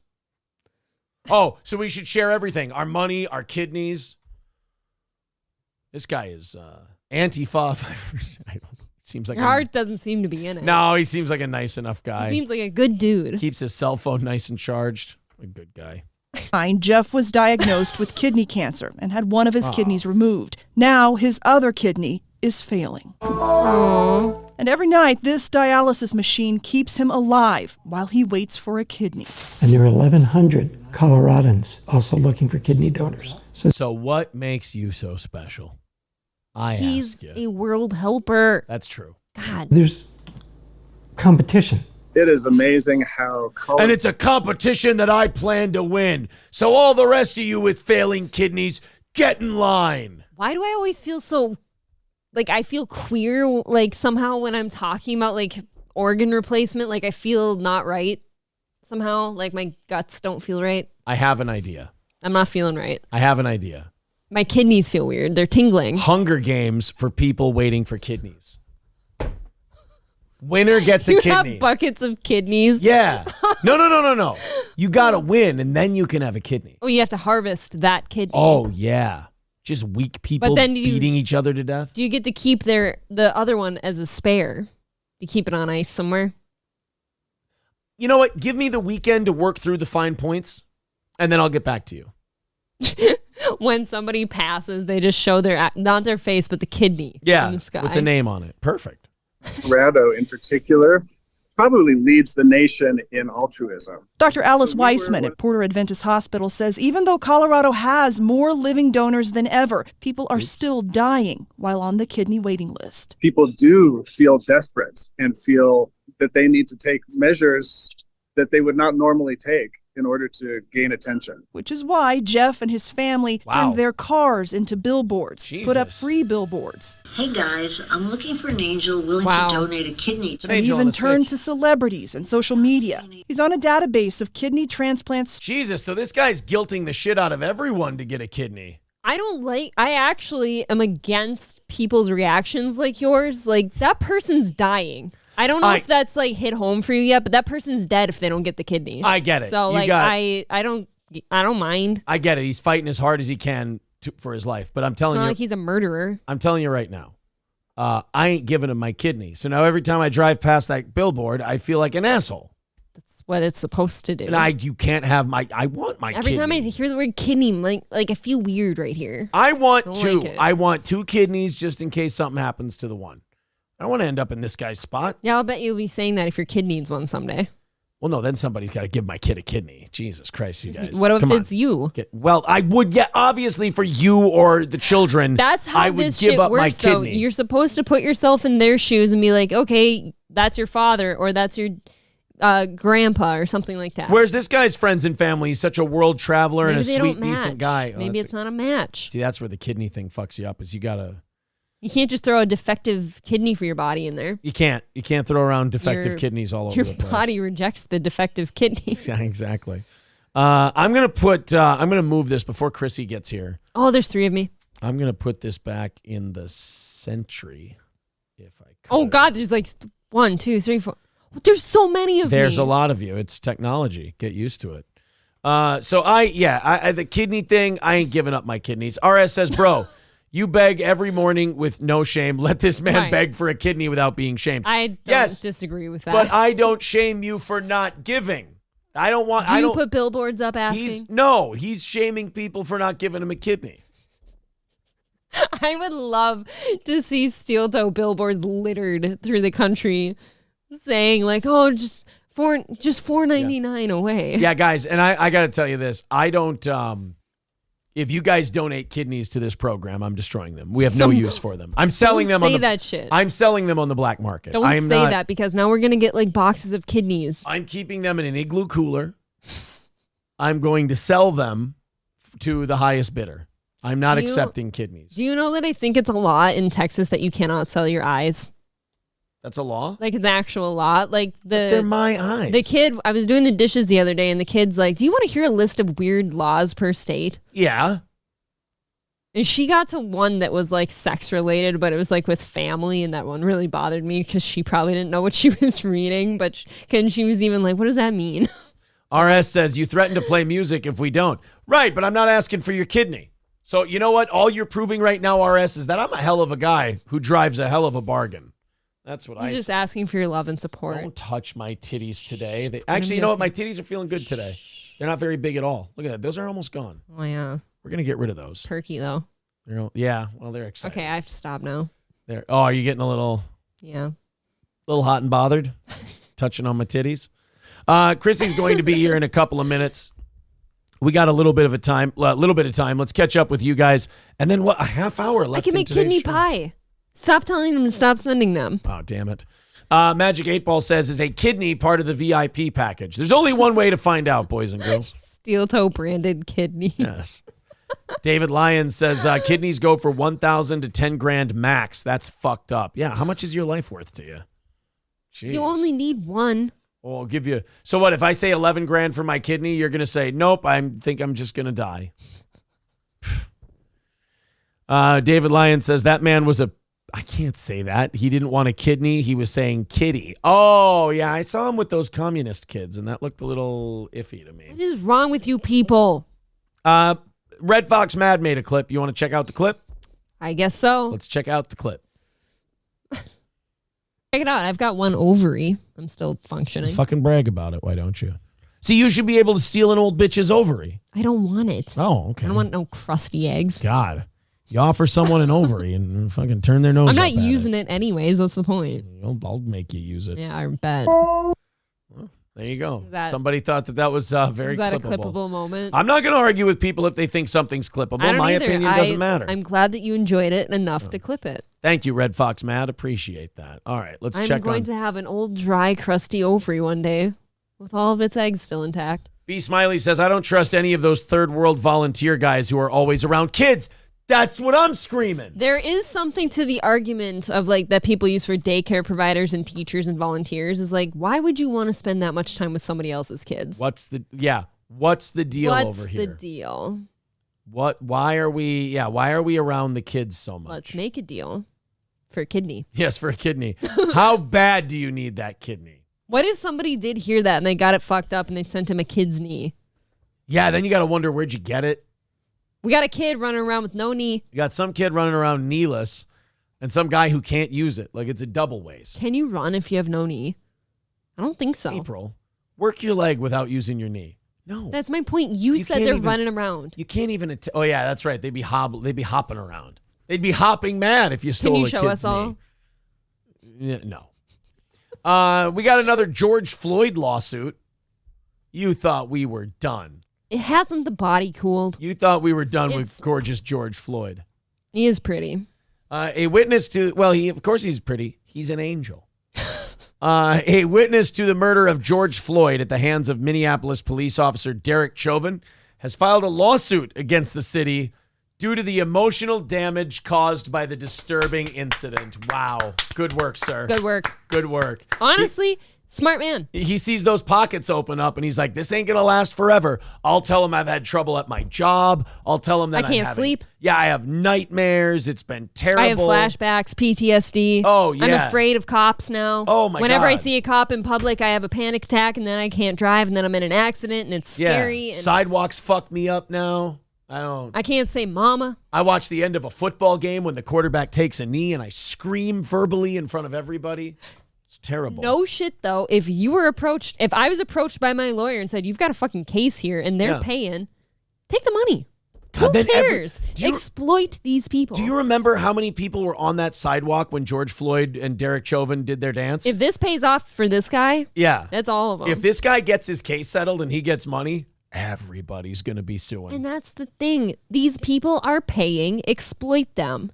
Why not? Minneapolis has got the wallet open. Fuck Minneapolis. They're not doing anything with it anyways. Yeah, they did it to themselves. You can spend it better. Right.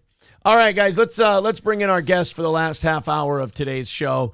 The words I believe that have been used to describe this person are troublemaker, controversial, inappropriate pants wearer, and whale mocker. Oh, thank God you finished that. I'm like, yes. Whale. No, She's whale the herself. lovely and sexy. Ladies and gentlemen, the lovely and talented Keanu C. Thompson. You know what? I'm sorry. We've got Chrissy Mayer is here. Hello, Chrissy. Hi. Oh, you forgot transphobic. No, we would get to that. I save the best for last. Of course. Oh. Hi, guys. It's good to be here. Hello. You have a very cascading sound on your microphone. A very digitized. Yeah, you have. Do we have a bad connection? Yeah, you have a little digitized sound coming through. Just causing troubles already. Oh, boy. Yeah, exactly. Too much fat shaming other people. And it's clogging up the airwaves. Yeah, yelling, screaming at people with weird squirrel hair and all kinds of shit. Oh, look at all of us again. Yeah. We got, oh my God, there I am again. Okay. Uh-oh. Now we can't hear you. Now there's nothing. Okay, no, the settings are good. Should we back You know her what? out Here's quick? what we're going to do. This is fun. Live tech support. I'm going to just start a whole new meeting and I'm going to send it over to you. We're sorry. Okay. All right. I'm going to see if this is Goodbye. me. I'm going to see if this is me. Chrissy's coming back in just a little Now bit. we're the problem. Now I'm the fuck up. Why'd you do that? She's all Sometimes, ready. sometimes that happens. Like you have what do you call? You have a Zoom meeting. You've got your hero waiting for you. Yeah, you've just got a wonderful human being just sitting there waiting. And all you do, it really is the unplug it and plug it back in thing. Just blow on it quick. Why don't you hit it? Just, there we go. All right. I just sent her the new one. We're assholes. Yeah. I just sent her She's the new taking one. time out of her lovely morning just for us. Yeah, Wayne Chambers says, women can't do anything right. Yeah. How much do you want to bet this is me? Yeah, I would put money on it that it is actually your fault.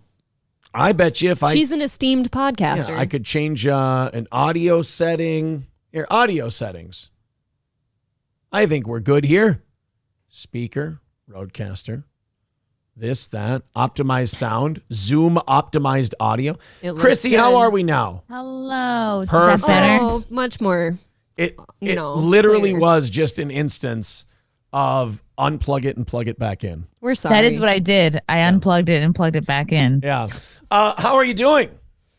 I'm doing great. Your guys' show is really one of my favorite shows. Like you're so reliable. I can always turn you guys on and like be like, okay, I feel sort of updated about what's going on. You're my most trusted news source. That is a damning and terrible commentary on where we're at. Yeah, that is in not the world, good. because I will openly say I'm pretty sure I have no idea what the hell I'm talking about. It's right out of our assholes. You're always talking about something, like whether it's important or not. It's right. something. It's always, and you know what? God damn it. If it isn't important, I'll make it feel important. Yeah. Yeah. You'll think about it. Yeah, later. we just talked about a guy advertising for a kidney he needs before he dies on a billboard. And I thought, well, that's kind of a guilt move. What if us advertising that story got him his kidney?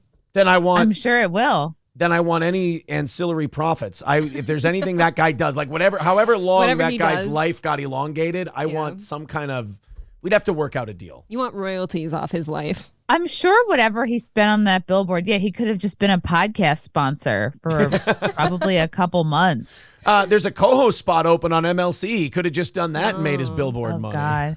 Misery loves kid needs. There you go. Oh, then you have to change the name to MLK. That would be awkward for half that God. audience. Yeah, that's not on brand. Yeah. Kevin has to yell for kidneys. Thank you, David Chandler. $99.99 from our buddy David says. Wow. David. He says, woo, mayor for mayor. Oh, Ooh. there you go. Very good. I am running for mayor always. It's Friday, and I have not seen an internationally viral news article with your name on it yet this week.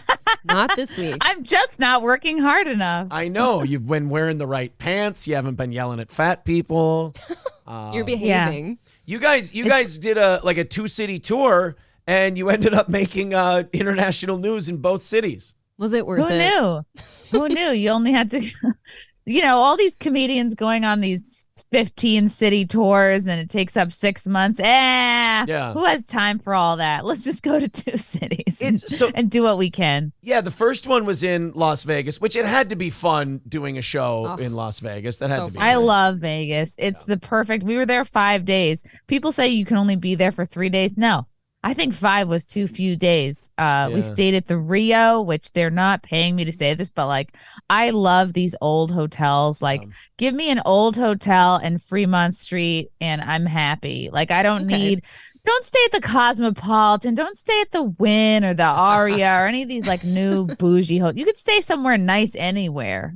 Sure. I like crusty old Vegas. I do too. I like splitting my time between the Strip and downtown. And the last couple times we've tried to downgrade the place we're staying to get our ass outside of the hotel and the resort more. I'd like to stay at the Palms because we got married at the Juno nice. Gardens at Caesar's Palace, and if you Caesar's Palace has so much shit that you're oh shit, I'm not going anywhere else. I got to get out there. It is the place. They have a nude pool. They have a topless pool. Mm-hmm. Yeah. So I think next time we're going to go Planet Hollywood or Harrah's. But yeah, downtown, they've got actually a few cool places. Circa seems great. Circa's fun. Go Circa's get a drink great. and hang out at Circa. You don't have to necessarily stay there. Yeah. You can go to their pool for $20 without staying there too. Yes. It's really great. Go stay somewhere shitty Stadium and then swim. just get day passes to these other pools. Exactly. Even the Strip, they've got some old school place that still have that kind of old school feel, like the Flamingo. Flamingo for sure. You go in the Flamingo and you're oh, this is a little trash bucket. I like it. It is. Yeah, that's what I loved about the Rio. So we were trying to keep that Rio feeling going onto the airplane. Yeah. But someone wasn't having it. So you guys looked great. It was very confusing. Yeah. We felt great. We were having a great time. We were having our Trulies, our pre-boarding Trulies. And I was just up early this morning at 7 a.m. doing an interview for some Indian TV thing. And they're oh my God, they had me do an intro where I had to state my name, age, and pronouns. I was I already don't like how this is starting. You're gonna have to. I'm pronouns. I'm you can just look at me. We're not doing this pronoun bullshit. Pretty sure did you tell them that? I did. I did say that. You went to India. I wouldn't think India. I was fucking India. Yeah. Yeah, they're pussies over there. I don't know. I'm just doing whole sweeping generalizations at this point. They're probably one of those countries that took one of those $3 billion foreign aid deals we give people. But if you take it, you have to have Chrissy Mayer say her pronouns on the news. Chrissy's worldwide now. I was what the fuck are we doing? And then she asked me if I had called them, if I reached out to the authorities, American Airlines. I'm no, I haven't even done my laundry yet from Vegas. Right, okay, I am behind. I had another viral thing, which is always good, always welcomed. So, but I haven't even posted my photos from Vegas yet. Right. So the pants first. You had pants that were mildly see-through, but nothing sheer. Yeah, I've seen worse. The person I had to sit by on a plane back from Vegas who looked like they were baking bread inside of yoga pants and they were leaking over to my seat. I had to sit with my left ass cheek over on April's seat the last flight we took. It's so selfish, and the fat people are fucking so selfish to begin with, but the sloshing into someone else's seat, they don't even know. They don't even care. It's it's just whoever takes up the most space wins. That's really the airplane attitude. Yeah. So you have sheer pants on. Keanu, Mrs. Bisconti. She has a dress on. A maxi skirt. A maxi skirt. The slit. I'm a guy. It should, and they tell you what, I don't understand. I still don't understand, I guess if the set or the blocking of this whole thing. Are you on the plane already? and they tell you we're at the end of the boarding line. Because I am a gold member, I was entitled to board in group 4, but I said, no, I'm a man of the people. I'm going to drink until the very last minute possible. It's mighty big of you. Board in group 5. And we were like 10, 15 minutes away from takeoff, which is when they stopped boarding. So we like ran over. I think we were the last in line, and Keanu was in front of me. You know, we're like in the line. Everyone's boarding. I feel a tap on my shoulder. I go, shit. Well, this is it. This is They got me. They're getting me for January 6th. Goodbye, everybody. Keanu, you're headlining. Enjoy the rest of the tour. I didn't think I'd go out like this, but at least I'm wearing a fabulous outfit. Right. The worst part is now you have to go hang out with Baked Alaska. Oh. Ugh. I barely know who that is. And then he's like, you have to change your pants. And I was like, I just snapped into action because I am a female and I'm on an airplane that I don't want to miss it. It was I don't not wanna cutting stay time. I can't stay in Vegas another day. I had to be at InfoWars the next day. I had a 3+ hour drive ahead of me the next morning to drive to get to InfoWars. Yep. By like 1-ish, right? I think something like that. And so we have shit to do in the morning. Yeah. No, I think we had Drinking Bros first, and then I had to go to InfoWars. So It was a big day. You can't keep it straight anymore. Right. We can't miss. You're so we can't famous. miss the flight. Now, We does can't miss- Alex make you say your pronouns? I'm. No, nobody over there. They just can look at you because they have common sense. And so I'm like, well, we can't miss this flight. This is a person who works for American Airlines. He's not. I didn't think to ask him questions because I've never been asked to change my pants before a flight. So Right. I didn't think to like give him sass or attitude. Like I didn't think to be like, what's wrong with these pants? Or like, hell no. Like it just didn't occur to me to challenge this person because I'm really just trying to get on the plane. Sure. You're not trying to cause problems. Yeah, right? and it's like, I don't know. I just wasn't raised to fucking be a troublemaker. That's why I do stand up. That's the only like safe space I feel like I can say how I feel. Sure. But like in day to day, like I like in terms of getting on a flight, like I don't have the time or money to just fight about my pants. So I was like, I guess I'm zipping open my fucking bag to see what else I have. You're lucky because you had clothes. My main bag and Keanu's main bag were all checked away, and we had like checked the curbside, bag check. That guy didn't say anything to me about my pants. Didn't give us any kind of a heads up. I got a pat down from a lovely butch lesbian. She didn't There you say go. anything was wrong with my pants. I don't go through the machine. Yeah. And of course not. At no point in the airport experience did anyone say that we might have to change our pants. Right. So we're like, this is Las literally boarding- Vegas. They've seen This is way Vegas. sluttier pants. People wear shorts there where their vagina lips are hanging out. I Right. mean, it And was we saw fine. people like when we got off the plane and we were like full of rage. We saw this woman in like hot pink shorts, Yeah. everything skin tight, Yeah. like ass cheeks stomach hanging out. out. And I'm like, oh, okay, because she gets to wear that because she's black and like right. And we're getting fumed up about this because it's like if we were part of a group of people that you are afraid to confront, like black people or trans people or Yeah. obese, Mm-hmm. like if we were a member of any of these groups that were trained to fear and avoid, they wouldn't have said shit to us. But we're white this girls doesn't and we're happen. small and we're having a good time. You were so two we're a hot target, white I girls. think. Yeah. Yeah. Two hot white This girls. doesn't happen in the Spirit line. No. No, not And, at all. and the thing that gets me about it too is like if you guys had just walked right onto the plane, you're sitting on your ass the whole time anyways. Who's We gonna did not see get you? up once. We didn't Who's even gonna get up see to you? pee. We sat down and just immediately started Right. drinking again. Yeah. Because that's how we deal with problems. Well, how far is Vegas to Dallas? That's got to be a It was couple like hours. 3 hours. 3 hours? Okay. Yeah. So then that happens, and then the pictures you guys take and the social media posts go all over the place, and you end up with all these articles. Was there anyone, like, did you talk to or did you hear from any attorneys who were like, hey, if they made you change at the gate and in front of people, we could have them for, because I think you said Keanu had no underwear on, so she's No. like she's got her. She was like pantless, fully pantless. Right. If someone for- says, oh, well, she had her genitals out in front of children at the airport or whatever. I mean, you guys can That's get in trouble for that actionable, yeah. theoretically. Mm-hmm. There definitely were no children around. And I'm not looking around to see who's watching me. I just was like, I was doing what I felt like I Right. had to You're do as doing, quick as I yeah. could do it You're so I trying could to get get on this changed. flight. Yeah. And then Keanu walks back because now it's been a few moments of me gone.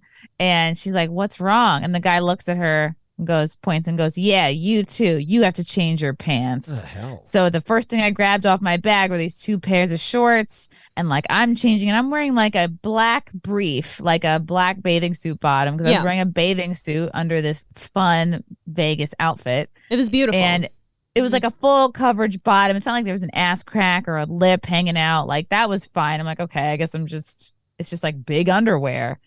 But Keanu's who I felt bad for because her whole asshole and pussy were out. Right. And what is she supposed I was like, to do? oh my God, I'm trying to block her. And I'm just like, quit. She just does it real quick. Yeah. The man says nothing to us, doesn't say, hey, oh God, don't change here. Of course, this is not what I meant. I'm so sorry to give you the impression that you had to change right here. No, not I'll hold the plane, not I'll go to the restroom, not even go behind the desk, not even I'll hold up a sheet, nothing. Just said you have to change your pants and then didn't say anything else to us. Is it my fault for like just doing it? I guess, but I don't know. What else are you supposed to do? Yeah, it struck me as so odd that would even be an outfit they had a problem in that with. moment. I mean, catching flights is a stressful thing already. And if you're faced with the fear of missing your flight and you've got a full day packed of events the next day too, like you're just going to do those things without thinking. That's like fight or flight mode. And your butthole's out. Yeah. And you don't her have time to think about was that. out. So as Keanu says, her tampon string was grazing across the floor. Maybe. God bless her. I don't know. I mean, that's so funny. Well, that's her traveling tampon. She didn't know she had to watch the length of the string. It's not supposed to come into play. She's like, I would have trimmed it. Right. She didn't clip it that day. If I would have known, I'd have given it a little snip. I would have done an OB. Was there any thought of any kind of like legal representation for this or no? I've reached out to Nick Ricade. I reached out to Robert Barnes just because I know them both personally. And like, I can't imagine this is at the top of anybody's to-do list to look into. And I know nobody at American Airlines gives a fuck. So, and it's like, do I have time to sue somebody else right now? No. You're busy. Yeah, it's like,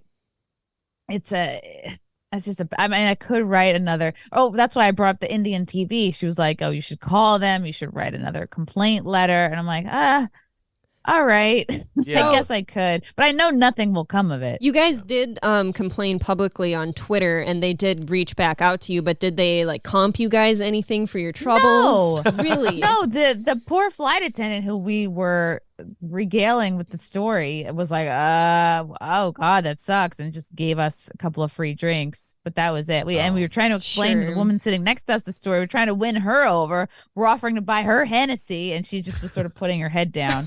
It does surprise me that like as an airline they wouldn't want to make something like that right so that you didn't go and sue them or something like that, like if you were to be that person.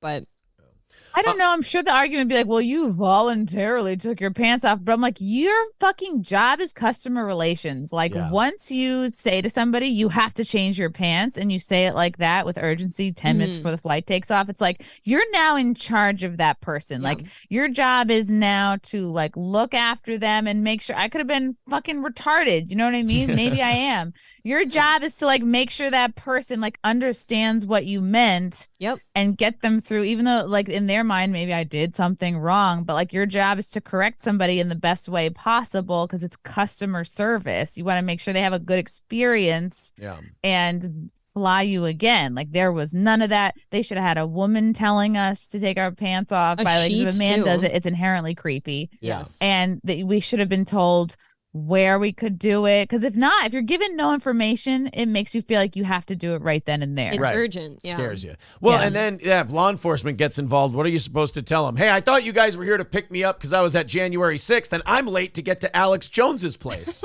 Right. I need to go to InfoWars. We found her.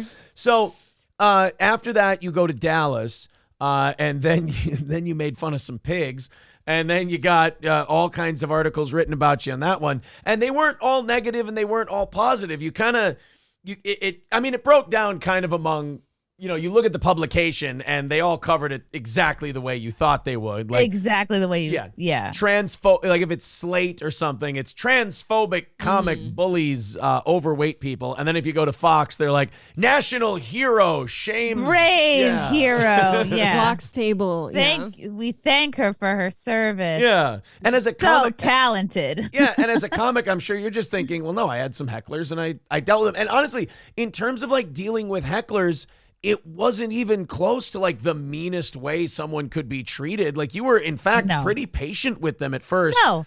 Yeah. You don't see me going to a place of you're going to die alone. I think I did say something about going home to feed their cats or they're going to go order DoorDash. But like I didn't go as hard as I could have. I just was like just saying whatever was off the top of my head. Right. Yeah. You did make restrained. You did make the harpooning joke, but that was just because you were concerned for their safety. Of course. I just wanted them to get home safe. Yeah. Nobody likes a harpoon in the neck. It's and it is that season. So right.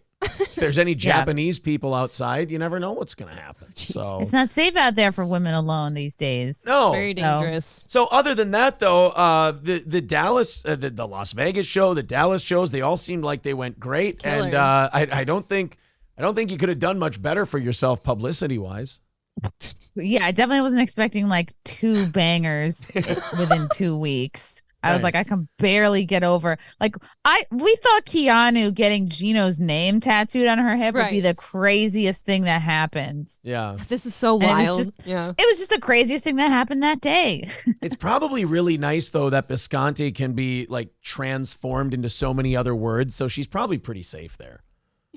Yeah, she could, if it goes south, there's a lot. She could make it say Biscotti. She could. Biscotti. Biscotti's the easiest one. Yeah. That's probably the only option. You fix it. There's or like, also, they can make it say like beans on toast. I don't know. All kinds of options. Yeah, just in case. Well, I mean, she doesn't, she doesn't want to drop the hot commodity she's got right now, about to be monetized on YouTube, and apparently Kevin Brennan killer Gino Bisconti. Yeah, I saw he's about to hit his monetization threshold. I'm so proud of them. And you know what? He has his microphone hooked up half the time. So he's getting there.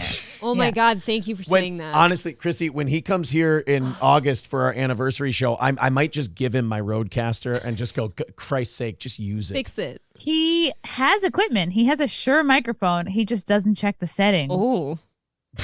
Honestly, he has a good show, but the audio cutting in and out really is painful. What you have to do, which I'm sure he's doing it from a laptop, is like you have to recheck your settings every time, because if not, the default microphone setting on his computer is probably his laptop microphone. It's taking over. And unless you go in and make sure that that's correct, it's like, okay, now you just have like a $400 prop in front of you. Right. Well, he's got to get some kind of board with some EQ stuff on it too, because Gino bounces around so much. He needs sound effects. He just needs like something that'll moderate the volume better, because he bounces around and he's so jumpy. He does get off mic. Yeah, you'll get like no sound and then lots of sound. He needs a producer. And then when you're sitting in your car trying to listen to him, you're constantly riding the dial. Yeah, you're riding the dial. Oh, by the way, Gino showed up in the chat, so let's be nice to him. Gino! Stop. Gino, it all sounds fine. You're doing great. It's wonderful. Everyone follow Gino so we can send him super chats. Yes. Yeah, no, he needs, now Gino's getting hateful. He says, your mom bounces around so much, Aaron. Oh, wow. Jeez. It's really nice. She's battling ovarian cancer, Gino. That's very sweet of you to say something like, no, I'm just kidding. It's totally fine. Even if she was. It's not really a battle. Fuck it. Yeah. Gino's just about to be monetized. I don't even think he needs subs. He needs like 200 more viewing hours. Which, if he has 200 people on a stream and he does an hour stream, he's good. So everybody watching today, watch Gino for an hour and we'll get him there. Exactly. Oh, and Keanu just fired up her show too, Keanu Cast. Yeah, you were on the first Keanu Cast. Mm-hmm. Keanu Cast. I'm so excited. Yeah, I'm like, you got to do this, Keanu. You got to ride the wave. The post-tour wave, and just do it. She's been talking about doing it forever. I'm like, you have to pull the trigger. Aww. Like, there's no perfect way to start a podcast. Like, not everything is going to be right. So don't procrastinate and wait for that. You just have to begin, and you learn by doing. And be consistent. Do it at the same time. Make sure it's dependable and all that. And also don't get involved with that fucking podcast universe. Just don't. That whole, the Kevin Brennan, Bob, and all that. Just leave it. It is like a human centipede of drama. Like I'll try to like understand what's going on, and I'm just like, this is like thrice digested crap. Like it's not even interesting enough to follow. Yeah, like and like no offense, they're all talented comedians, but right. But they're 60. You gotta like find something else. Yes. It sounds like a lunchroom fight in middle school.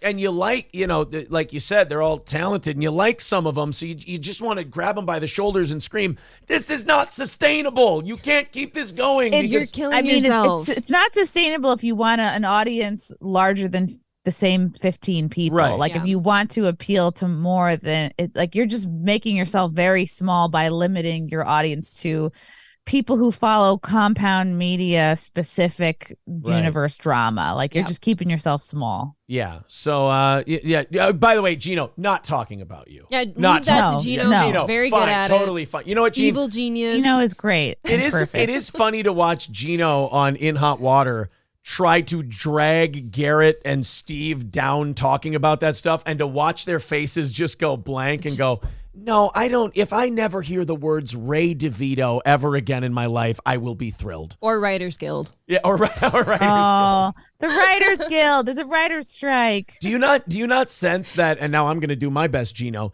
do you not sense that there's a lot less people sympathetic towards them this time than there was like 10 years ago when this happened? Like people just don't seem to give a shit. People are over it. I don't sympathize for the writers because I'm like, oh, where were y'all? Like they were among the first actually to sign off on the jab mandates. Like they were all for it. They didn't care that like people were losing their jobs because they were being forced to take the experimental drugs. So it's they didn't care about that. They didn't care. They didn't protest against the woke diversity requirements that are creatively incredibly stifling. They don't seem to care about that. They're like, and it's like, oh, well, we need more money. Well, sorry, you don't have my sympathy, but like, good luck. AI takes your job now. Yeah, and they wrote like the James Corden singing to the Fauci flag song and like the dancing vaccine needles and shit. It's like, yeah, there's so much of that now where people are looking at stuff and going, yeah, I'm sorry, but all the things you're asking me to have this sensitivity and sympathy towards, the last 3 years have completely wiped out any of my give a shit for any of these things because we're so manipulated and played with and toyed with, only to be told after it was all over, no, I guess we didn't need to do all that shit to you guys. Right. It's like, it's like there are some good people that are writers, of course. Like my dad was a Teamster and worked in New York City on films and TV for many years. It was literally the only thing that might like it was without that job they couldn't have afforded to put the three of us through college, so I'm like grateful to that. Like my dad he worked to help like clean up fucking 9/11 after it happened, and like those unions like weren't paid for weeks, but like very grateful for that. But at this point in 2023, like post pandemic, like even though there are good people that work in these industries, like the sympathy and the care for celebrities is like at an all-time low. And unfortunately, the crew and the writers are all lumped in with that. So people are kind of just really over it. Yeah. And it's amazing how much like entertainment change. We don't realize because we're living in it, how quickly it all turned around.